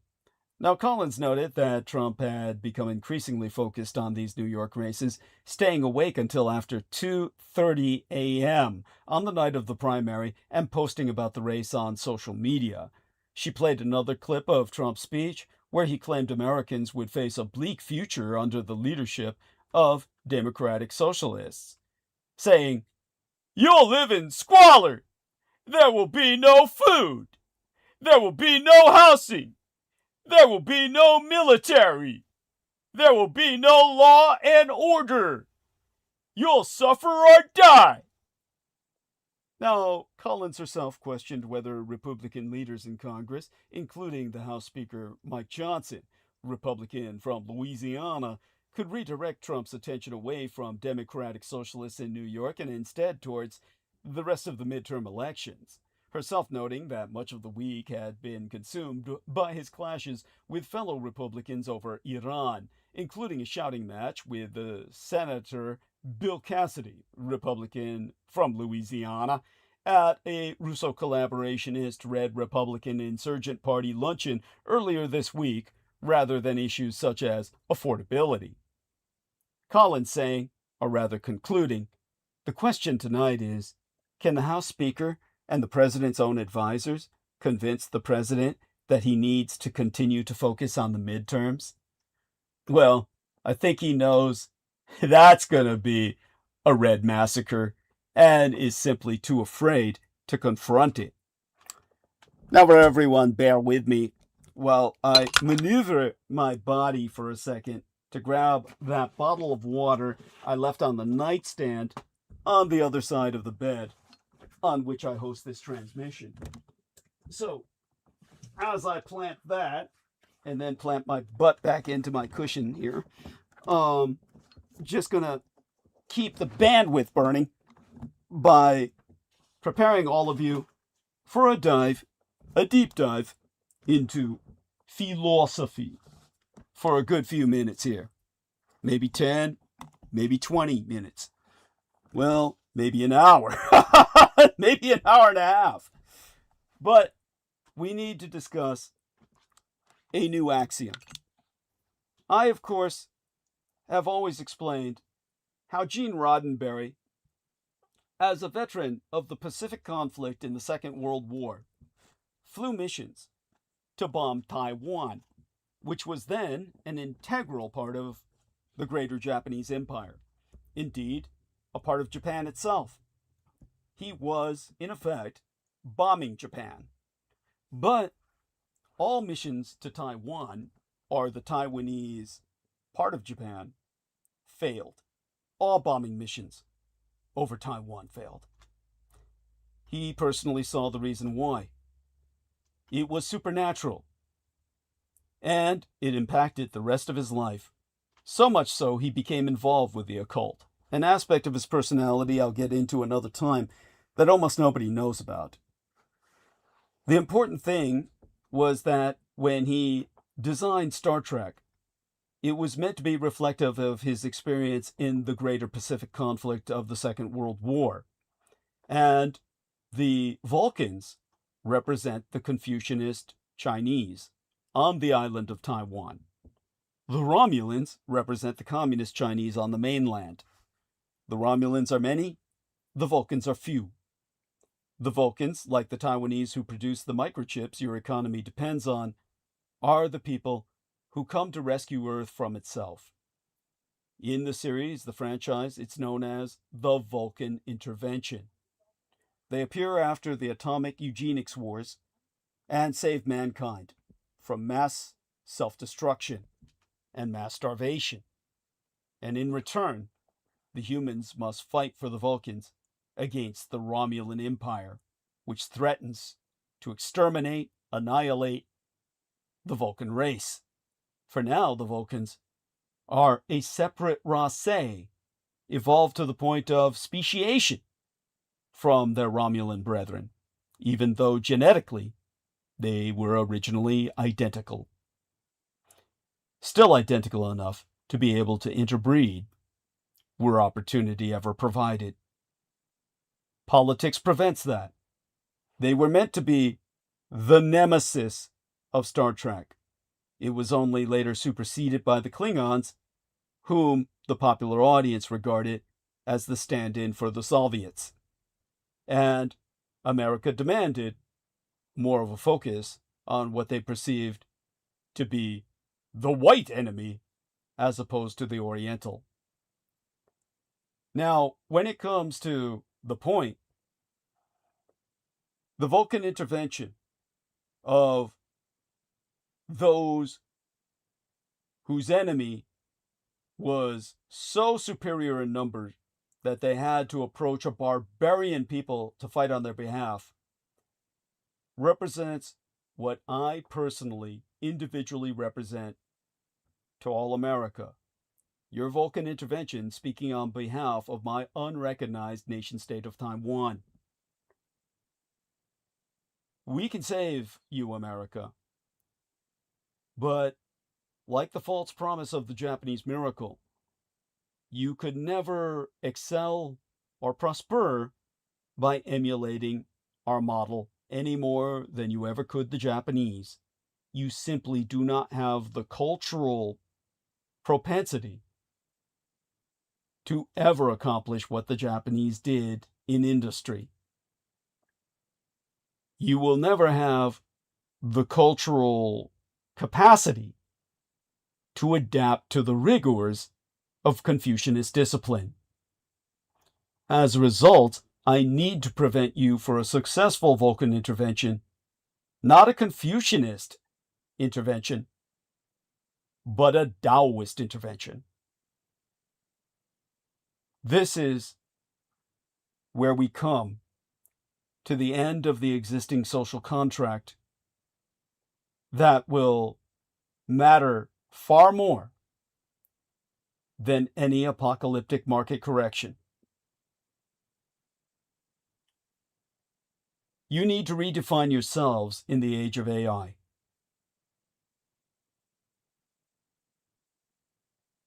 And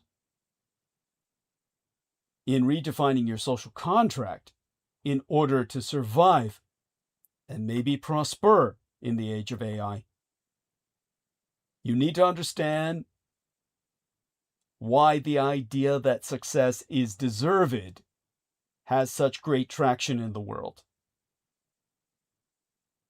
It really is rooted in Confucianism. But Zhuangzi argues that this is a deeply flawed notion, and this needs to become the social contract by which America redefines itself. Because deeply embedded in the ideals of justice and fairness is the idea that we ought to get what we deserve. Deservingness is thus an intuitively compelling concept, because we want the world to be intelligible. If the good suffer and the wicked flourish, as we see all around us throughout history, but especially now and in the moment, more so than ever before historically, then the world itself not only becomes a painful place to live in, as it already is, but it also becomes a place of moral chaos. Even if the world is bountifully unjust, it remains a necessary illusion that people get what they deserve. We need to believe our actions matter if we are to generate the necessary motivation to even pursue the things we want. This is the ideal of meritocracy. At its core, this ideology holds that social and economic differences are justified when they reflect individual effort or talent. It fits well with our neoliberal free market democracies, which present themselves as open systems of opportunity that reward those who compete successfully. Meritocracy implies that inequality is just and fair. Those who rise deserve to rise. Those who fall behind are encouraged to try harder. We must each pull ourselves up by our bootstraps. Meritocracy itself might be a relatively new word, dating back to Michael Young's coinage in the 1950s. But long before neoliberalism, another, much more ancient philosophy justified inequality as the well-deserved consequence of individual effort. Confucianism. Examining where Confucianism goes wrong illuminates how we should challenge the powerful ideology of meritocracy. Now, Kung-Fu, the master Confucius, whose very name, from whence is derived the word Kung Fu, for he was also a military martial artist, lived circa 551 through to 479 years before Christ walked the earth. During the late Zhou dynasty, a time of intense political conflict between rival feudal lords, he was a teacher and minor official who moved between courts offering advice, the Niccolò Machiavelli of his time and place, who became the Moses of the Chinese people. For he believed that the violent disorder of his era stemmed from moral failure that was ultimately preventable. So Confucius's project was practical. Through moral education, individuals could refine themselves, and through that refinement, a well-ordered hierarchy could restore stability. A very Asiatic solution, which would never and should never sit well here. For Confucian political philosophy begins from a premise that appears strikingly egalitarian: the equality of opportunity. For Kung-Fu, Confucius, and his successors, human beings are more or less equal in talent at birth. Everyone possesses the capacity for moral cultivation. Education, self-discipline, and ethical refinement remain open paths that anyone can undertake, no matter where they're from. This shared starting point anchors Confucian humanism. And never forget that Gene Roddenberry, the man who made Star Trek a franchise, was a humanist. And he and Confucius, Kung-Fu, who compelled Gene Roddenberry into Confucianism. Their shared axiom was, "You can make it if you try." Gongzu's commitment to openness and mobility is born out of a robust conception of moral agency and the power of the human will. Confucians believing that individuals are responsible for what they become. Through sustained efforts such as learning, ritual practice, and disciplined self-regulation, people actively shape their character. Individuals therefore stand in a morally significant relation to their outcomes. One's social position is responsive to agency, despite one's circumstances. The Confucian philosopher Mencius, in the proper Pudonghua, or Chinese language, that would be Mengji, articulated this idea more systematically, which was later called natural equality. All human beings share the same basic moral capacity. Everyone possesses the potential for goodness. Since everyone has the same equality of opportunity, unequal outcomes and differences in social position follow differences in effort, discipline, and development. A concept that helps us make sense of this, and that lies at the very heart of Confucian thought, is jian, worthiness. Jian captures the difference between those who have cultivated themselves and those who have not. This is a difference in ethical standing, as some individuals have developed compassion, righteous judgment, and moral restraint more than others. Indeed, some have developed these virtues to a degree that enables them to bear responsibility for collective life. Moral inequality, therefore, inevitably exists, even though moral capacity is something that is originally equally shared. This distinction has political significance because Confucianism holds that economic and political inequity are rationalized. They justified when they mirror moral inequality. Authority, influence, and material security should fall to those whose cultivated dispositions alloweth them to wield power in moral and righteous ways. Inequality thus becometh ethically acceptable, even advisable, when it tracks moral worth. This is all fair, according to Confucians, because it rests on a further assumption that moral cultivation is something not everyone chooses to do. As Confucius say, as Gongzu sayest in the Analects, there are some sprouts that fail to flower, just as surely as there are some flowers that fail to bear fruit.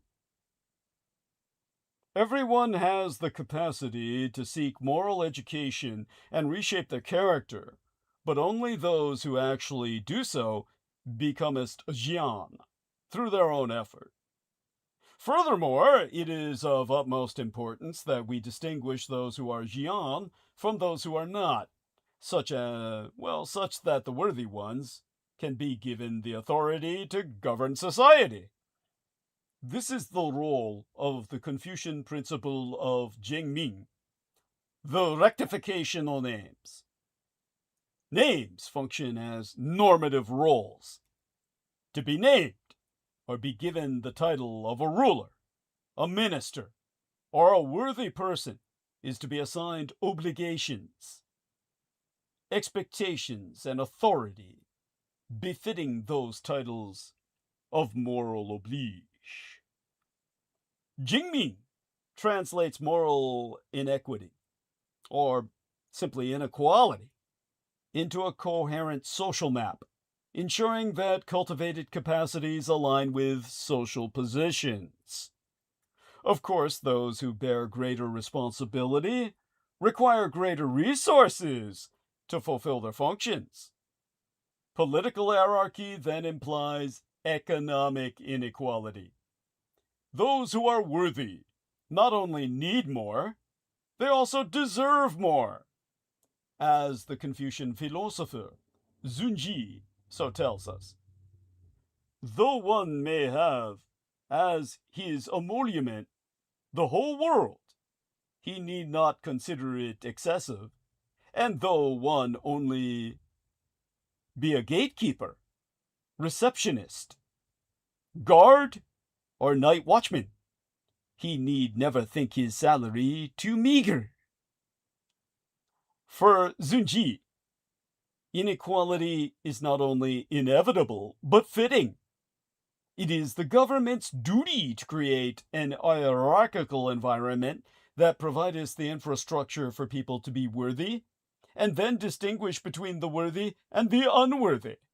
Inequality is the necessary precondition for social order.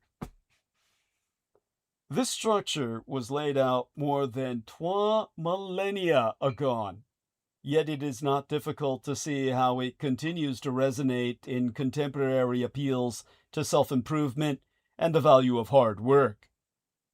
The vocabulary might shift from virtue to productivity and from cultivation to performance, but the moral grammar is still strikingly similar. Inequality appears deserved because it presents itself as the cumulative result of individual effort within an open system. But the Taoist philosopher Zhuangzi accepted none of this.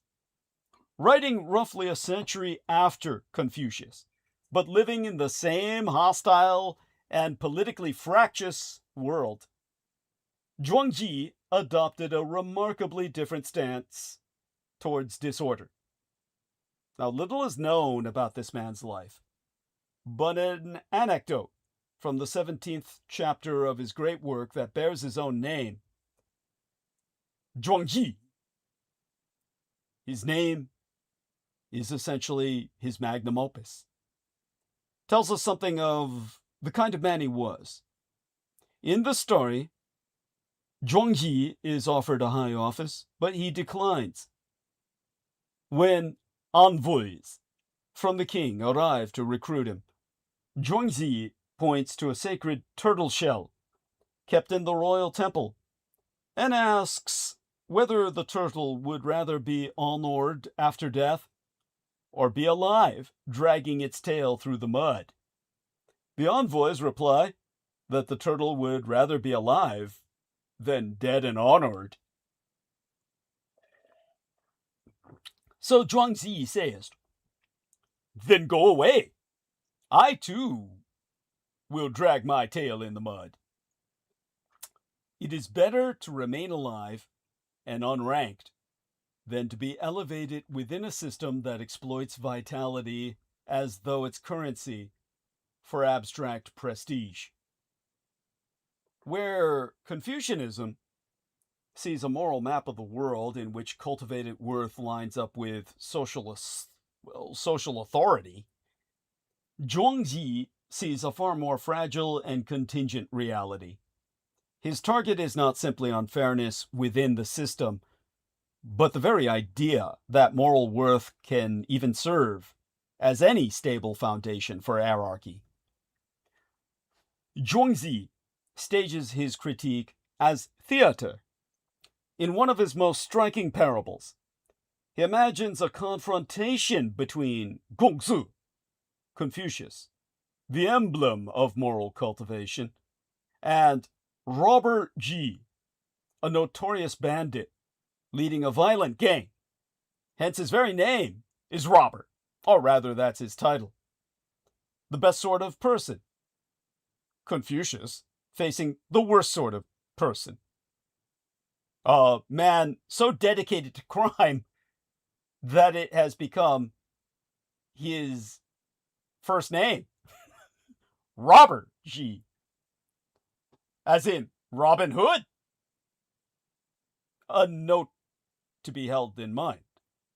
Confucius approaches Jí, the robber, who at that moment happens to be munching on a human liver. Nevertheless, Confucius hopes to reform the wayward cannibal. He speaks the language of virtue, propriety, and righteousness, urging Jí to abandon his criminal life and become a morally cultivated person, becoming Jian. Then Zhuangji scrambles the moral geometry, the feng shui of the confrontation. Jí, the robber and cannibal, does not appear confused or morally uneducated in the least. He responds with sharp intelligence, turning Confucius's moral language back on itself. So saying, you arbitrarily decide what is right and what is wrong, thereby leading astray the princes throughout the kingdom, and making its learned scholars not occupy their thoughts with their proper business. He goes on to mock the idea that virtue giveth anyone a special claim to rule or to judge others. He accuses Confucius and the rulers he serves of doing on a grand scale what he does at a smaller scale, taking from others. The only difference is that, in Confucius's case, he does so in the name of lofty ideals. He treats these ideals, the robber-cannibal toast, as a kind of theft, a way of capturing the world through names, standards, and rankings, then abusing that capture to legitimize authority. Zhuangji's literary objective was thus to make the cannibal bandit and the sage, Confucius, into mirror images, the difference being merely in technique and social structure, rather than any ontological given. Jí and Confucius are both thieves, one of goods, and even bodies, the other of names. Through such theatrics, Zhuangji developed a systematic critique of Confucianism's moral rationalization of inequity, or justification of inequality. And the most essential part of that critique is his insistence that moral striving alienates us from life itself. For Zhuangji, the drive to become Jian invites a person to live for an abstraction, whether it be for reputation, moral purity, or a sagely ideal of pursuing the good. This leads one to treat their own life as raw material for that abstract identity. One's material body, their corpus, their corporeal incarnation becometh but an instrument for something immaterial. In what is known in my native Chinese culture as the robber's monologue, or we could call it Hannibal Lecter's treatise, Jí celebrates, or rather the robber cannibal Jí, a character of fiction, as unto Hannibal Lecter, lists the celebrated Confucian exemplars, who are all historically quite real. Bo Yi and Shu Qi, who starve themselves rather than serve an unjust ruler. Bi Gain, who remonstrated with King Zhao so forcefully that his heart was cut out. Wu Zhiji, whose loyalty to his state, warning his king of a threat, ended with his own corpus thrown into a river, to be eaten by the fish. These people are praised in Confucianism as exemplars of virtue, yet Zhuangji treats them as tragic figures, trapped in the net of reputation and names, who met their grisly ends because, well, precisely because of their inflexible pursuit of virtue. What makest these figures disturbing is that they were consumed by their convictions long before their cadavers were consumed by carrion feeders. In other words, a system that ranks people by virtue necessarily creates incentives for self-exploitation. By the way, hi, Heather. Heather's on the call. Hey, honey. How you doing? If you'd care to say hi.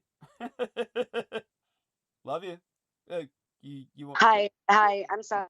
My phone is really slow because I don't have very much of a strong connection. No worries. How are you? How's Vin? How are the both of you? Oh, we're doing fine. I just I'm with a friend. Good. Off grid. Yeah. So it's a bad connection. How did your visit to the dermatologist go? Oh, okay. Well, which one? The one that I had scheduled. What happened was I went in there and it was just odd that it was inside of a dispensary office, and I went there and they said since I didn't have my insurance card that they couldn't go through the appointment. There was no one else in the office to override that rule, and meaning that was the only staff member there. There was no other patients there, so I'm thinking, was there even a doctor? I don't know. You never found out? Well, they told me that if I get my insurance card, then make another appointment. But I've had the hardest time getting my address changed and my name changed through the the government thing. So so nothing happened? You didn't see a doctor? No. Oh, wow. Have you tried rescheduling? So now the only time, but you know what I did do? I cut my bangs, and it's kind of alleviated a lot of the stress or tension. Cut your bangs, your hair.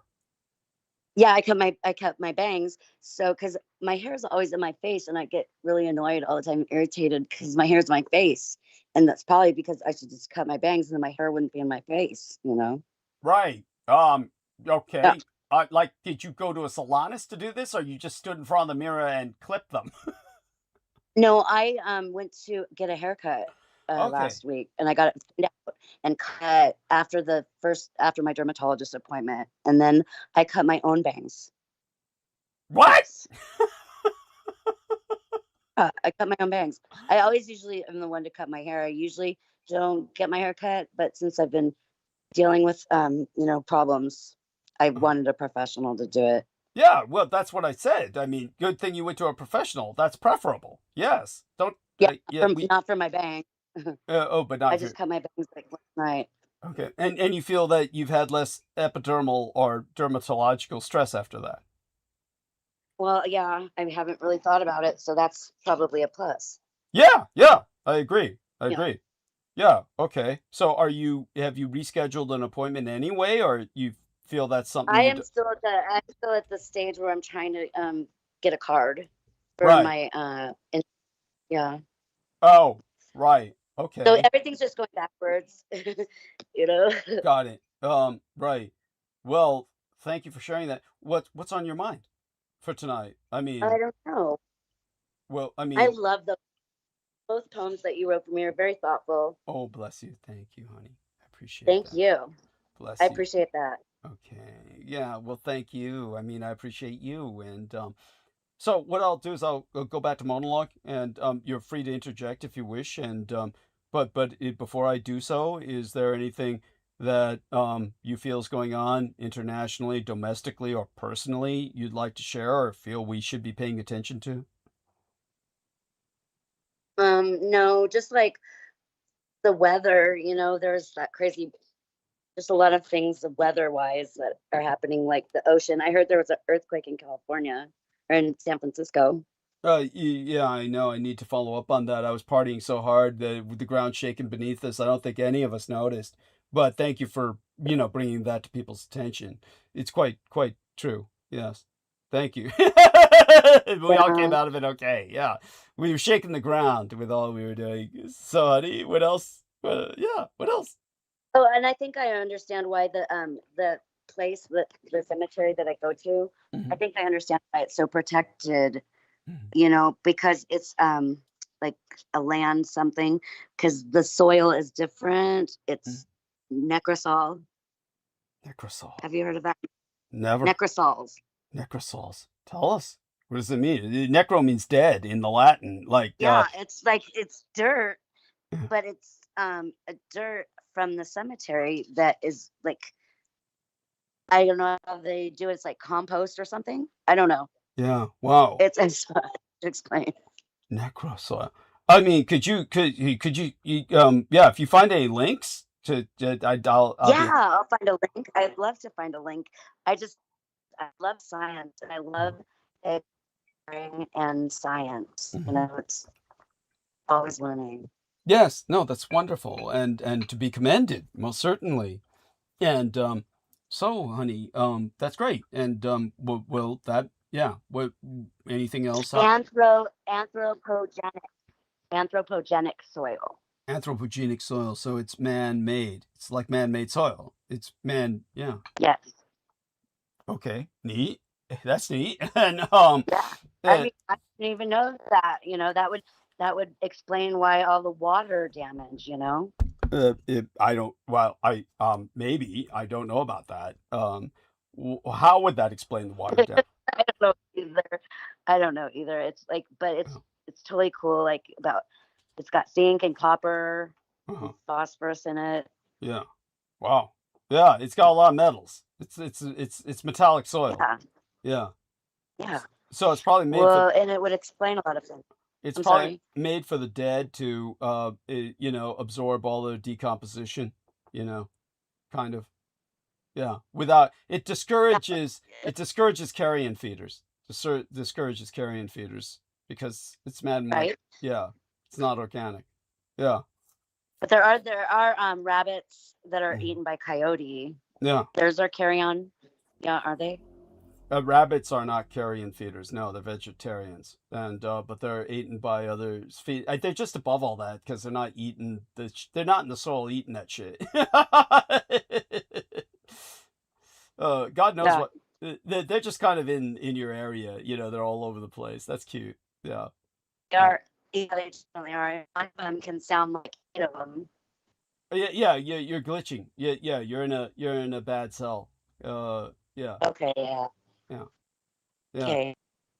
And well, yeah. Do you want to restate what you just said so we can hear you again I slowly? don't. To be honest with you, remember what I just said? No worries. No. I don't know. Yeah, I was talking about necrosols, so Yeah. I was trying to copy a link to provide, and so my thing, so I did Oh, you're glitching. things, and Yeah, you're glitching, honey. yeah, that. Yeah.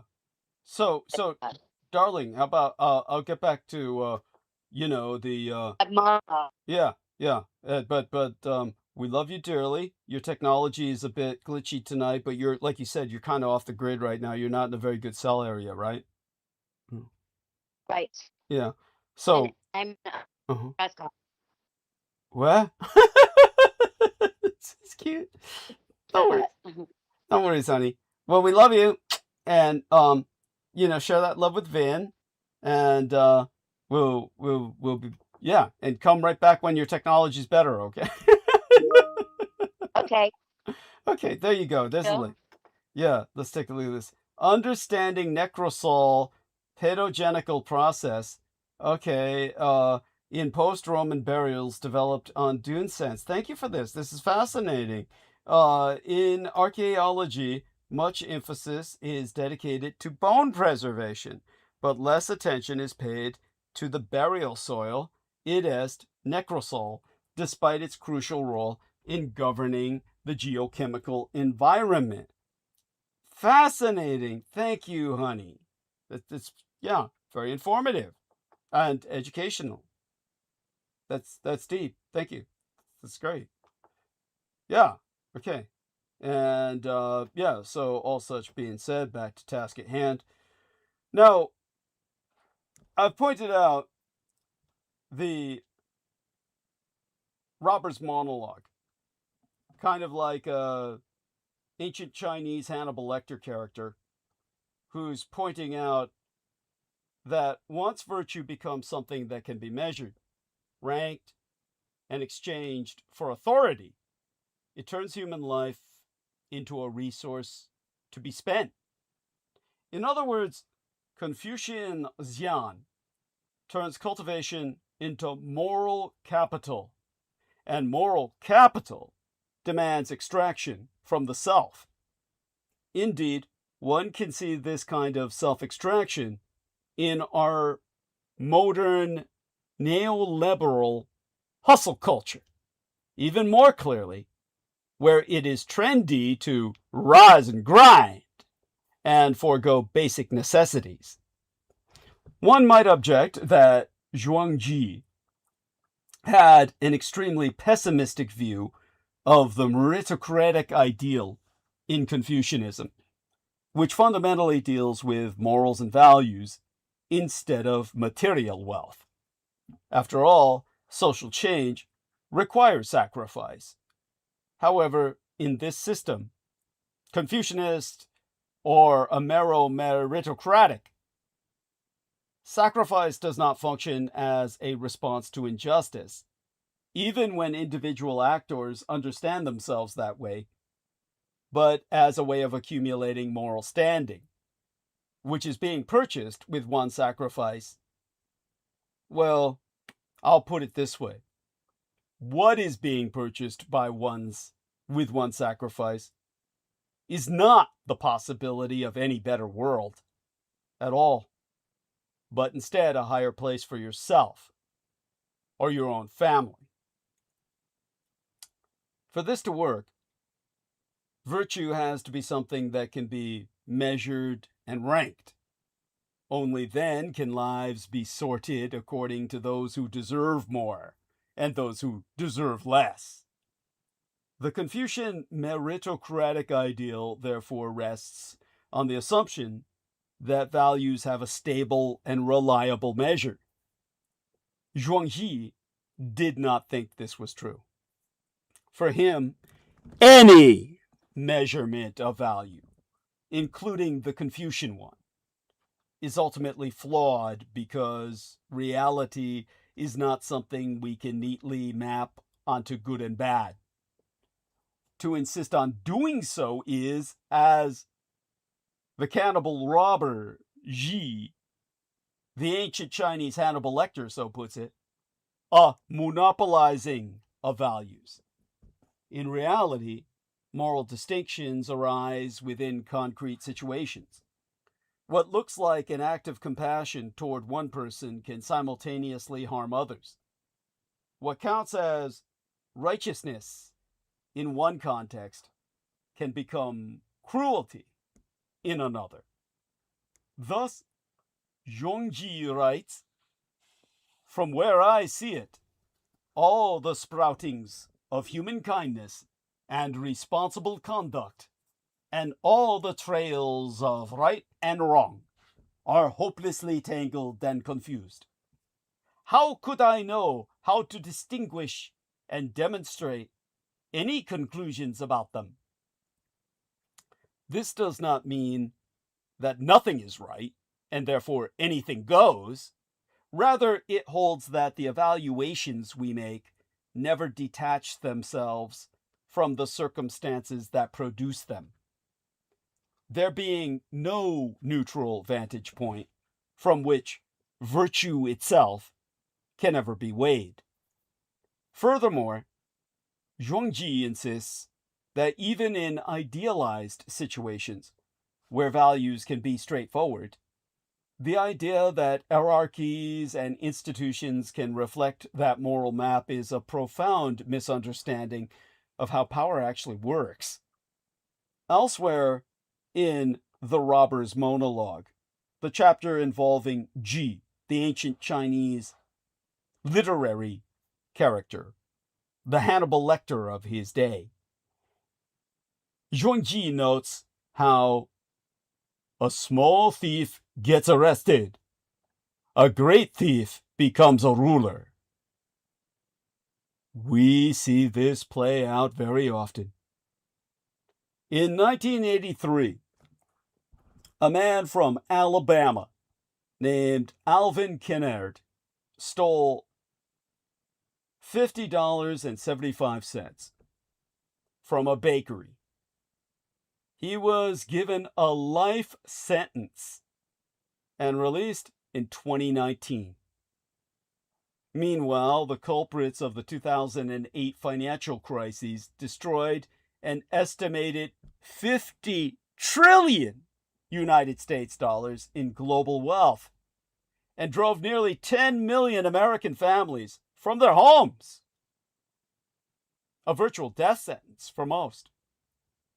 Only one mid-level banker ever went to prison for 30 months for mismarking securities. This is how power tips the scales of accountability. In Zhuangzi's terms, the great thief is simply the thief with enough power that his taking sets the rules for everybody else. Now, as in Zhuangzi's time, luck, circumstance, and privilege do far more to determine who ends up in power than moral cultivation ever could. In his work, which is attributed as his name, the Zhuangzi, Confucius also offers to rehabilitate the robber's reputation and frame him as a conqueror rather than a menace to society. The point being that, for Zhuangzi, once someone has prevailed, their position is often retroactively reframed as deserved. Their dominance becometh evidence of their virtue, and their victory becometh proof of their worth. Whereas Confucianism treats worth as something that can be recognized before authority is assigned, Zhuangzi suggests just the opposite. That authority determines who gets counted as worthy. Power, therefore, often does not reflect virtue, but instead has the ability to produce the appearance of virtue. This is how hierarchy manufactures its own moral narrative. Those who rule come to be called righteous. This idea is echoed in the modern concepts of hegemony, as developed by the Italian Marxist Antonio Gramsci, and what the anthropologist David Graeber calls the false coin of our own dreams. The point being that power works not only by commanding bodies, but by determining what counts as valuable, and presenting it as natural or inevitable, when in reality it is shaped by contingent social arrangements and power relations. The attraction of this ideological commitment to the meritocratic ideal is not only moral but psychological. Once we have poured years of work into becoming better, questioning the framework that evaluates us becomes costly. To doubt that effort pays off is to risk admitting that much of what we have invested may never yield returns. It is far easier to believe that we will be the exception than to confront the possibility that the system itself depends on many people never succeeding. Its staying power lies not merely in convenience for elites, but in its capacity to organize hope. It offers a narrative in which suffering is temporary, sacrifice is rational, and the future will vindicate the present. Yet moral valuation and its social and political mappability always presupposes a subject who could have done otherwise. For meritocracy to function, and for inequality to appear deserved, people must be imagined as the authors of their own success and failure.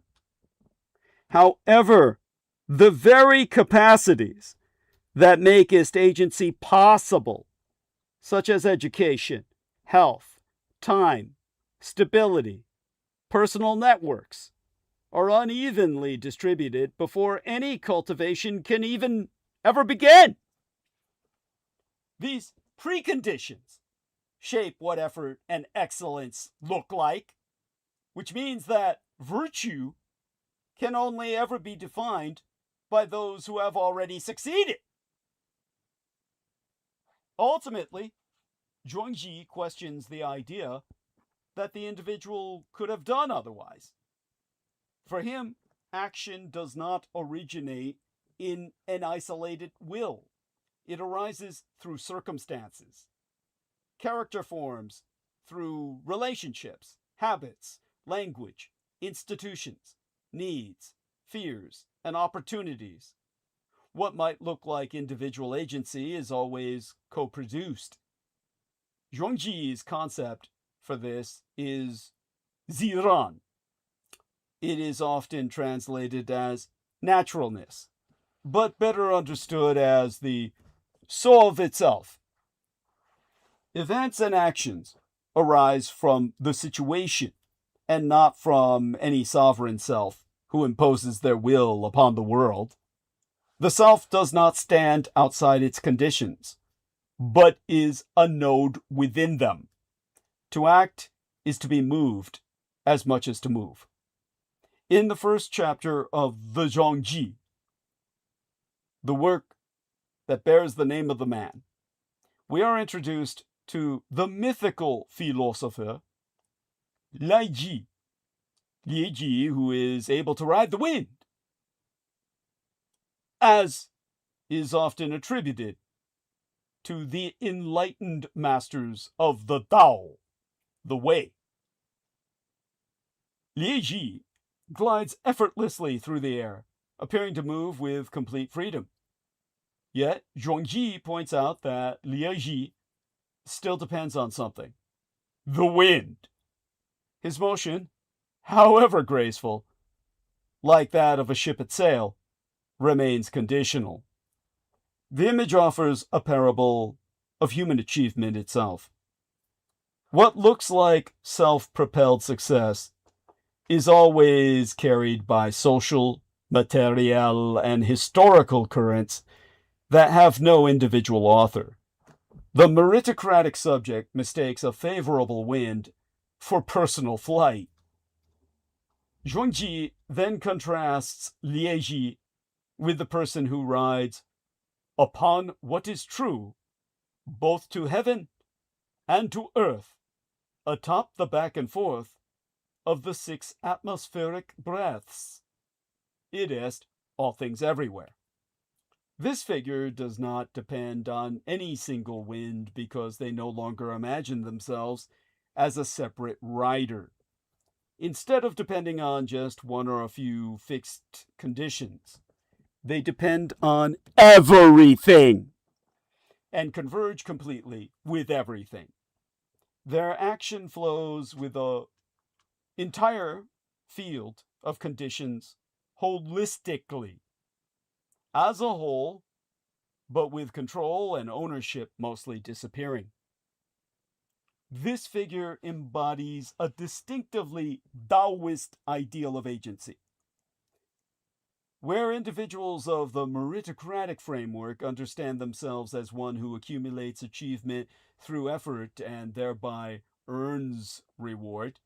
The Taoist sage relinquishes ownership of action altogether. They do not see success as something authored by the self, nor failure as something that properly belongs thereunto. What happens, happens through the convergence of conditions. Agency is instead responsiveness rather than imposition. To say, I deserve this, is to say, I authored the action that produced it. Zhuangzi's world gives every such claim an invisible plural. Effort arises through upbringing, pedagogy, institutional pathways, emotional and material support, health, luck, and the ordinary labor of others that makest any striving possible. Merit is in large part a social product. The ways in which our characters and personalities are shaped are themselves a social product. Understanding agency in this manner, therefore, makes the idea of equality of opportunity questionable, because opportunity is never really a neutral starting line. Such equality is always already a field of conditions that shapes the very capacities by which people strive. Moral agency can never be cleanly separated out and credited or blamed. As such, moral inequality loses its footing, because differences in cultivation express differences in circumstance as much as differences in will. Without a self that can fully form, fully own, without a self that can fully own its outcomes, social and political inequality loses its moral engine. Zhuangzi's critique, ergo, targets the very grammar that makest inequality look deserved. A society can say, those who rise deserve to rise, only after it has imagined a self that authors itself in isolation and then owns the result as personal property. Yet for Zhuangzi, selves are porous, responsive, and entangled, moving with the grain of their situations rather than standing above them. In a world of Ziran, no one is a self-made success.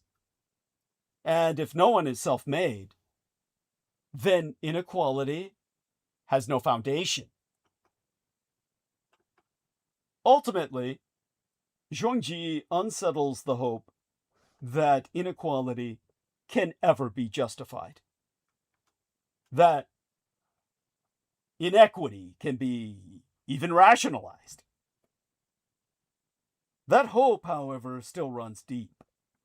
It promises that effort matters, that sacrifice will be recognized, and that one's position in the world reflects something meaningful about who one even is. It asks people to keep striving, to keep improving, to keep investing in themselves, even when the rewards remain out of reach, forever deferred. Zhuangzi invites us to resist this story, because a better world is possible. What would such a world look like? Well, Gene Roddenberry created Star Trek to convey it, wherein, for starters, our worth would not be defined by our achievements, whether economic or moral. Such a world would be oriented by Ziran, and instead of sorting individuals according to the amount of flourishing they've achieved, we would attend to the conditions that make flourishing possible in the first. Institutional support and care, as well as the removal of structural disadvantages, would be primary concerns. Ultimately, abandoning our modern obsession with dessert would pave the way for a more dynamic understanding of human beings, one that recognizes we are nodes in a vast network of conditions that co-produce who we are and what we do. We would, finally, be rid of the cruel fantasy that a person's place in the world is a reliable valuation of their worth as a human being. for the nonce, we are under the yoke of the Orange Bandits' un-American capitalism. The United States President Donald Trump claims that electing socialist Democrats would put America on the path to becoming Venezuela or Cuba. But Trump's own misactions, as is oft the case, fly in the face of what he says and what his Republican Party supposedly stands for. Far from continuing to champion capitalism and free enterprise, Trump's Russo collaborationist Red Republican Insurgent Party no longer supports either. What has distinguished American-style capitalism is strict private ownership of firms. Under Russian and Communist Chinese-style capitalism, the government owns seemingly ordinary firms through corrupt arrangements that ultimately serve political leaders and their cronies, a system bearing little relation to the kind of economy that one studies in an introductory economics course. But now, the United States of America is on the same path as the Russian and Communist Chinese empires. I, myself, have long argued that there is more scope for government intervention in the American economy through industrial policy, and that regulation is needed in many areas to align private interests and public good. But I have always articulated that such interventions must be institutionalized, following impersonal, transparent processes that avoid even the appearance of political favoritism. The Republican Party, by contrast, has enthusiastically endorsed Trump's thuggish capitalism, a model nothing like the rules-based market economy that conservatives used to endorse. It is thus no surprise, but very worrying, that the Trump maladministration is known to be in discussions that could lead Anthropic, OpenAI, and other AI, artificial intelligence firms, to voluntarily cede shares to the government, just as Putin in the Russian Empire has voluntarily received support from Russia's oligarchs, where he literally gets half of everything they've got. From the Russian and Communist Chinese empires to Saudi Arabia, where wealthy elites were detained in the Riyadh Ritz-Carlton for 3 months in 2017 through to 2018, without being allowed outside of their rooms, under unit arrest, until they handed over sufficient shares in their holdings. Business people having learned not to challenge the government in any of those cases. The Alibaba founder, Jack Ma, and the former Russian oligarchs like Mikhail Khodorkovsky and Boris Berezovsky can attest to that. Trump doesn't even need to go to the same extremes as Xi Jinping or Vladimir Putin, even though his basic approach is just the same. His maladministration's treatment of Anthropic is reminiscent of how the Chi-Com government dealt with Jack Ma when he dared to criticize regulators. After suddenly slapping an export ban on Anthropic's most advanced tools earlier this month, the maladministration is holding new discussions, presumably to extract additional concessions from the country's fastest growing AI lab. The maladministration, already taking decisive steps in this direction last August, when it demanded that NVIDIA and AMD give the United States government a 15% cut of their sales to Communist China on the Asian mainland in return for lifting export bans. In this case, Trump openly traded national security, the purported justification for those very bans, for a few $billions of extorted revenue. Less than 14 night, the old in English for fortnight, literally 14 nights, it is 12 weeks later. Intel voluntarily gave the government a 10% stake in exchange for financial support that it was already supposed to receive under the CHIPS and Science Act, enacted circa 2022. Meanwhile, in response to the growing public demand for AI regulation of some kind, Trump recently signed an executive order calling for AI developers to subject themselves to regulation in limited contexts. But the text of the document clearly reflects the influence of technoligarchs like Mark Zuckerberg and Elon Musk. Exempli gratiae, it states explicitly that nothing in this section shall be construed to authorize the creation of a mandatory governmental licensing, preclearance, or permitting requirement for the development, publication, release, or distribution of new AI models, including frontier models.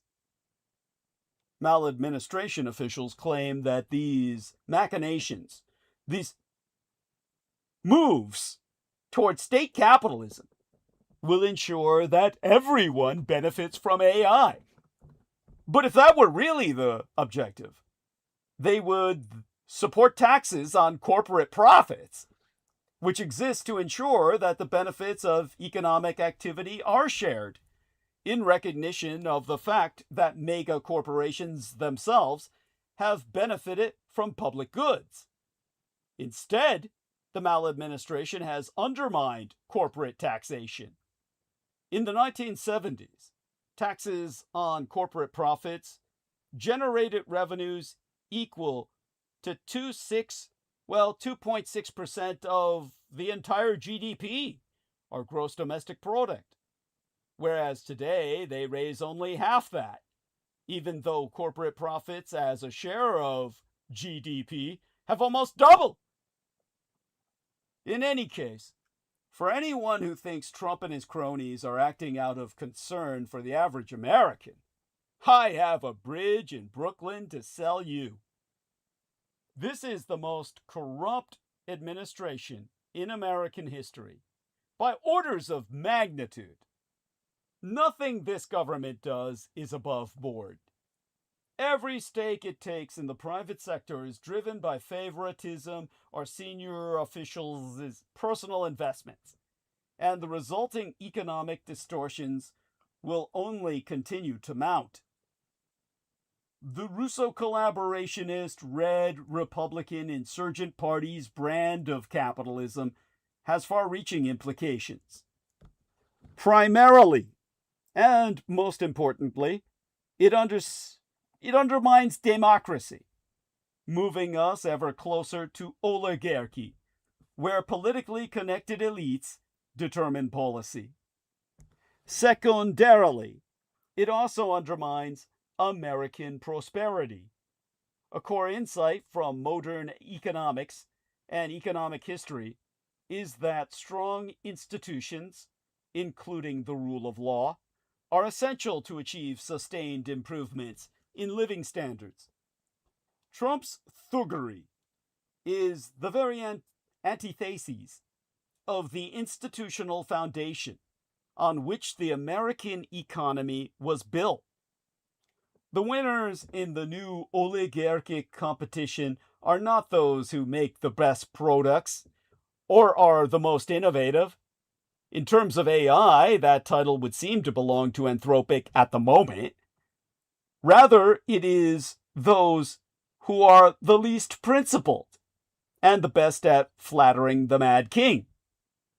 Is anyone surprised that Sam Altman, the CEO of Anthropic's flailing competitor, OpenAI, first pitched the idea of government shares to the Trump maladministration? The government has legitimate reasons both to promote nascent industries and to regulate those where private profits could be misaligned with the public interest, as is manifestly the case with AI. But these market interventions must adhere to rule of law and submit to oversight from independent institutions rather than being conducted through opaque, ad hoc self-dealing. With Trump at the helm, America is doomed to join all the other countries suffering under crony capitalism, rather than those that have demonstrated what a successful industrial strategy even looks like. Our economy, democracy, and national security are all being sacrificed to satisfy the bottomless cupidity of Trump and his flatterers. In point of fact, the long-run political and economic costs of the United States president's thuggish cronyism are Trump's most pernicious legacy. Jimmy Carter's campaign motto, circa 1976, the year of the American bicentennial, when we were 1,200 years old, was, "Why not the best?" declaring everywhere he went, "I want to see us again have a nation that's as good and honest and decent and truthful and competent and compassionate and filled with love as are the American people." Our dictator, Donald Trump, wants the opposite and is bringing the worst out of America. Now, here are but a few of his metastasizing initiatives that I reviewed with the lads in our weekend civics lesson. 1. In a strategic mistake of colossal proportions, Trump is waging war on renewables by championing the worst forms of energy, coal, oil, and gas, while depressing solar energy and wind power with restrictive policies, and even paying ongoing wind project companies nearly $1 billion in your tax dollars to stop construction. Also, he is abusing many billions of your tax dollars to subsidize the failing nuclear power companies to build more expensive, unneeded, uninsurable, uninvestable by Wall Street, unsafe boondoggles, while his Russo collaborationist Red Republican Insurgent Party takes fat campaign contributions from fossil fuel and nuclear power corporate welfareists. So, Heather says, when I was talking to you about a centipede came through the window and crawled on my head, I flipped out, then thought I was imagining something in my hair. 30 seconds later, it crawled out from under my foot. And then she shows me her eye. Wow, what the hell is that in your eye? I hope to God that's not your eye. Whoa! You see a doctor about that. Is that your eye? Heather, you need to show that to a doctor. Anyhow, okay, she's not on the call.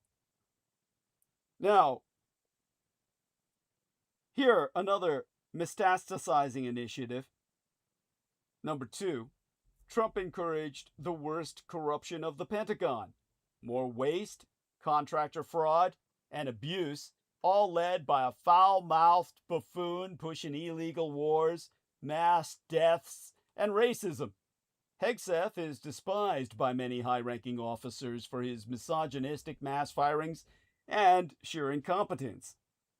3.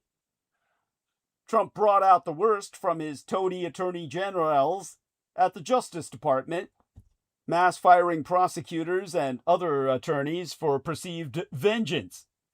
Trump gives orders directly to DOJ officials, thus ending any traditional arm's-length independence at that department. Trump having gotten his attorneys general to dismiss over 100 corporate crime cases, to decline enforcement of laws holding polluters and corporate criminals accountable, and made DOJ his personal law firm. Number 4, Trump encouraged the worst from the Environmental Protection Agency, the EPA, whose puppet director believes that more methane, other greenhouse gases, motor vehicular gases, auto factories, or automotive productive assembly facilities, and coal pollution are permissible for America's children to breathe.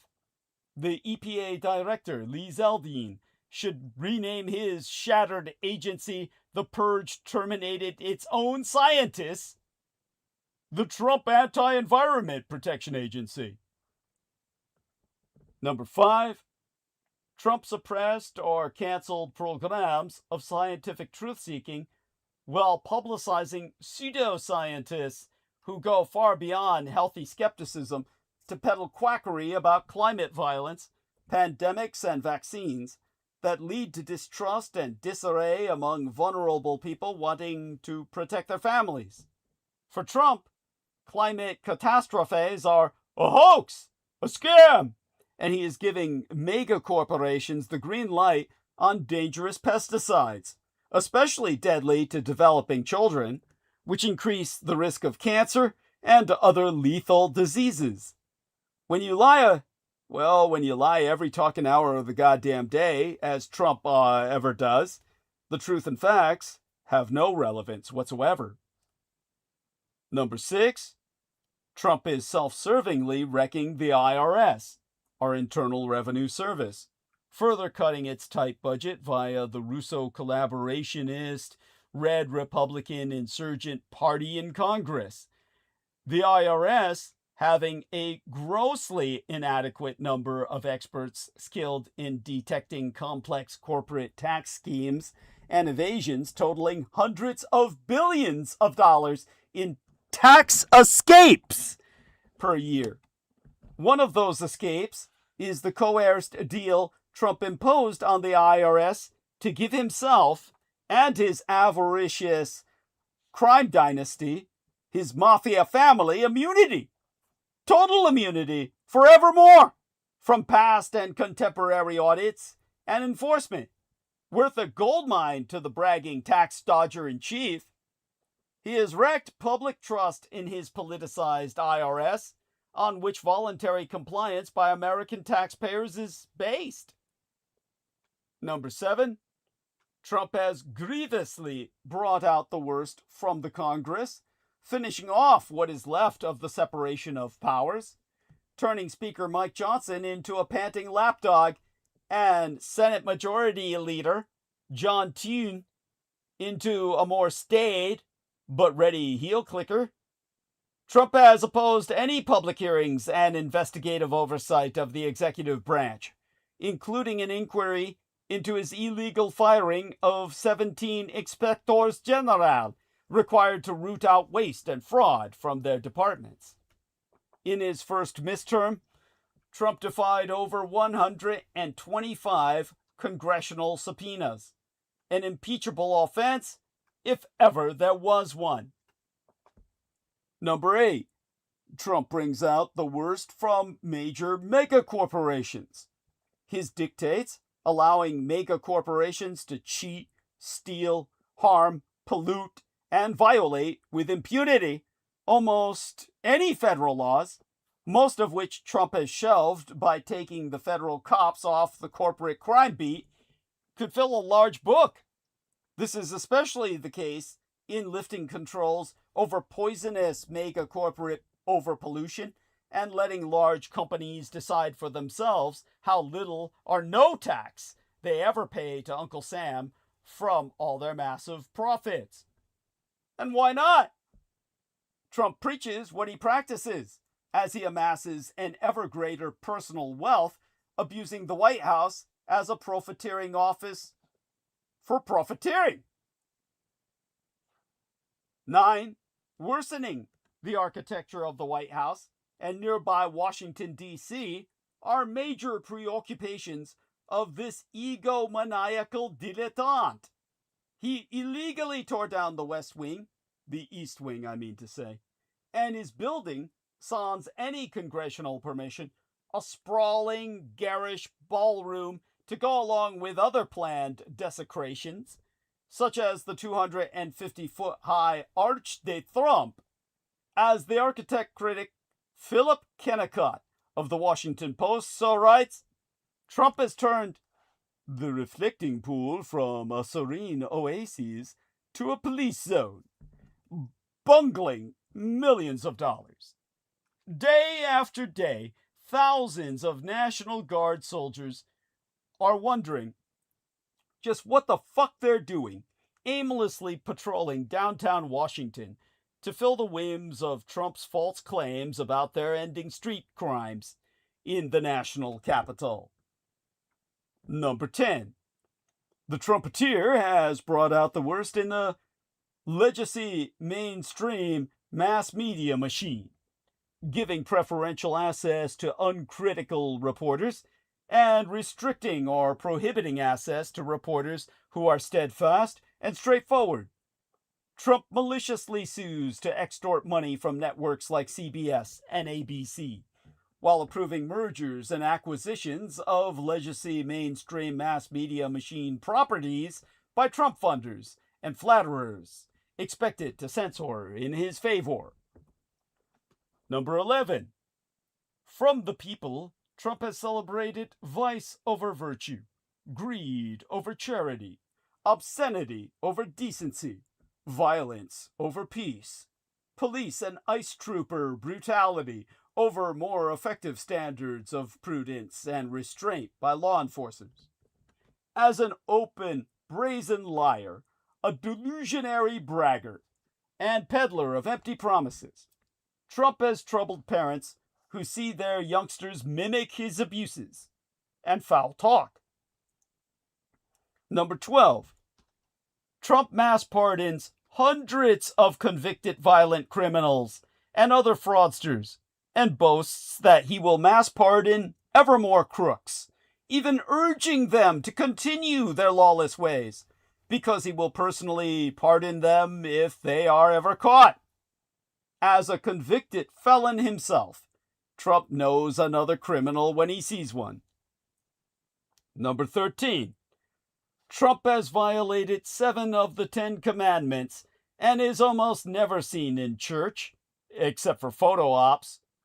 Yet Trump manages to bring out the most extreme hypocrites from the leadership of organized religion, who support his violent, aggressive wars and alliances of mass murder, ever larger military budgets, and his waiver of prosecuting corporate crooks, all because they like his anti-abortion stance.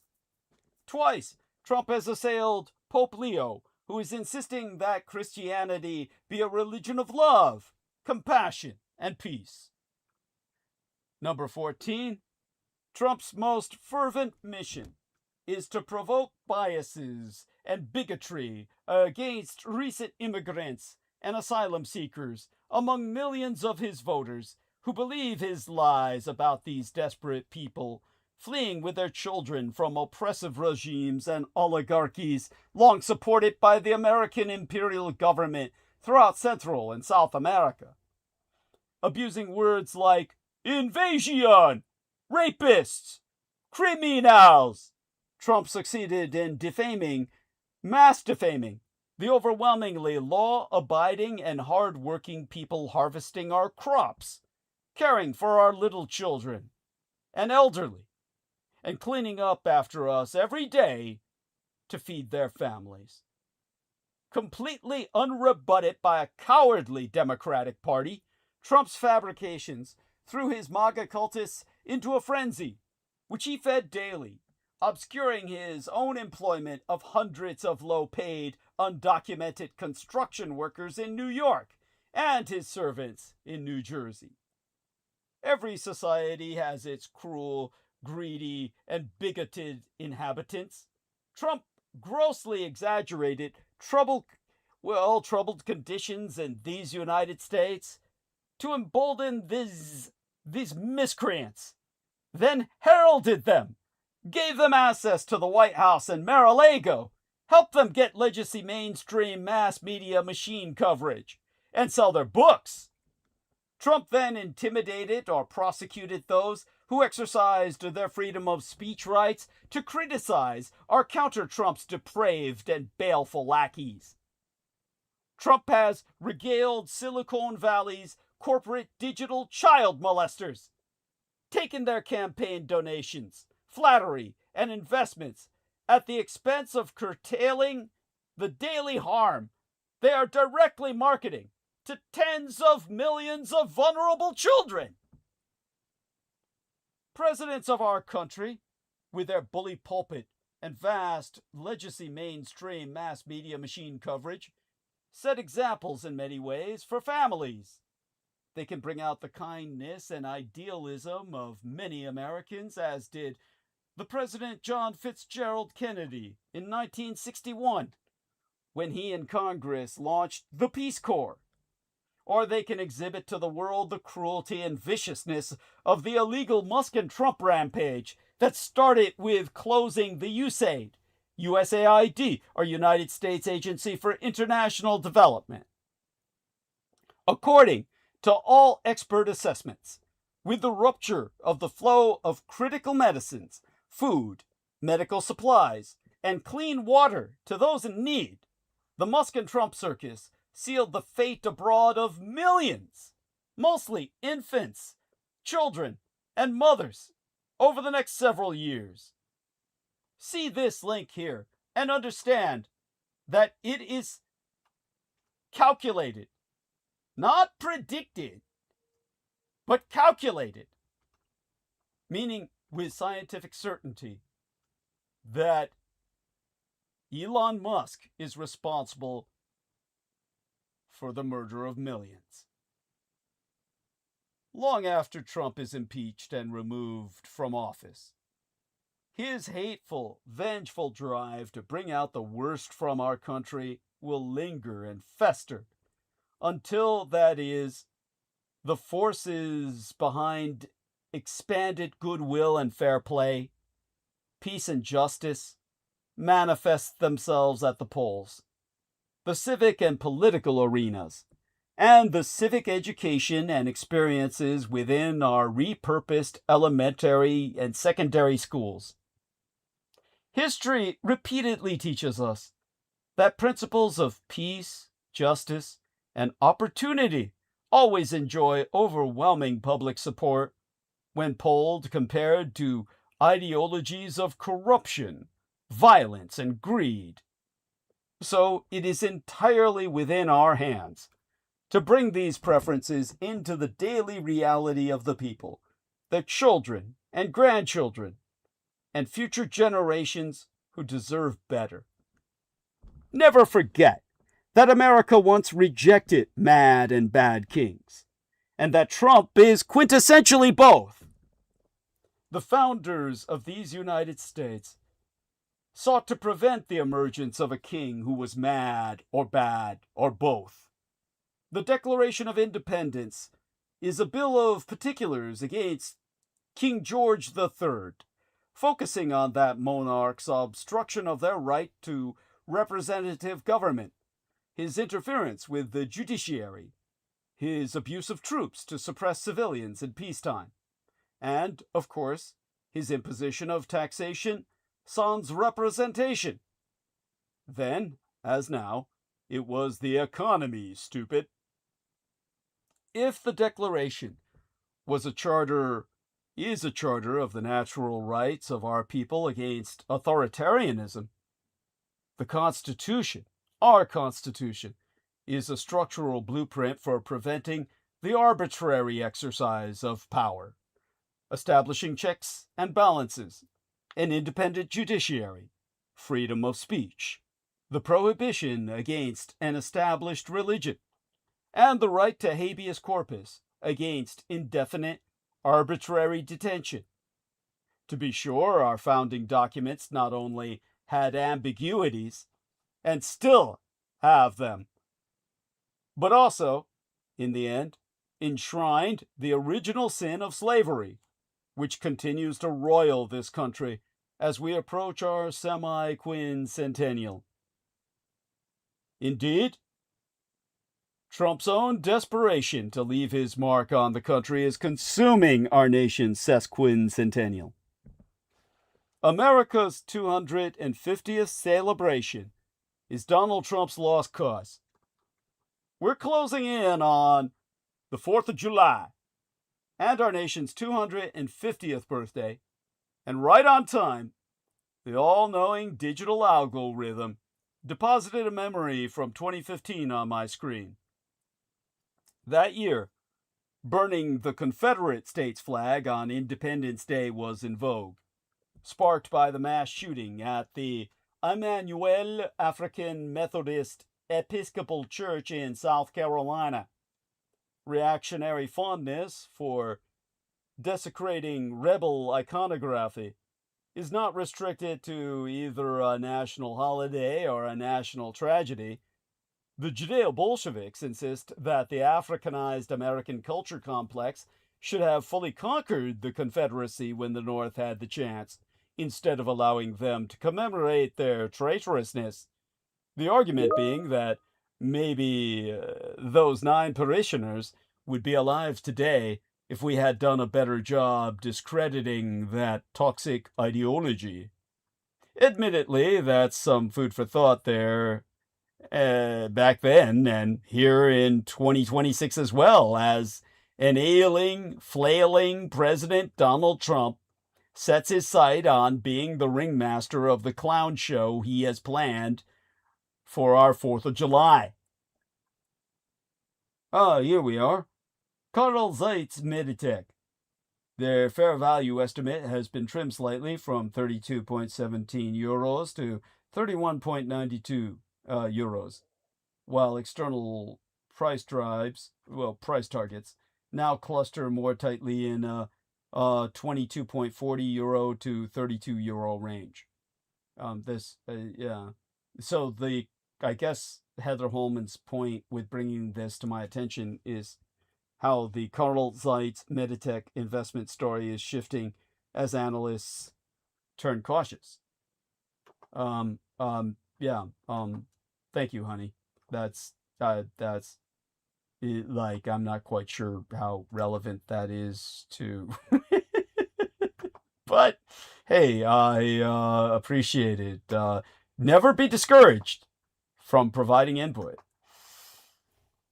Now, when Trump's not losing wars or setting the economy on fire, he's busy turning our nation's capital into an orgy of self-aggrandizement ahead of next week's semi-sesquicentennial celebration.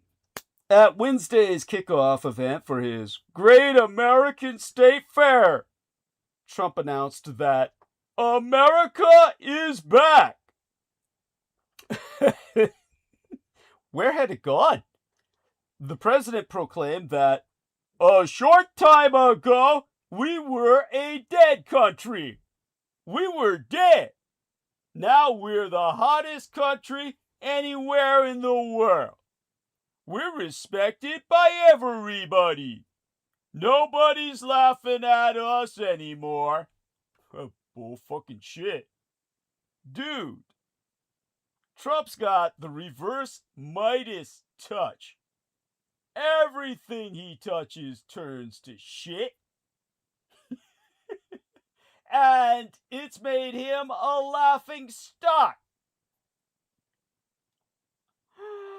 Oh my fucking God. I mean, really, you're left shaking your head. I have no idea how this guy can delude himself I mean, Trump's multi-million-dollar failure to refurbish Washington, D.C.'s famous reflecting pool has proved a calamity, and even worse for the president, it has given people a chance to ridicule him. I mean, what greater compliment can you pay a politician than to say they have the Midas touch? That ability to turn base metal into gold.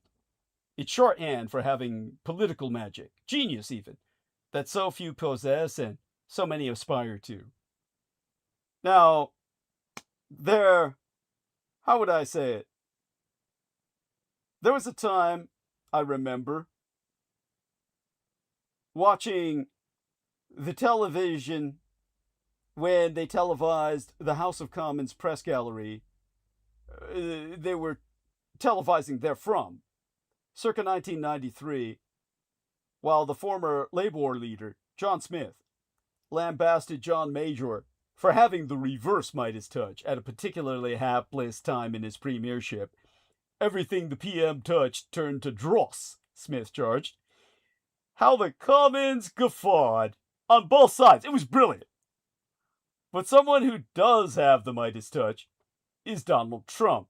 Almost literally. I urge you to look at any photo of the Oval Office from before he moved in for his second midterm and look at it now.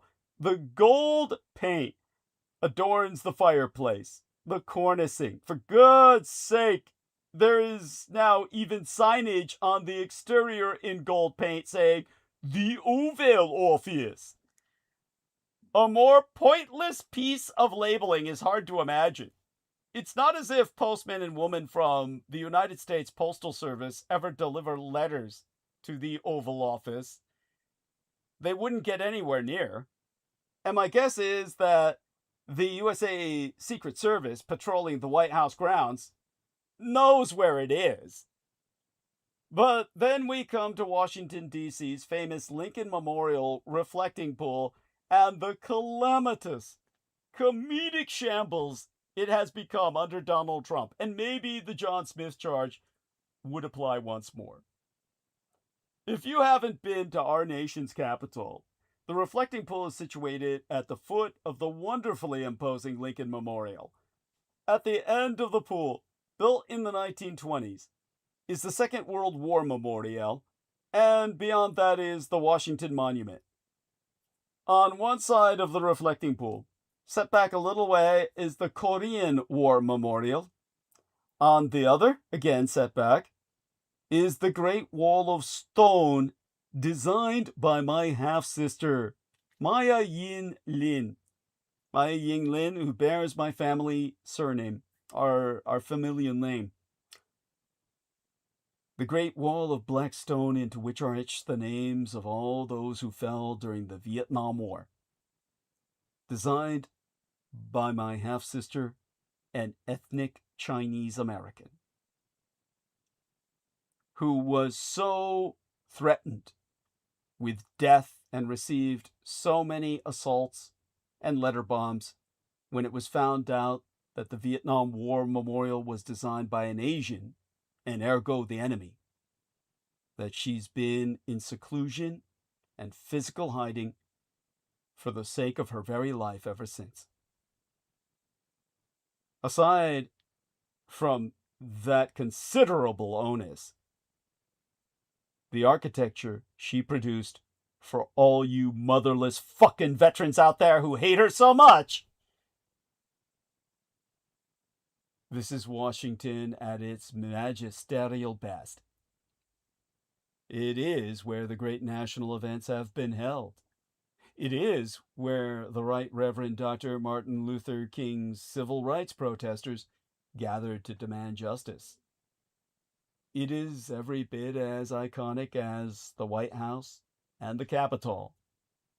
But then Donald Trump decided that, like the White House, the reflecting pool could do with a bit of tarting up.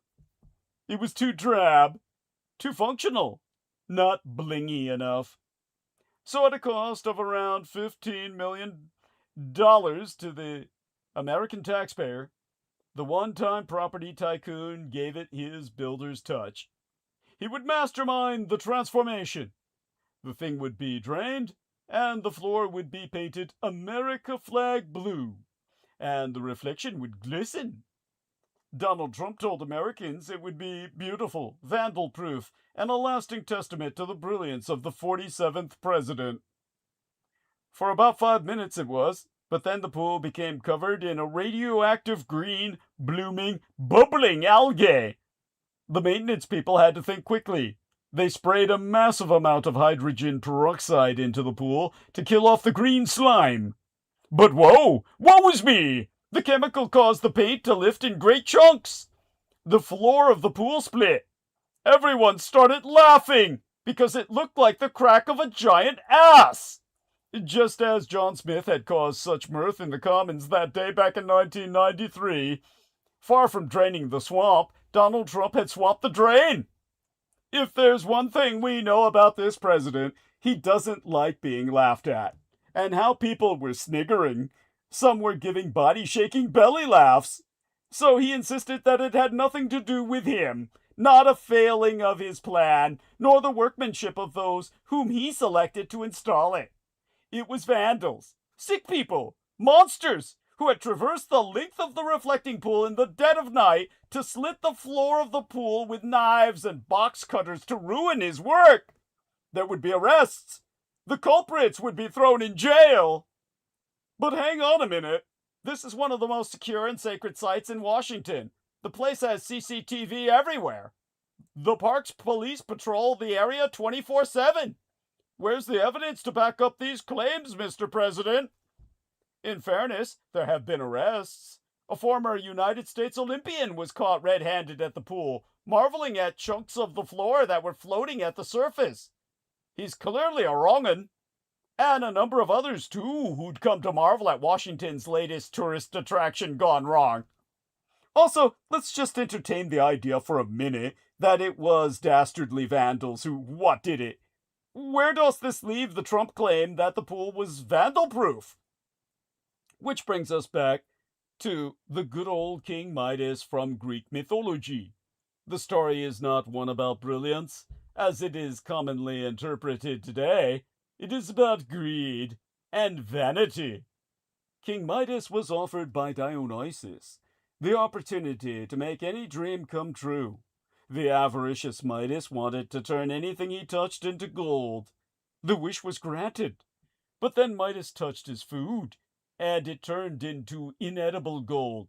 And then he touched his beloved daughter, and she was turned into a precious inanimate stone. But he had lost the child he loved. The Midas touch is a morality lesson. So, what is it that you see reflecting back at you when you look into the reflecting pool today? With its algae and putrid smell, with chunks of paintwork breaking away and floating to the surface? Maybe it's the face of someone else who thought he could turn anything he wanted into gold. Washington's own cautionary tale.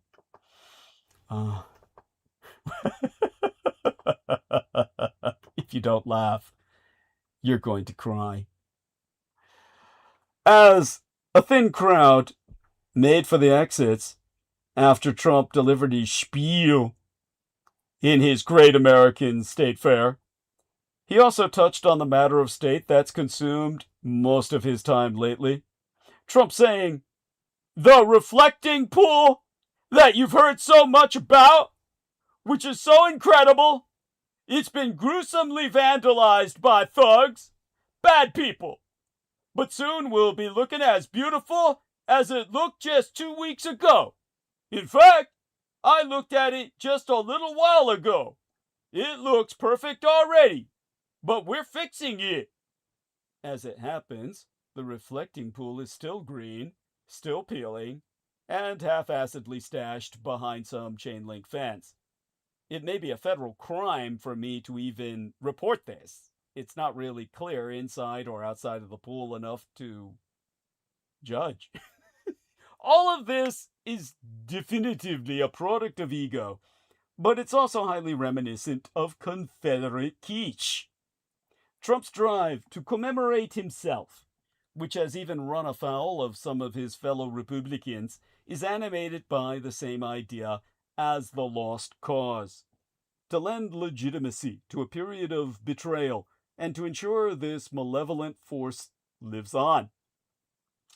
Allowing the Confederacy to commemorate itself has always been considered a profound failure on the part of Judeo-supremacy, and Zionism posits that it seeded the earth for the weakening of our democracy.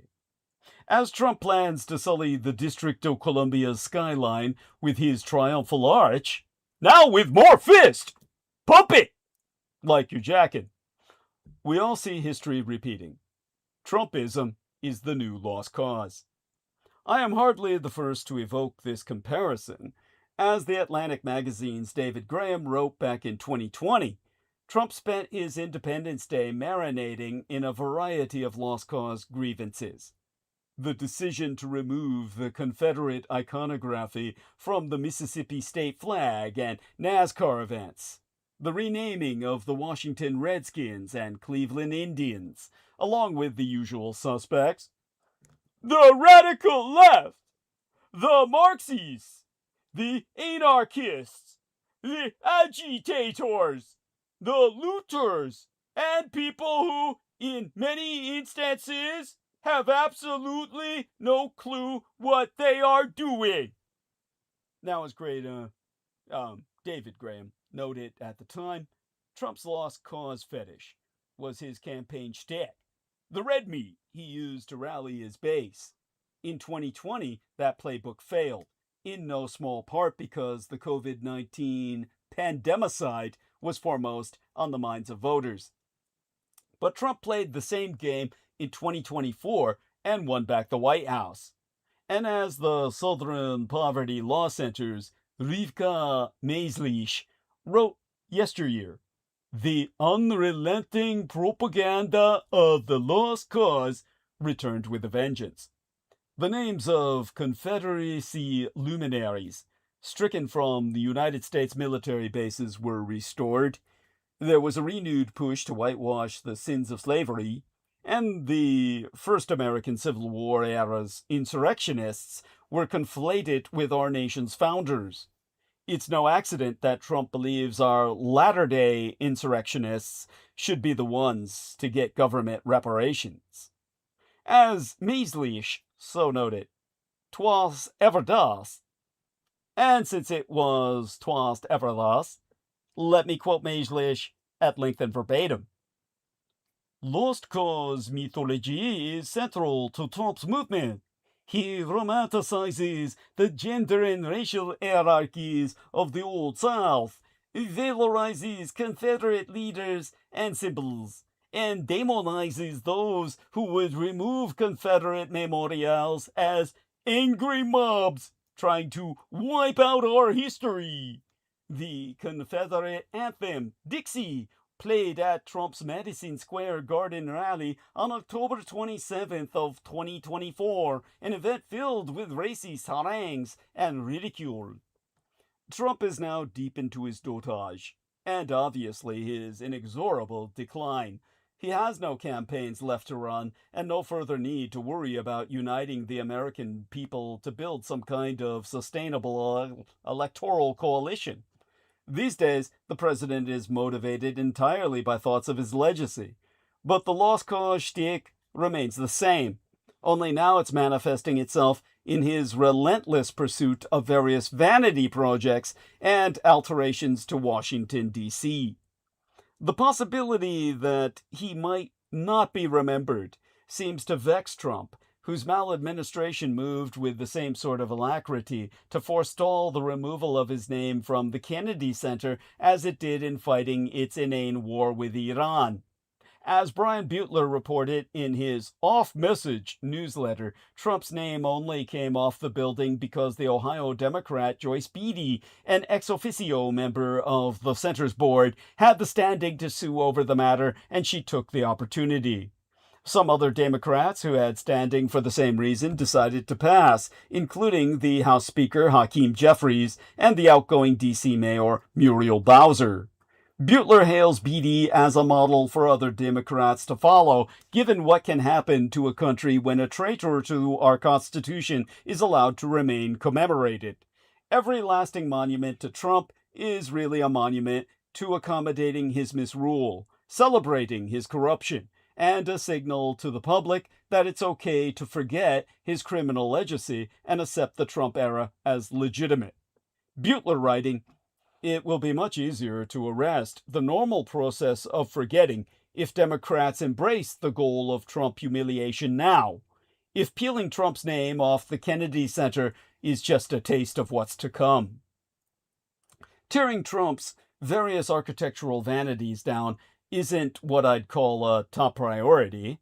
Like the New Republic's editor, Michael Tomasky, I think Democrats need to commit themselves to freeing us from the iron grip of oligarchy and radically reshaping our Supreme Court.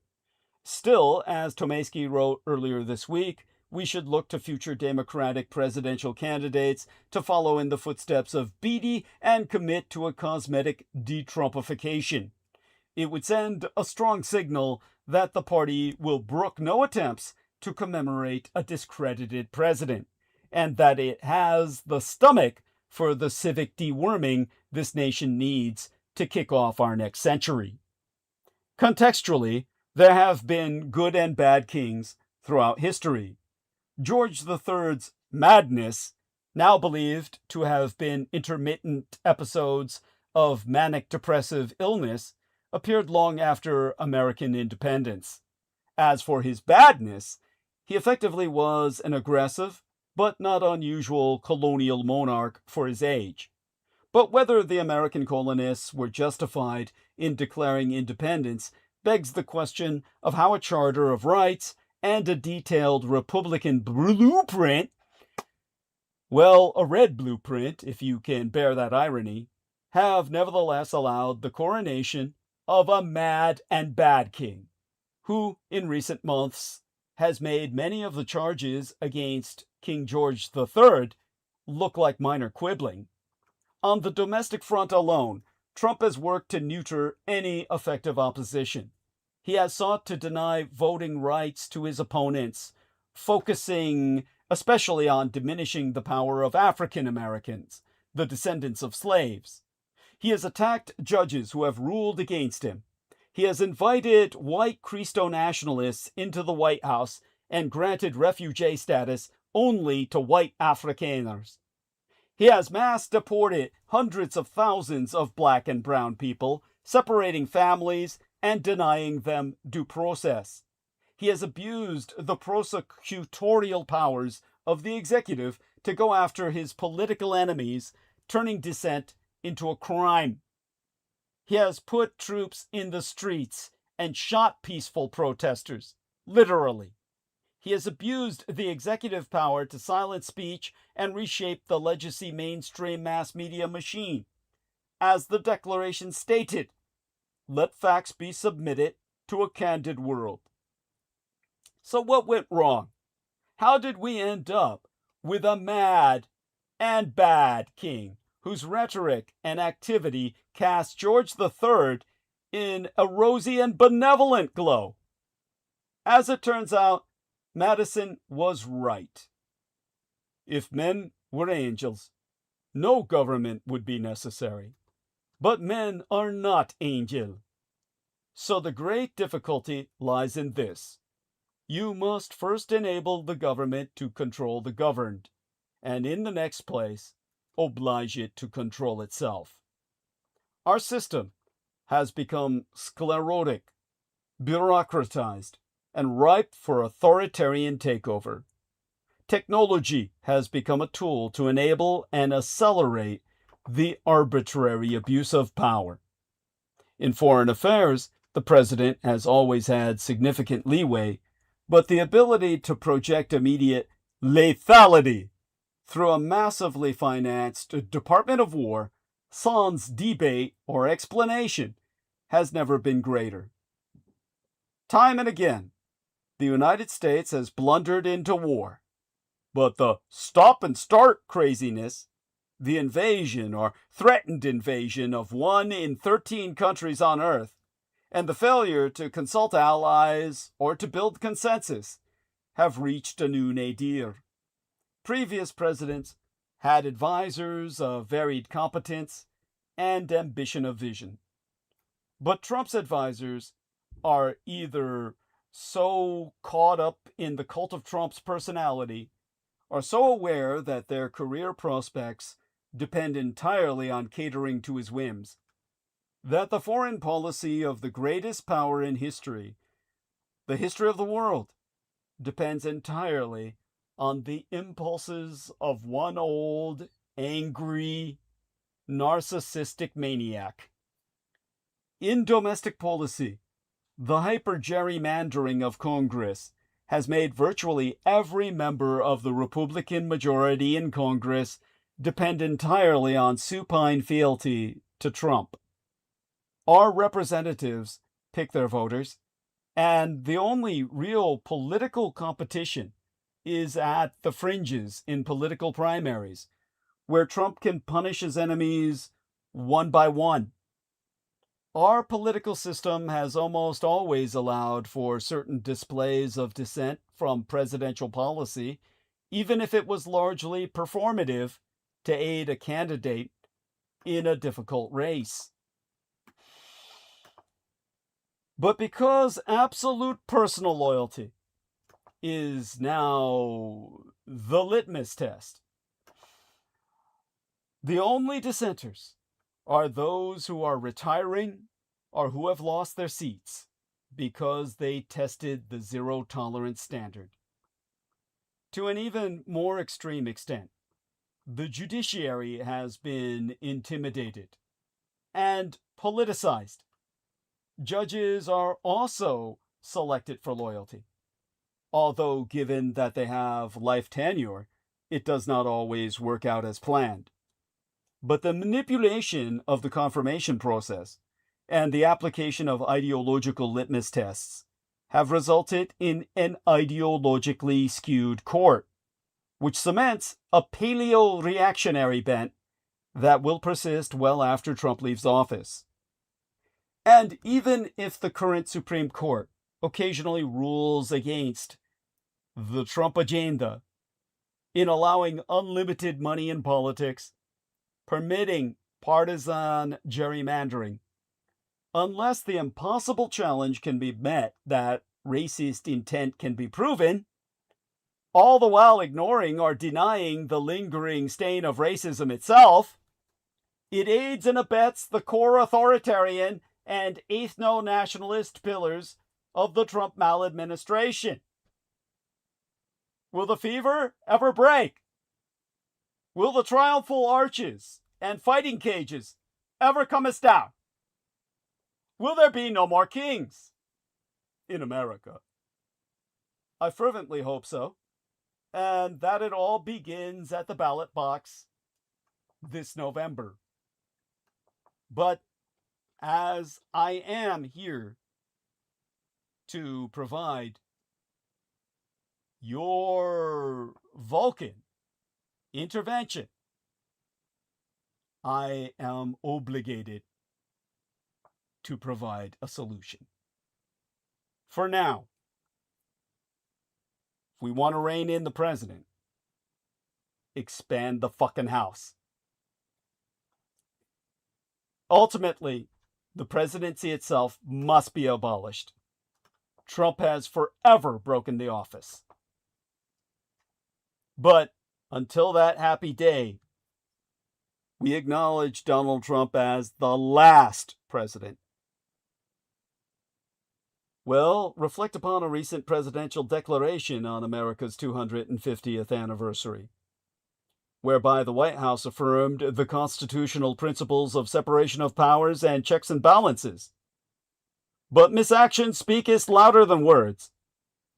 Whether it is military interventions, emergency declarations, student loan forgiveness, or tariff policy, modern presidents increasingly act first and ask Congress later. The usual response is to blame ambitious presidents. But America is facing a deeper problem. Our checks are out of balance.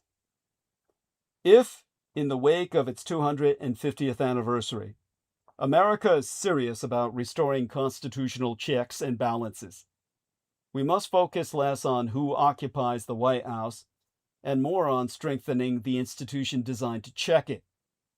One of the simplest ways to do that is by uncapping the House of Representatives before the 2030 census. The Constitution places Congress in Article 1 for a reason. The founders viewed the legislative branch as the primary repository of political power and expected it to serve as a check on executive ambition toward imperialism, imperializing itself, and thereafter imperializing the world. As James Madison wrote in Federalist number 51, ambition must be made to counteract ambition. That system worked best when Congress had the capacity to perform its constitutional duties. Today, however, the federal government has grown dramatically while the House has remained frozen in place. I've said before, we don't need the Senate at all. That is a relic of the Confederacy and needs to be completely dismantled. But the House has been capped at 435 members since the Permanent Apportionment Act of 1929. At the time, the United States had roughly 122 million people. Today, our population exceeds 340 million. As a result, the average House member now represents nearly 800,000 constituents, one of the highest representative to population ratios in the democratic world. Talk about taxation sans representation. There's no way anybody could represent that many people. Meanwhile, the executive branch has expanded enormously. The federal bureaucracy oversees everything from veterans' benefits and border security to artificial intelligence and financial regulation. Every new program, agency, and regulation increases the need for congressional oversight. Yet Congress is attempting to supervise a 21st century federal government with a legislative structure designed for a nation less than 1/3 its current size. And the consequences are predictable. Members spend more time fundraising, campaigning, and managing massive districts and less time legislating and conducting oversight. Congress has increasingly evaded accountability by delegating difficult policy questions to unelected executive branch employees and judges, whom are appointed. Presidents of both parties have been more than happy to fill the resulting void. Now, expanding the House will not immediately solve every problem in Washington, but it will strengthen Congress in meaningful ways. Smaller districts would make representatives more accessible and accountable to voters. More members would create additional committee capacity, oversight resources, and policy expertise.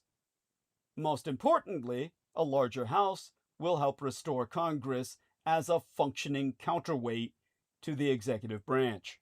Until we eliminate both that and the Congress and our government can until we eliminate both the executive branch and the Senate, and then our governance can be conducted by a duopoly, a binary or bicameral governance of Congress or the House and the judiciary. Now, critics often dismiss House expansion as a procedural reform with little practical significance. In reality, it goes to the very heart of our constitutional system. A legislature that lacks the capacity to oversee the executive branch can never effectively check executive power, regardless of which party controls the White House. And the timing is also right. Our nation is approaching both the 2030 census and the centennial of the law that capped the House at 435 members. Those milestones present an opportunity to revisit a decision made for a very different America.